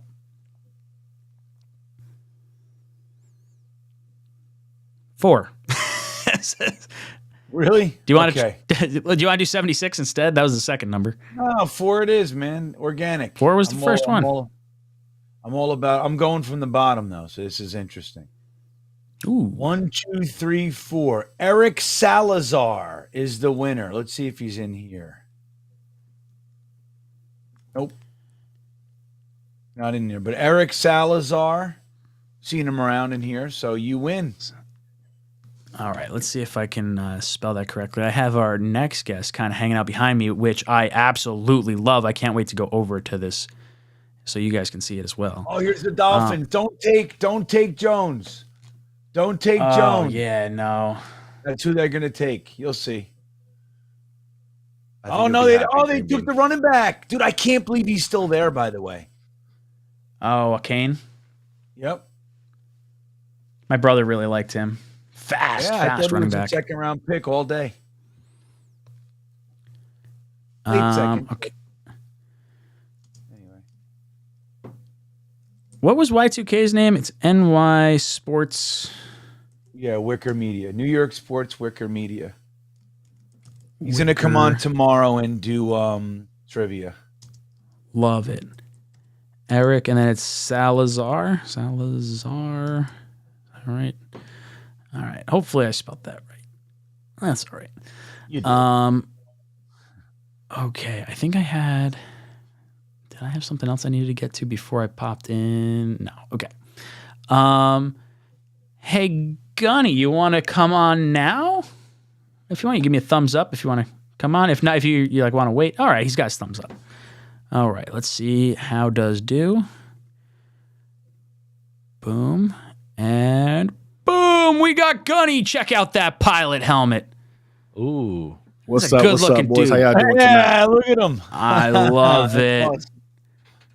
There he is. I absolutely love it. Appreciate you. I got to change your name from... To hang out with the big timers, I had to go ahead and do something special to stand out. You know what I'm saying? Like That's amazing. Something I had to just do. Dude, I saw it like pop through on the like the behind the scenes thing. I was like, oh, this is gonna be cool. I'm just typing up. This is a legitimate actual pilot helmet. It's a Harrier. Yeah, it's a Harrier jet freaking pilot's helmet.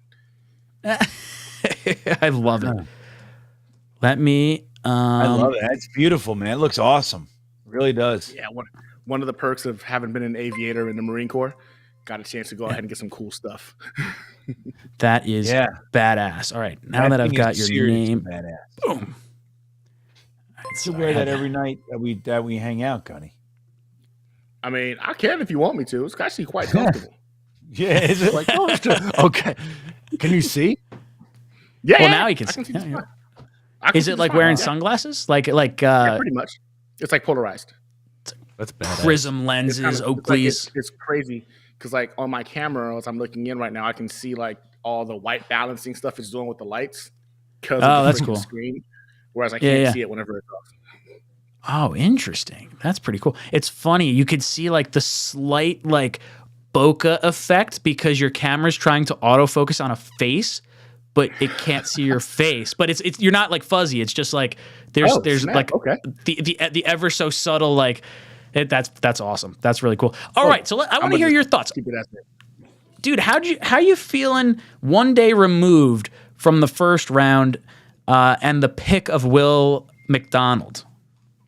If I'm being honest, man, I think like the majority of Jets fans, we were just kind of surprised, right? I don't think he was on in any of my mock drafts. He wasn't an option. I didn't even see him as being on the board. When you look at our edge position, it's the deepest position we probably have on our roster. So I really didn't think with that first round pick that was going to be something we would even attack. The majority of us had offensive tackle. Some of us had wide receiver. Some even said, you know what, maybe JMS, right? But ultimately, when the pick was announced, I won't lie, I probably was more shocked and disappointed that it wasn't somebody who could be an immediate impact. We're talking about a window right now we have with Aaron Rodgers that 2, maybe 3 years if we're lucky. And I look at this pick and I was thinking to myself, man, this isn't a pick that I can see contributing right now in already a really, really deep room, which is the edge rusher room. So initially, I was a little disappointed and felt that this was a pick that wasn't a real benefit to what we're trying to accomplish over the next couple of years. But as a positive Jets fan will do, I started watching more and more tape of Will McDonald. Coping with everything. He's already here. Hey, I started sipping on the copism. And yeah, man, I'm like, you know what? He's a Jet. And again, it wasn't a knock at the pick. The kid is an incredible ball player. Like, he has a very, very high ceiling if he can reach it, right? I think the biggest concern we have about him is his size at the average position. But if you watch some of his tape, man, this guy has a spin move that's reminiscent of a Dwight Freeney. Like, it's disgusting. His balance and his bend is just very Gumby-like. It's just, there's a lot to love about watching his tape. And I think after I finally settled in and said, okay, wasn't an offensive tackle, Broderick Jones got God. I think the freaking Patriots fucked us. They did that shit on purpose. Let the Steelers move up for a bag of peanuts. So it wasn't him. But when you look at the board, and I'm like, you know what? In terms of ceiling, I mean, this guy was the Big 12 leader, all-time leader in sacks with 33, right? Like, that's nothing to sneeze at. So, yes, initially, my reaction was not one that was positive. But just like last year when we drafted Garrett Wilson with the 10th overall pick by some edge rusher, you know, I learned to love that pick real damn quick. And I can see us doing the same thing here with with McDonald. I love it. Astamar Darkstar says, Gunny is Top Gun. Yeah, indeed. Love it. Do you have a call sign or any of that Gunny sort of Gumby. stuff? That was my call sign. Yeah, Gunny Gumby. When I was in the Marine Corps, that was what I was called, because more so due to my adaptability in terms of being able to adjust to different situations and scenarios when asked of me. But yeah, I was called Gumby by one of my master sergeants one day, and it just kind of stuck. So I kind of just adopted it, and it became my moniker. I love it. I remember being a kid watching Gumby and I don't even know what channel that would have been on. Nickelodeon, with the horse. And was it Nickelodeon? Yeah. I was a big Nick kid, but I don't remember it. I guess that probably would have been a little bit early for me. Yeah.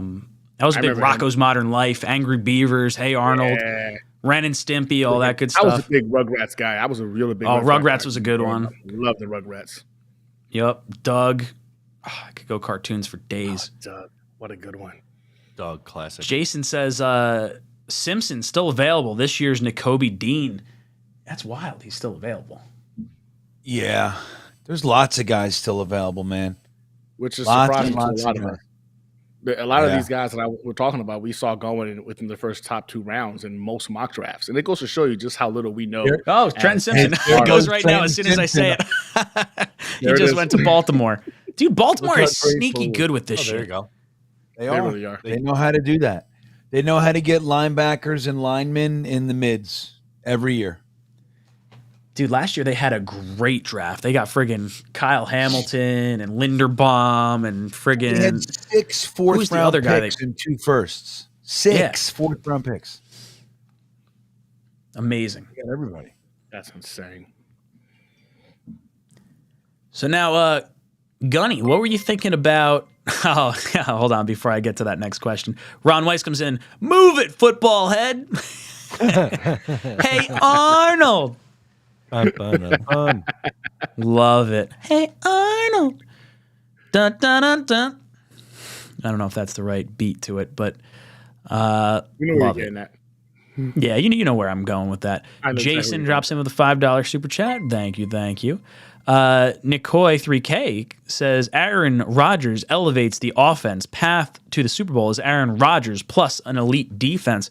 So yeah, Gunny, let's talk a little bit about the Aaron Rodgers acquisition. Now that it's finally happened, we talked before everything happened. I want to hear your thoughts on everything that's transpired since. Yeah, okay, so in all actuality, we all kind of guesstimated what this trade was going to be about. In essence, it cost us a second rounder this year, a conditional second. Some of us had conditional third next year that can become a first. I think ultimately the only disconnect is between how easy that second rounder becomes a first next year. Let's be honest, there's no way he doesn't play 65% of the games, again, barring any injury. And if I don't think we're going to be upset about that. If Aaron Rodgers is able to go ahead and stay healthy, stay on the field, and get those freaking snaps in, we're talking about playoffs. I don't think that's anything for us to sneeze at. And I really believe with Aaron Rodgers, you're talking about Super Bowl contender. I did some deep analysis, man. A lot of people were talking about how, oh my God, Aaron Rodgers is washed. Oh my God, we gave up way too much. What did we give up? We gave up a second rounder this year and a conditional second next year. Okay, granted, it's going to be a first. But that's really the core of this trade. The pick swap from 13 to 15, I will say hit a little differently last night watching Roderick Jones be available past 13, and we lost him at 14. I will say it hit me yesterday that, man, that's where I feel like we took an L in the draft. But in terms of when you look at the bigger picture, it's Aaron freaking Rodgers. And seeing him coming into the building more rejuvenated and ready, and you can tell you're getting Aaron Rodgers with a chip on his shoulder. I love it. I love it. At the end of the day, you can't. I did not want to see Zach Wilson back out there next year. I know Derek Carr was potentially plan B for the majority of us, but he was off the table. So we're talking about what, Ryan Tannehill, Matthew Stafford. I think this was the guy. This was the guy. You're building this offense around this guy. You've got weapons that are young, that can be cultivated and taken advantage of with a skill set like an Aaron Rodgers. Yeah, in hindsight, right now we're looking at it and it hurts a little bit, but we lost the battle to win the war. At the end of the day, we're trying to win a Super Bowl. You know what I'm saying? We lost the battle, 13 for 15. Missed out on Roderick Jones. Cool.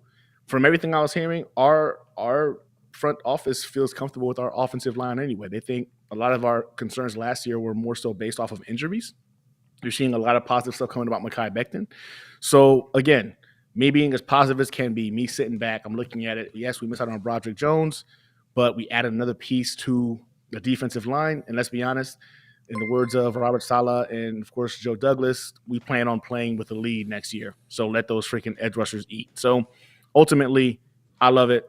We have Aaron Rodgers. It is what it is. Draft picks are freaking gambles. Aaron Rodgers is a sure thing. Yeah, and let's talk a little bit about our division rival, Miami Dolphins. You know, the New York Jets, sure, they gave up most likely a first-round pick next year and a second this year as the meat and potatoes of that trade for a 40-year-old quarterback. But the Miami Dolphins gave up a first-round pick in this year's draft for a quarterback that never took a fucking snap for him, a 40-year-old quarterback. They're like, hey, you know what? We love Tom Brady so much, we're just going to throw out our first-round pick, and he's not even going to make a snap, not even going to take a snap for us. Yeah, but then on top of that, too, I've been seeing a lot of their chatter back and forth on Twitter and everything, and I love it. It is what it is. But it's comical to me that they feel so arrogant enough to speak on something like this when they also gave up a first-round pick for Bradley Chubb and paid that man $100 million plus for 2.5 sacks. He hasn't been elite since his rookie year in 2018. What are you doing? You're paying this man top 5 money for top 20 production. It doesn't make any sense. So whenever I hear from Dolphins fans now, I just hit them with facts. They tend to get quiet very quickly, though, after you hit them with some facts. But ultimately, Aaron Rodgers is going to actually play snaps for the Jets. Tom Brady will never, ever step foot in a Miami Dolphins uniform. That's just facts. Dude, it's funny. I was on the round table in place of Richie for, I don't know, a few weeks ago, and I had TD. We were going back and forth. I was like, hey, TD. I was like, I'm not going to ask you who's going to start for quarterback and pretend that, you know, Tua is going to get hurt over training camp or anything, but who do you think finishes the season as your starting quarterback? Because I think it's probably going to be Tom Brady. I think Mike White and Tua are probably getting knocked out, and Brady's going to come in at the end of the season I hope not. I hope he's just done. But I feel like if they're in like a playoff run and they're like, on that cusp, they got 5 games left, I could see Brady coming out of the woodworks. Don't do that. Don't do that. It's not. Sorry, being real. Into existence. I need to exercise the demons. It's terrible. Tom Brady is retired. We're all going to go ahead and wish him on his way. He's done. I want nothing to do with that man, especially in the AFC East. The Miami Dolphins are a very talented roster. And of course, like, the haterade aside as being rivals. And when I look at this team, like, Tyreek Hill is scary. Jalen Waddle is scary. Tua, when he was on the field, played at a ridiculously good level. It was very, very surprising to me because I was one of the ones very adamant about him having a minimal arm strength, wouldn't be able to go ahead and take advantage of those weapons. And we saw quite the opposite, right? Without the injury issues and concerns, I think they win 2-3 more games. They might be pushing for the AFC East.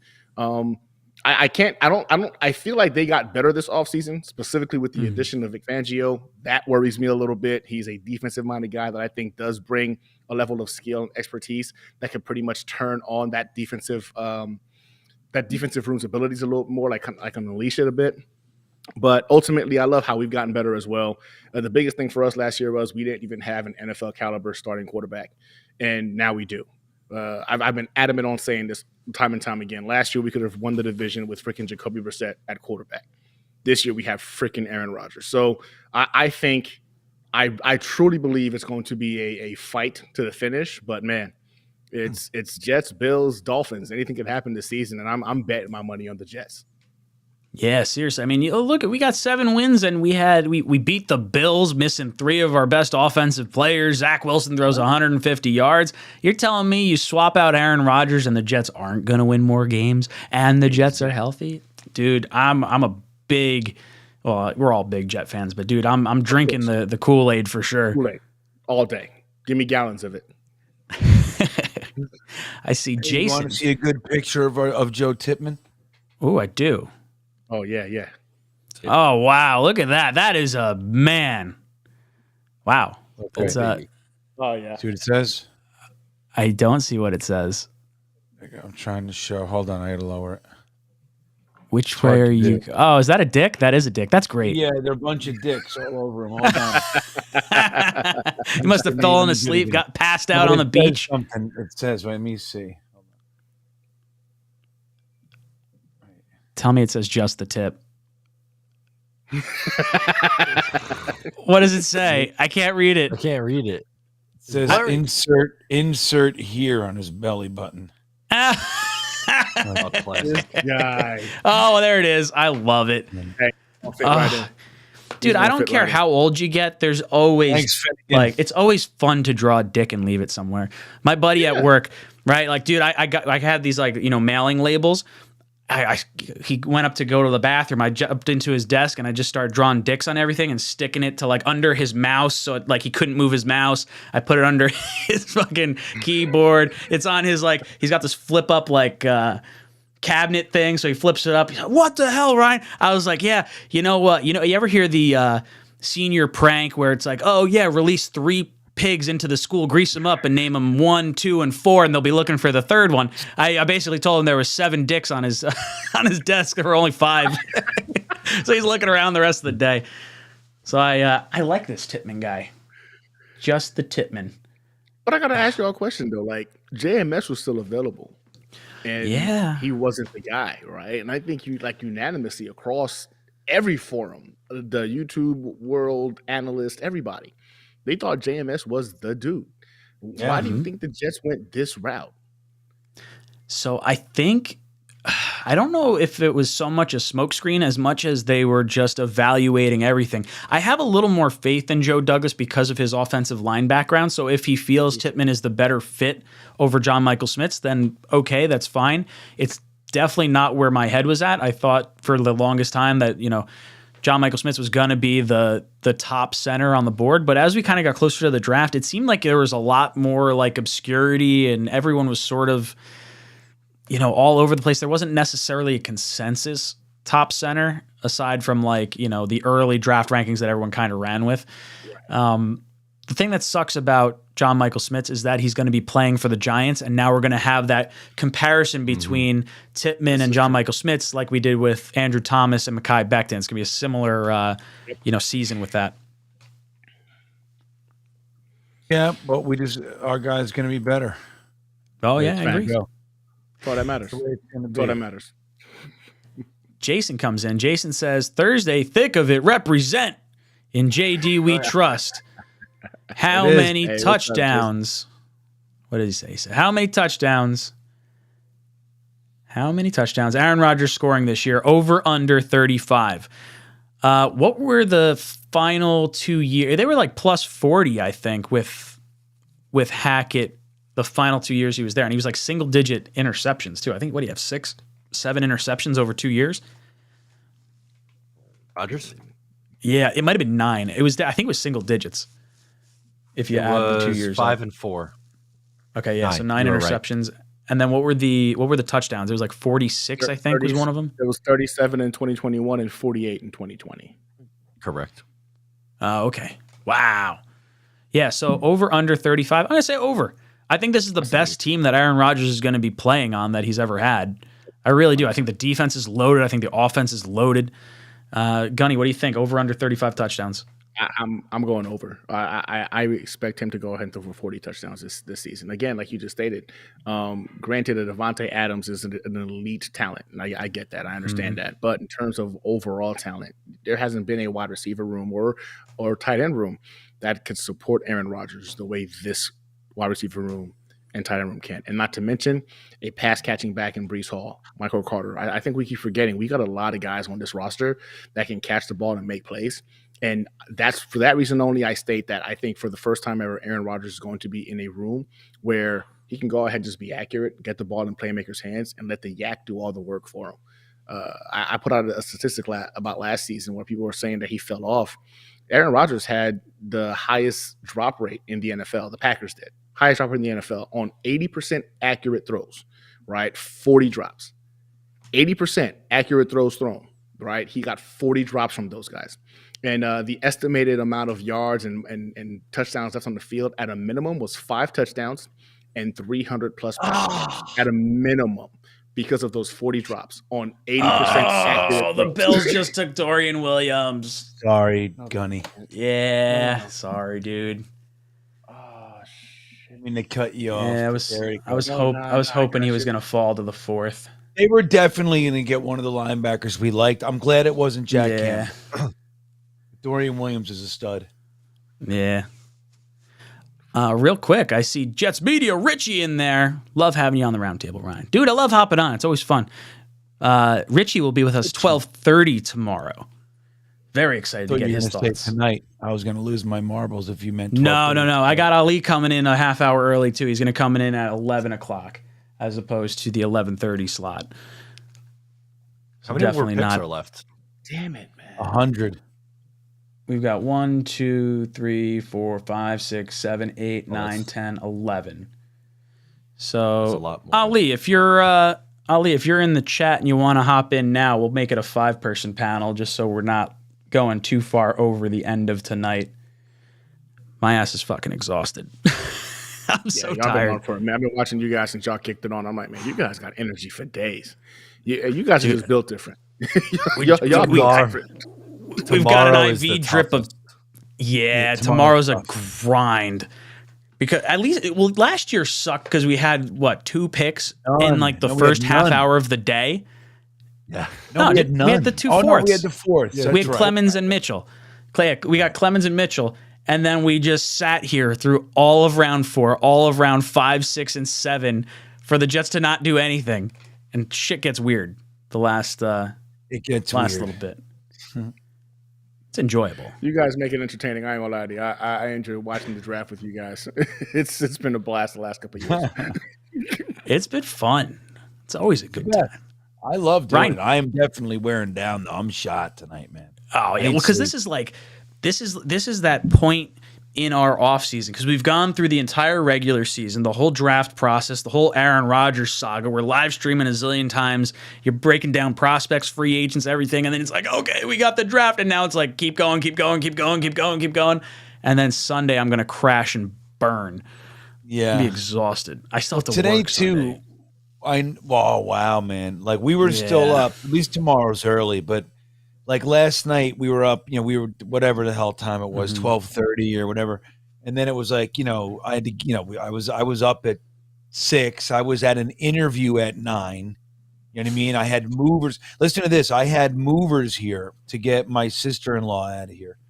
My sister-in-law she's a difficult person, but they ended up, there were reasons, they were mid-move. Like she lives back behind me. Mid-move, they had to stop. They're like, we can't continue. And they left with half her stuff. I had to take them over to storage and do all that stuff with them. And then I come back and I still got to fucking move her out after all that. I'm like, oh.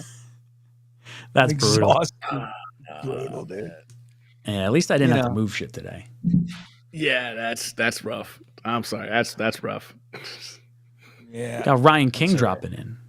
Ryan King says, I'm going to lose my mind if any of the defensive play or if any defensive player touches Aaron Rodgers and none of our offensive line goes nuts. Yeah, I want to see dudes getting ejected. Like, let's go. Come on. Start swinging. You don't touch Aaron Rodgers. This guy's gold. We're going to have friggin' Mac Jones start playing and accidentally slide into Rodgers on the sideline, kick him in the dick. That's what's going to happen. It would be nice if we start seeing some freaking roughing the passer calls finally that we have a quarterback. That's allowed? Wouldn't that be a nice change of pace? Friggin' nothing last year. That's like last year was ridiculous. Were we the only team? I think we were. I think it came out that we were the only team. I mean, there's got to be some type of like analysis where like they look back and they're like, ooh, well, why didn't the Jets get a roughing the passer call? I was like, well, it's clearly because they don't have a quarterback they care about. Like, oh, we don't give a shit about these other quarterbacks on cheap deals. Let's play real football with them, and we'll just fucking knock the snot out of them. Fold them in half, like freaking like tacos. Bro. Oh my god, Mike White got JFM blasted. touches Joe Burrow, touches him on the shoulder. He breathed on him. What do you mean, Green Bean? He breathed on him. Crazy, man. It was a rough in the passer. They gave the Patriots that game. That was a pick 6. He was already 100%. Near the end zone when they threw that flag. 100%. Yeah. You fart in the wrong direction, you wind up getting a flag against us. 15-yard penalty. And you're rejected. Nikoi comes in, says, would you rather have just given Green Bay number 13 overall? Interesting. No. Well, like, I think he's saying just give 13 and not give up the conditional pick next year and not give up the second. I would say yes. Based on the pick we made, I would give up 13. Exactly. It's the hindsight thing. Yeah. I would have just said y'all can have 13. And we would have kept both seconds. And we would have been fine for next year too. I would have in hindsight. Yeah. And when he's John Abraham, I'm going to remind you guys about that. Oh, no, it's fine. I hope he becomes John Abraham. I would love nothing more than to be like, I'm not rooting for the guy. I'm just stunned. I hope he's the next Dwight Freeney. And we're all sitting here back and we're just like, man, we were dead wrong about this kid. I would love to be that guy. But right now, today, in hindsight, I would have been okay with us giving up 13, knowing what we know now. Mm-hmm. Yeah, dude. Although, you know what? If we gave up just 13, we'd be like, oh, man, we could have had that tackle. Although this is true. Of course. We'd have to know. Yeah. Oh, come on. You would have been screaming last night, too. Come on. We were like, son of a bitch, the tackle only made it to us. We gave it. This is bullshit. We don't have a first-round pick. The Jets have got to trade in now.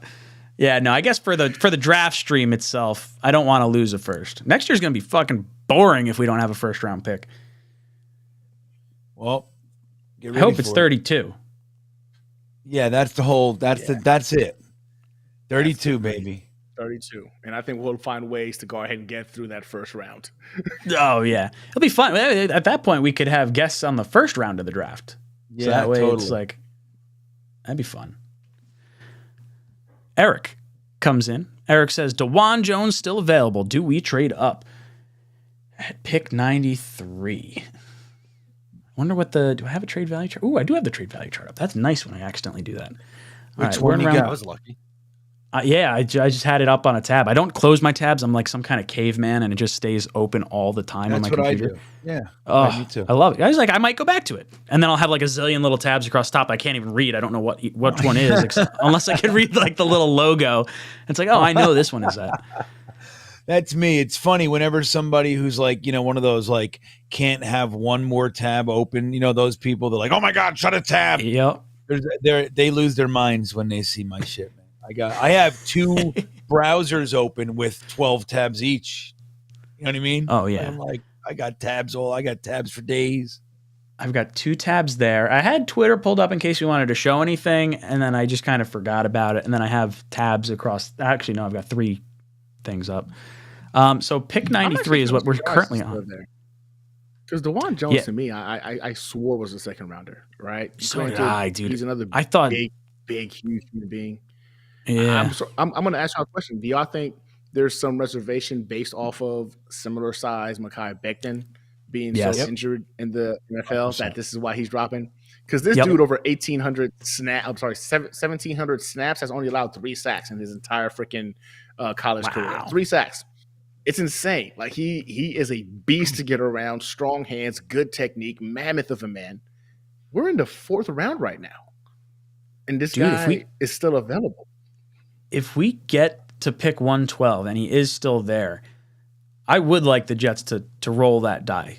Yeah, me 100%. too. 100%. Why not? You imagine DeJuan Jones and Becton with 6'10"? God. You know what I mean? It was really 6'6", but 6'6" center. Yeah. That's a mountain. That's what you call a mountain. Seriously. Of line. That's a New York City skyline. And then we watch Aaron Rodgers throwing half his passes in the back of people's heads all day. Hey, Rodgers will adapt and overcome. He will adapt. He will. He'll figure it out. I'm not worried about that guy. So let's see. We're on pick 93 right now. 93. The Jets have 112, so it's the difference of 50 points. You'd basically have to give up probably both our 5ths to move up to where we currently are right now. And how many picks are we away? Oh, there goes Darnell Washington. There he goes. Yep. Yeah. Steelers, Pittsburgh. Man. Jesus. Steelers are quietly having a hell of a That's what they do, man. Yeah. Dude, the Steelers I'm telling you, every year they just quietly get the players that you love. Every year. Right. Same thing with the Ravens. They do it every year. Yep. You took the words out of my mouth, Green Bean. I was going to say the same thing. Those 2 teams. Darnell Washington's Darnell Washington's a fascinating player because of that size, because of the because he is kind of agile. He is. He's an athlete, man. He's a freak. Just a monster. Yeah, I'm watching his clips right now on this. It's insane what he can do at that size. He's a tackle who can catch passes. Yeah, that's exactly it. He's not as I guess the weight's probably there. He's is he 6'8"? Is that right? I think he's a big dude. Yeah, he's a big dude. 6'7", 264. Look at his daughter. She freaked out. She got so scared. She's like, oh my God. Oh, it's exciting. Jesus Christ. It's like, I don't realize what's going on. Oh. Look how big he is. That couch looks like it's a love seat. Guy's enormous. Holy hell. Look at that group. Yo, they got George Pickens in the 2nd round last year.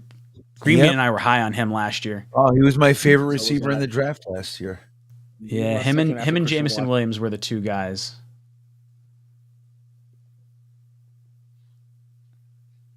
That is a grown man. That is a freaking just grown ass man. Oh, Michael Wilson. Yeah, okay.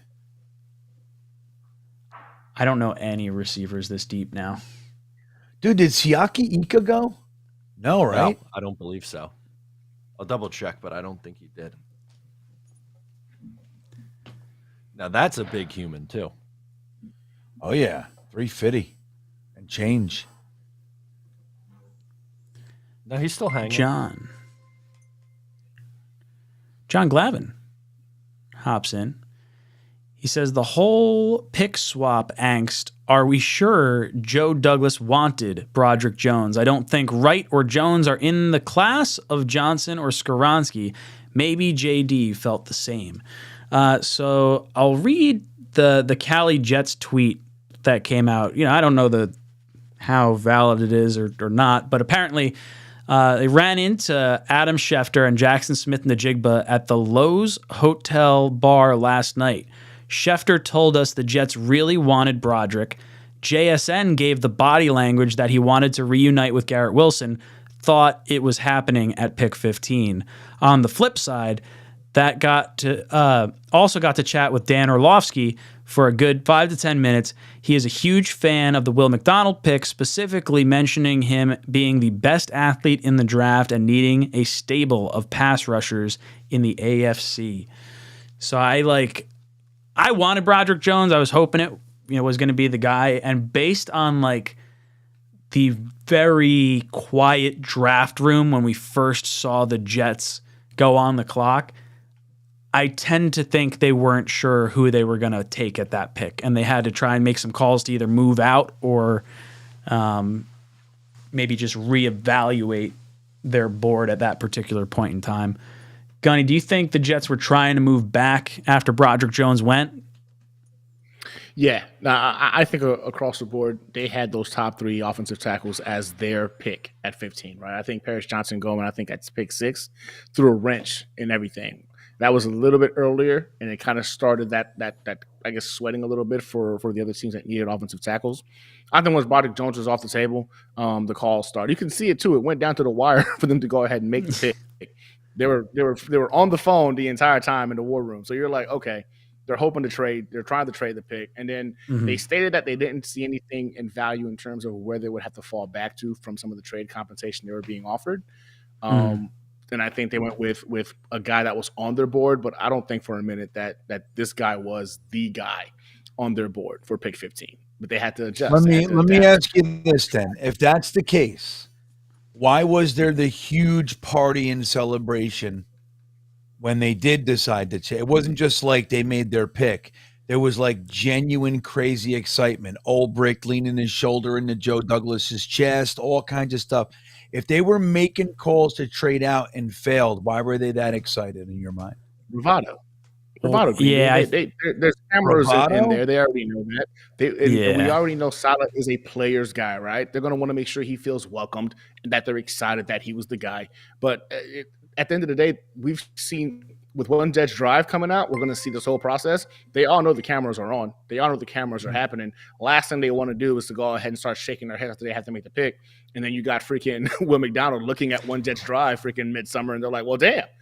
That's how y'all really felt about me freaking being drafted. I think a lot of that had to do with the whole aspect of the cameras are on. This is a front office that's fully aware of that and understand what the optics can look like, and they make sure they go ahead and do what they got to do with that aspect. I think that was all pretty much just for the cameras. Yeah, I agree. I'm in the same boat. When we were watching that, the phone call, it was an awkward phone call that they had to edit together with all these different pieces. It was totally different than last year's phone calls with Sauce and Garrett and Johnson and Brees. You could tell the energy wasn't there. And even the post pick press conference, post first round thing where they had Salah and Douglas, they were talking and they said something along the lines of did you want Broderick Jones, or were you upset the offensive tackle wasn't there or whatever, or why didn't you take an offensive lineman? And the way Douglas worded his response was you don't reach for for that player, you go with something, and that sort of tipped off to me that they were planning tackle. I'm paraphrasing. What he said, yeah, well, we played with what the board gave us. You know what I'm saying? What the board gave us. It wasn't oh, no, this was our guy. We're excited. No, he was well, how the board fell to us is how we went at it. So there's no way Broderick Jones wasn't that dude for these guys. And I think it was him, Paris Johnson, Skoronski, Wright. I think all 4 of them would have been fine. I think all 4 Skoronski maybe a little less if it's the guard, I guess. But that's the same here. I think Skoronski with the guard, the big question mark at him being able to left tackle at the next level. But yeah, I think once those guys went off the board, again, One Jets Drive is huge. We love it. It's one of the most watched freaking sports shows right now. And they've even gotten numerous awards for it. Those guys are very well aware of where the cameras are at. But at the end of the day, the board fell the way it fell, and they had to go ahead and play the game. Yeah, Matt, how do you feel about this? You think what was your vibe watching like those post-pick things? Hey, game wrecker. That wasn't awkward at all. The way that came out was like, just trying to find that like, aha. I think they wanted a offensive tackle. I don't think I agree that they probably had McDonald pretty high up on their board, but I don't think that was their original plan. But then they were like, all right, like this guy's going to help our defense. That's why 𝐒𝐵RICK was pumped. That's why Salah was pumped. But I think it caught them off guard that all the tackles were gone. Mumtaz comes in, says Dorian Williams, DeMarcus Overshown, and Trenton Simpson all gone. Rough offseason for us. Sure, if Aaron Rodgers plays like an MVP, then everything would be better. Yeah, I mean, look, we're losing some of the players that some of us liked at certain positions, but the whole offseason, basically, I feel like going into the offseason, it was going to be retaining your own players, bringing back the defense, adding a few pieces on offense, and then also having the quarterback. Getting the quarterback here was the biggest piece of the puzzle. If Aaron Rodgers works out, everything else doesn't matter at all. So we'll see. We'll see what happens. Do you agree, Green Bean, that it's all about how Aaron Rodgers plays, and maybe losing some of these linebackers isn't so bad? I know you're a little higher on Mumtaz Sherwood, has been look, we love Mumtaz. He's one of the originals. He's loyalist. We love him, but he's been unhappy for a few weeks. He was really unhappy with, I believe, Connor McGovern as well. Maybe I'm mixing that up, but he's been having a hard time. He's been on the negative side of things. I don't think losing Trenton Simpson and Dorian Williams causes me to say it was a bad offseason. I liked both of those players. I didn't think we were going to draft either one of those players. I hoped maybe Dorian Williams, like in the fourth, like if he slid through, that he'd be a guy that you'd want to consider. But I don't think it's a bad offseason. I think it's a fucking magical offseason. Now, it's been weird and like drony and not what we're used to. We're used to having $80 million and 2 firsts and 2 thirds, and that's what we're used to. And it's not that. So it's different. But I don't recall an offseason where we got Aaron Rodgers before or anybody of that caliber, no matter the position. So it's an amazing offseason. I think we just re-signed a starting caliber center in the NFL and drafted a very, very good, the number 1 center on some boards in the top 3, 4, you know what I mean? Like he's among the top centers. It's like, and we got the edge rusher again, like you guys were saying, not what we were thinking, but there was only 14 players off the board in the entire NFL draft. They could have taken anybody. They chose him over 𝐒𝐿𝐵𝐞𝐿𝐵, over JSN, all that stuff. So it leads me to believe that they love him. Watching his tape, and granted, I didn't watch full games and stuff. I watched cut-ups. I watched one guy break him down. He was in love with him. He was from PFF. He said that he was a better edge rusher than Will Anderson. So there's a lot of excitement around that guy. It didn't make it to us because we weren't looking at edge. We weren't. And that's the truth of it. If we were, we might have loved this guy. We weren't looking at edge. Like, let's just call it what it is. We made a mock after mock. What did we pick? Dom C and I, we did, 25 Monday night mocks. We tried to make the theme. So we couldn't take an offensive tackle, and guess what they picked? An offensive tackle. That's what we picked. I mean, because it's not me, right? Like when I run the mocks, all I do is I create the theme and then I put up the polls and I offer my 2 cents, but I don't even make a pick. So it's up to the chat. So we had pretty much a one-track mind this offseason. We wanted a tackle, and it didn't happen. So we're all disappointed. But the Jets didn't look disappointed to me, and I can hear what you guys are saying and all that. But again, there were only 14 players taken. They could have taken anybody. They could have taken Anton Harrison, who they brought in for a top 30 visit. They could have taken 𝐒𝐿𝐵𝐞𝐿𝐵𝐞𝐬, JSN, who all these guys, fucking Breesy, whoever. We could have taken all these guys and we didn't. So it seems to me that they like them now. Maybe not our plan, and we still have 3 picks. Let's see who we get. But it seems to me that the offseason, while very, very different than what we're used to, is among the strongest we've seen because Aaron Rodgers is at the top. I don't think he needs to play MVP. That's a high bar, dude. That's a high. Only one guy a year gets that. That's a high bar. I think if he plays as good as he played last year, which was a down Aaron Rodgers year, I think we'll be watching pretty much the best, most efficient quarterback play that we've seen in a long time, other than the miracle wacky Ryan Fitzpatrick year, which was nuts. You know what I mean? It wasn't like we watched it was like Brandon Marshall making amazing catches, and it was different. You know what I mean? So I think all we need is him to play. He had a 66% completion percentage last year. He had 3,700 yards. He had 26 touchdowns, 12 interceptions. We see that, we're a 13-win team. And I think that leads us to the best damn season we've had in 12. In 13, a long time since Parcells. So I'm thinking we did pretty good. Yeah, I tend to agree with you. Oh, 𝐒𝐮𝐞𝐞𝐫𝐢𝐻𝐿. Sorry. I was gonna say the green bean curse strikes again. I hate myself.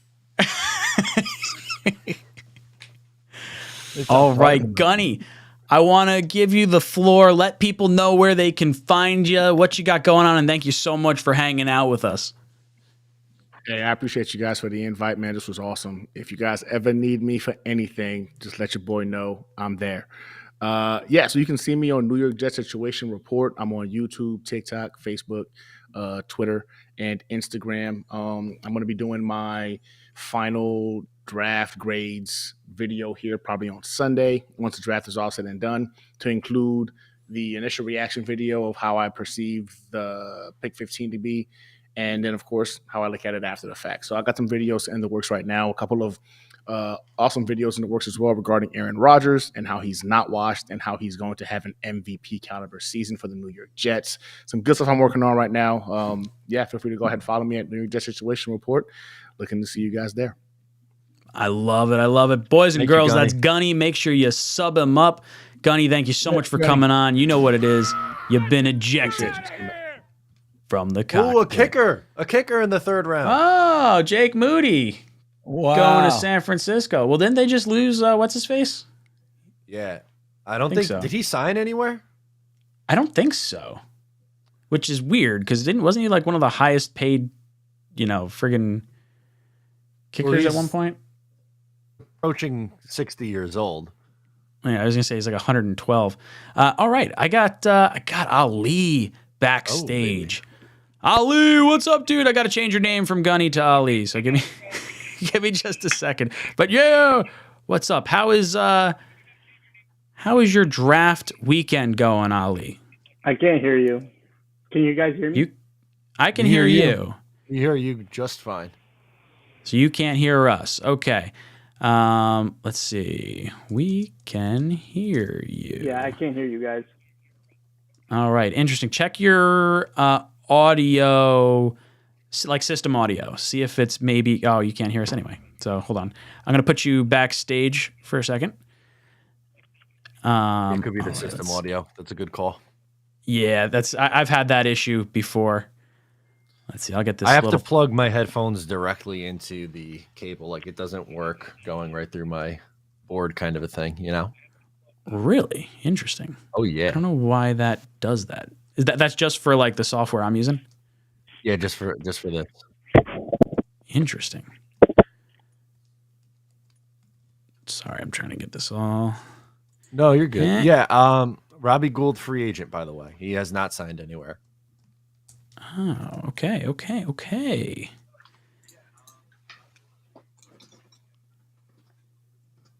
hold on. I'm just going to pop back to that 4-way so that way I can save that. Bam, there's Ali's thing. Ali, can you hear us yet? Not yet. Okay, I'm going to go back to the 3-way. So Ali, work on that audio. See what you can do. I'll get over to some of the super chats that have been popping in. John Galvin drops in and says, we gave up a 3rd and more. We did, but we got Aaron Rodgers.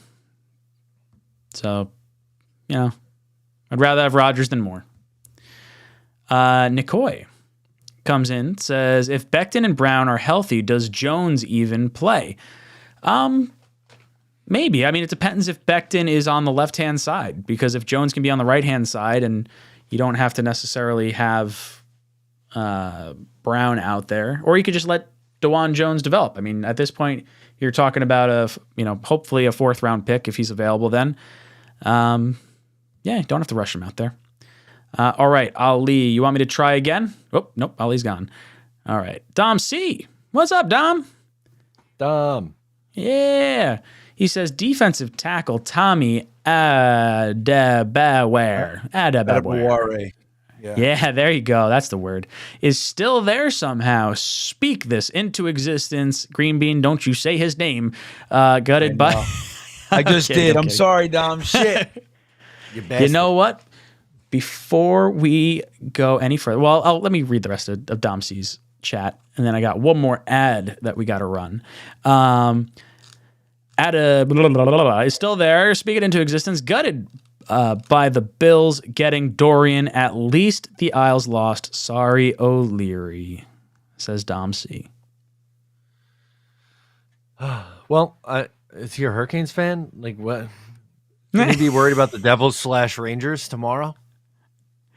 Oh, I love it. I love it. We should give away a shirt. We forgot. We should give away a shirt.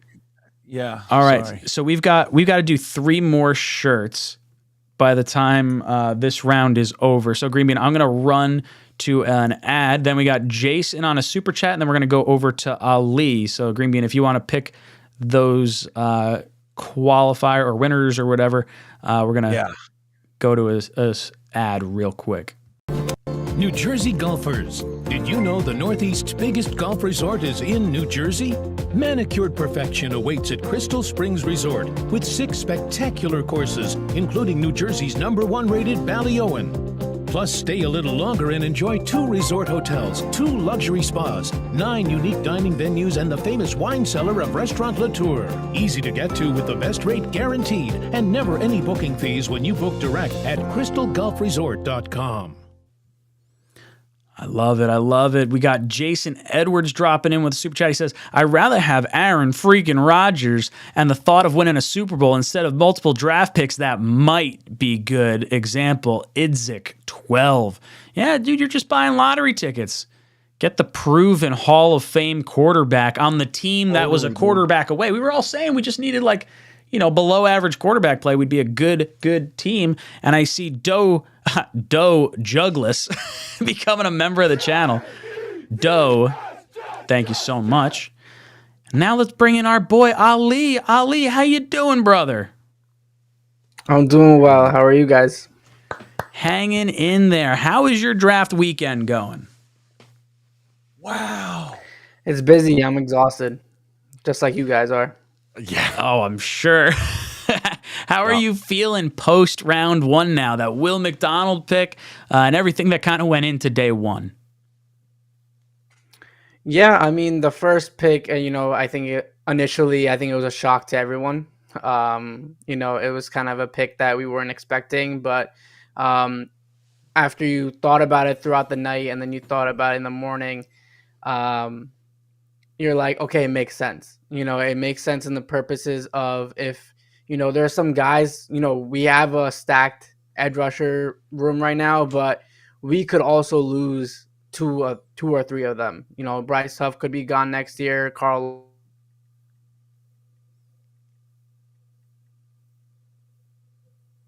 Uh-oh.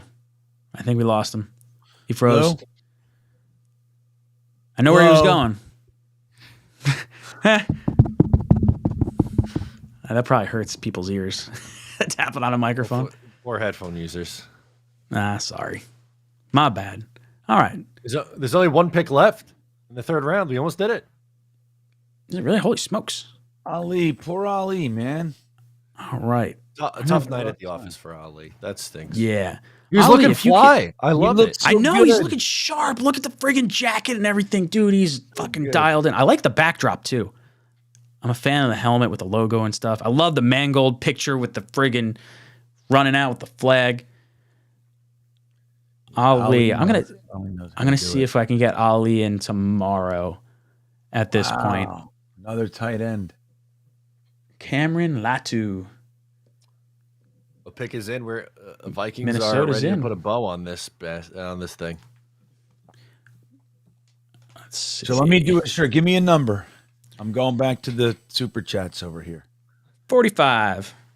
45. We did that one. Did we? Yeah. 54. Flip it around. 54. Flip it and reverse it. Look at them doing the skull chant. Skull, skull, skull, skull.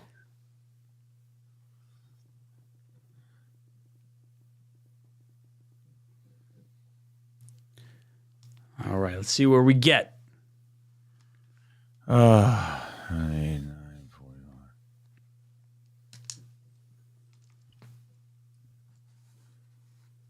Dane O is the winner. There he is. Hold on, wait. Did Dano win yesterday? Hold on. Did he? No, he didn't. No, he didn't. Nope. He qualified before. Yep. Dane O winner. Dane O. Good stuff. Oh, you've got Gunny saying a little goodbye here. Look at Gunny go. Appreciate the opportunity to chop it up with y'all. Of course, Gunny. Thank you, Gunny. Anytime. Love having you on. Yeah, Sub absolutely. up, Gunny. Gunny's a goods. He's good people. He's good people. We got 2 more shirts to give away. Okay, chat. First one after rigged. I guess you get to pick the number. Jacob Finnegan, you pick the number for us. Finnegan begin again. That's right. You know how to do it. Hey, Game Wrecker. Hey, Game Wrecker. Was that Rex that said that? No, Salah. No, it was Salah. Ali says, my nephew unplugged the router. It happens. Oh, that's great. Hi, Blackman. Jacob Finnegan says 17. 17's the number. All right, we're going back to the Talking Jets thing here. Hold on. All right. Connor Huge. Let's see. 17. 1, 2, 3, 4, 5, 6, 7, 8, 9, 10, 11, 12, 13, 14, 15, 16. Mike B. Hi-Ho Jets fan. Mike B. Hi-Ho. There he is. He's here. Jets You fan. win. Good stuff. Mike Hi-Ho Jets fan. Or what? Mike B. Hi-Ho Jets fan. Reach out to me. Dano. You also reach out to me on Gmail. jetstalk247@gmail.com. I'll get your information, send you out a shirt. Ali's going to hop on with us tomorrow. So we'll pencil in a time for Ali. He's going to look even better tomorrow, he said. Oh, dude, Ali, you better be dressed to that dapper self that you had on before, because that looks I love it. Good as hell. Good as hell. All right. We got to do one more We got shirt. Got to do one more shirt. Hey, we got up to 937 subs on Talking Jets tonight, so that's pretty good. We're getting over 1,000 tomorrow. Yeah. I was gonna say we got to push it tomorrow. That's got to be the goal. Got to cross that 1,000 mark. 1,200 tomorrow. Actually, I lied. We got it. We got it. It's gonna happen. All right. So what are we doing here? We want to do a shirt. Gonna do a shirt. I think let's do all the jersey giveaways tomorrow. We'll announce the winners. I think that's a good way to do it. Okay, so we're going back to the super chats and the members. All you guys who joined tonight are in this as well. I know none of you won yet, but that's just the way the cookie crumbles. You know what I mean? But you're in it. You're all in it. So how do we do the jersey? Says Ty Perk. All you got to do is subscribe, like, and comment on that Connor Huge video over on our new Talkin' Jets channel. It's pinned in the live chat. Click on that, like, subscribe, comment, and you'll be qualified for all the jersey giveaways. There it is. If you dismiss the poll, the link will come up. If you're seeing the poll at the top of the live chat, just click the 3 dots on the right and hit dismiss, and it will pop the link up for you. I just ended it because it was just our pancakes and waffles. It's definitely not as important as the Talkin' Jets channel. Yeah, pancakes with a resounding victory. Yeah. 912 votes. 55% of you took pancakes. Yeah. Yeah. All right. So what am I doing again? Oh, look, Nightbot just put up the link again. There we go, Nightbot. Hey, Look at you go. Nightbot's listening for once. See? Thank you, Nightbot. You're awesome, Nightbot. All right, let's see. Let's who's in the chat? Yeah, give us a number. Give us a number between 30 and 60. First number between 30 and 60. And it can't be 54. It's 57. 57? Okay, hold on. I love that. Should make it easier for you to find, Green Bean. Yeah, if I remembered who the hell it was 54. Dano. Gonna pull up the Dano, right? This is the shirt you guys are winning. There's the back of it. Bam. I can't fucking find Dano. Green Bean seeing shit now over there. God, day 3 is gonna be a goddamn shit show. Yeah, well, I'll get some sleep tonight. Tennessee took Hendon Hooker. I didn't realize that. Yeah, I only got like 5 hours, not even last night, less than 5 hours, and then I did a full long day, bro. All right, let's see here. I'm gonna go from the bottom. That's what we're gonna do. I'm gonna go organic. Wait, 1, 2, 3, 4, 5, 6.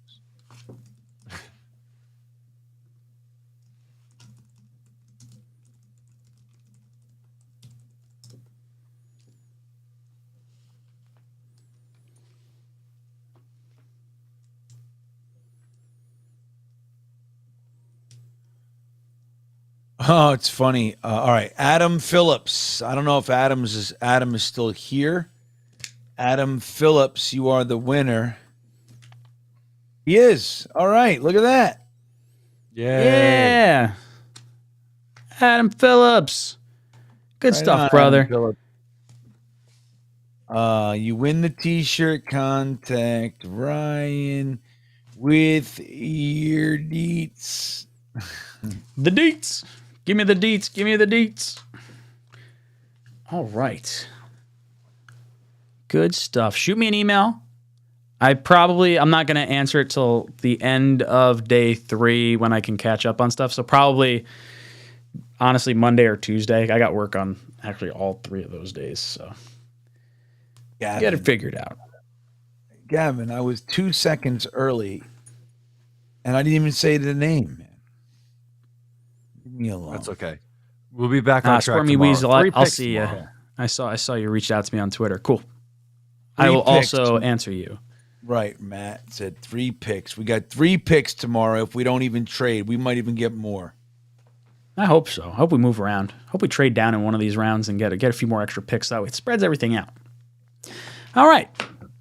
So, boys and girls, let's take a look, or not take a look. Let's go around our panel. Let's give our thoughts about words are hard tonight. The Joe Tippmann pick. Green Bean, tell me how you're feeling about this election. The election? Oh, selection. Selection. I'm like, what election? Oh, God. It threw me, dude. I think it's great, dude. I mean, look, we all expected JMS, but it is what it is. I think center was important to get. Like Tyson said, I think most Jets fans have been hoping for a draft pick center, like a higher echelon center, for a few years now. We've been watching some really bad center play. Connor McGovern settled it down, but was still limited. He's here, so we got depth. I think taking Tippmann was a fantastic get. He's an animal. He can pull all the way to the outside from the center position. He gets to the second level, no problem. He's big and strong, super smart. That's one of his assets, is he's considered a very high, he has a high football IQ. So to run the line, make the calls, all that stuff. I think it's a great pick. Hopefully a lot of Jets fans who were, myself included, a little bit weirded out by yesterday's pick can settle down a little bit. We're on track going into the 4th, 5th rounds for the rest of our picks. I feel good. Matt, how are you feeling after today's pick? I feel good. The Jets got an athletic center who should probably be a 10-year starter for the New York Jets if all goes well. I'm excited. They need a long-term solution at the position. We've all been clamoring for it. Yeah, we probably thought it was going to be JMS, but you know what? The Jets obviously like the athleticism that Tippmann offers. I trust Joey D. Yeah, I will say this. As much as, all the fans wanted John Michael Schmitz, I think the ability of having every center on the board and the Jets taking Tippmann made me feel a little more comfortable with the selection. I trust Joe Douglas and his offensive line scouting prowess based on AVT and the talent of Mekhi Becton and finding, George Fant and some of these other offensive linemen that have really plugged in and helped us when it has mattered most. Now, I think the most concerning thing for me is John Michael Schmitz is a Giant, so now we're going to have the Jets versus Giants center debate for the next, hopefully 10 years, because that means both teams kind of found their guy. But boys and girls, it's been a lot of fun hanging out with you. We're going to be back here tomorrow. The draft starts at 12 o'clock. We're going to go live right at 12 o'clock for the draft. We're not going to do the hour beforehand because this shit gets long on day 3. But we got a whole crew of guests coming in with us tomorrow. So boys and girls, make sure you tune in, hang out with us. We're going to be giving away some shirts, some jerseys, all that good stuff. This is Jets Talk signing off. JETS. Be there in the second. The Jets traded up.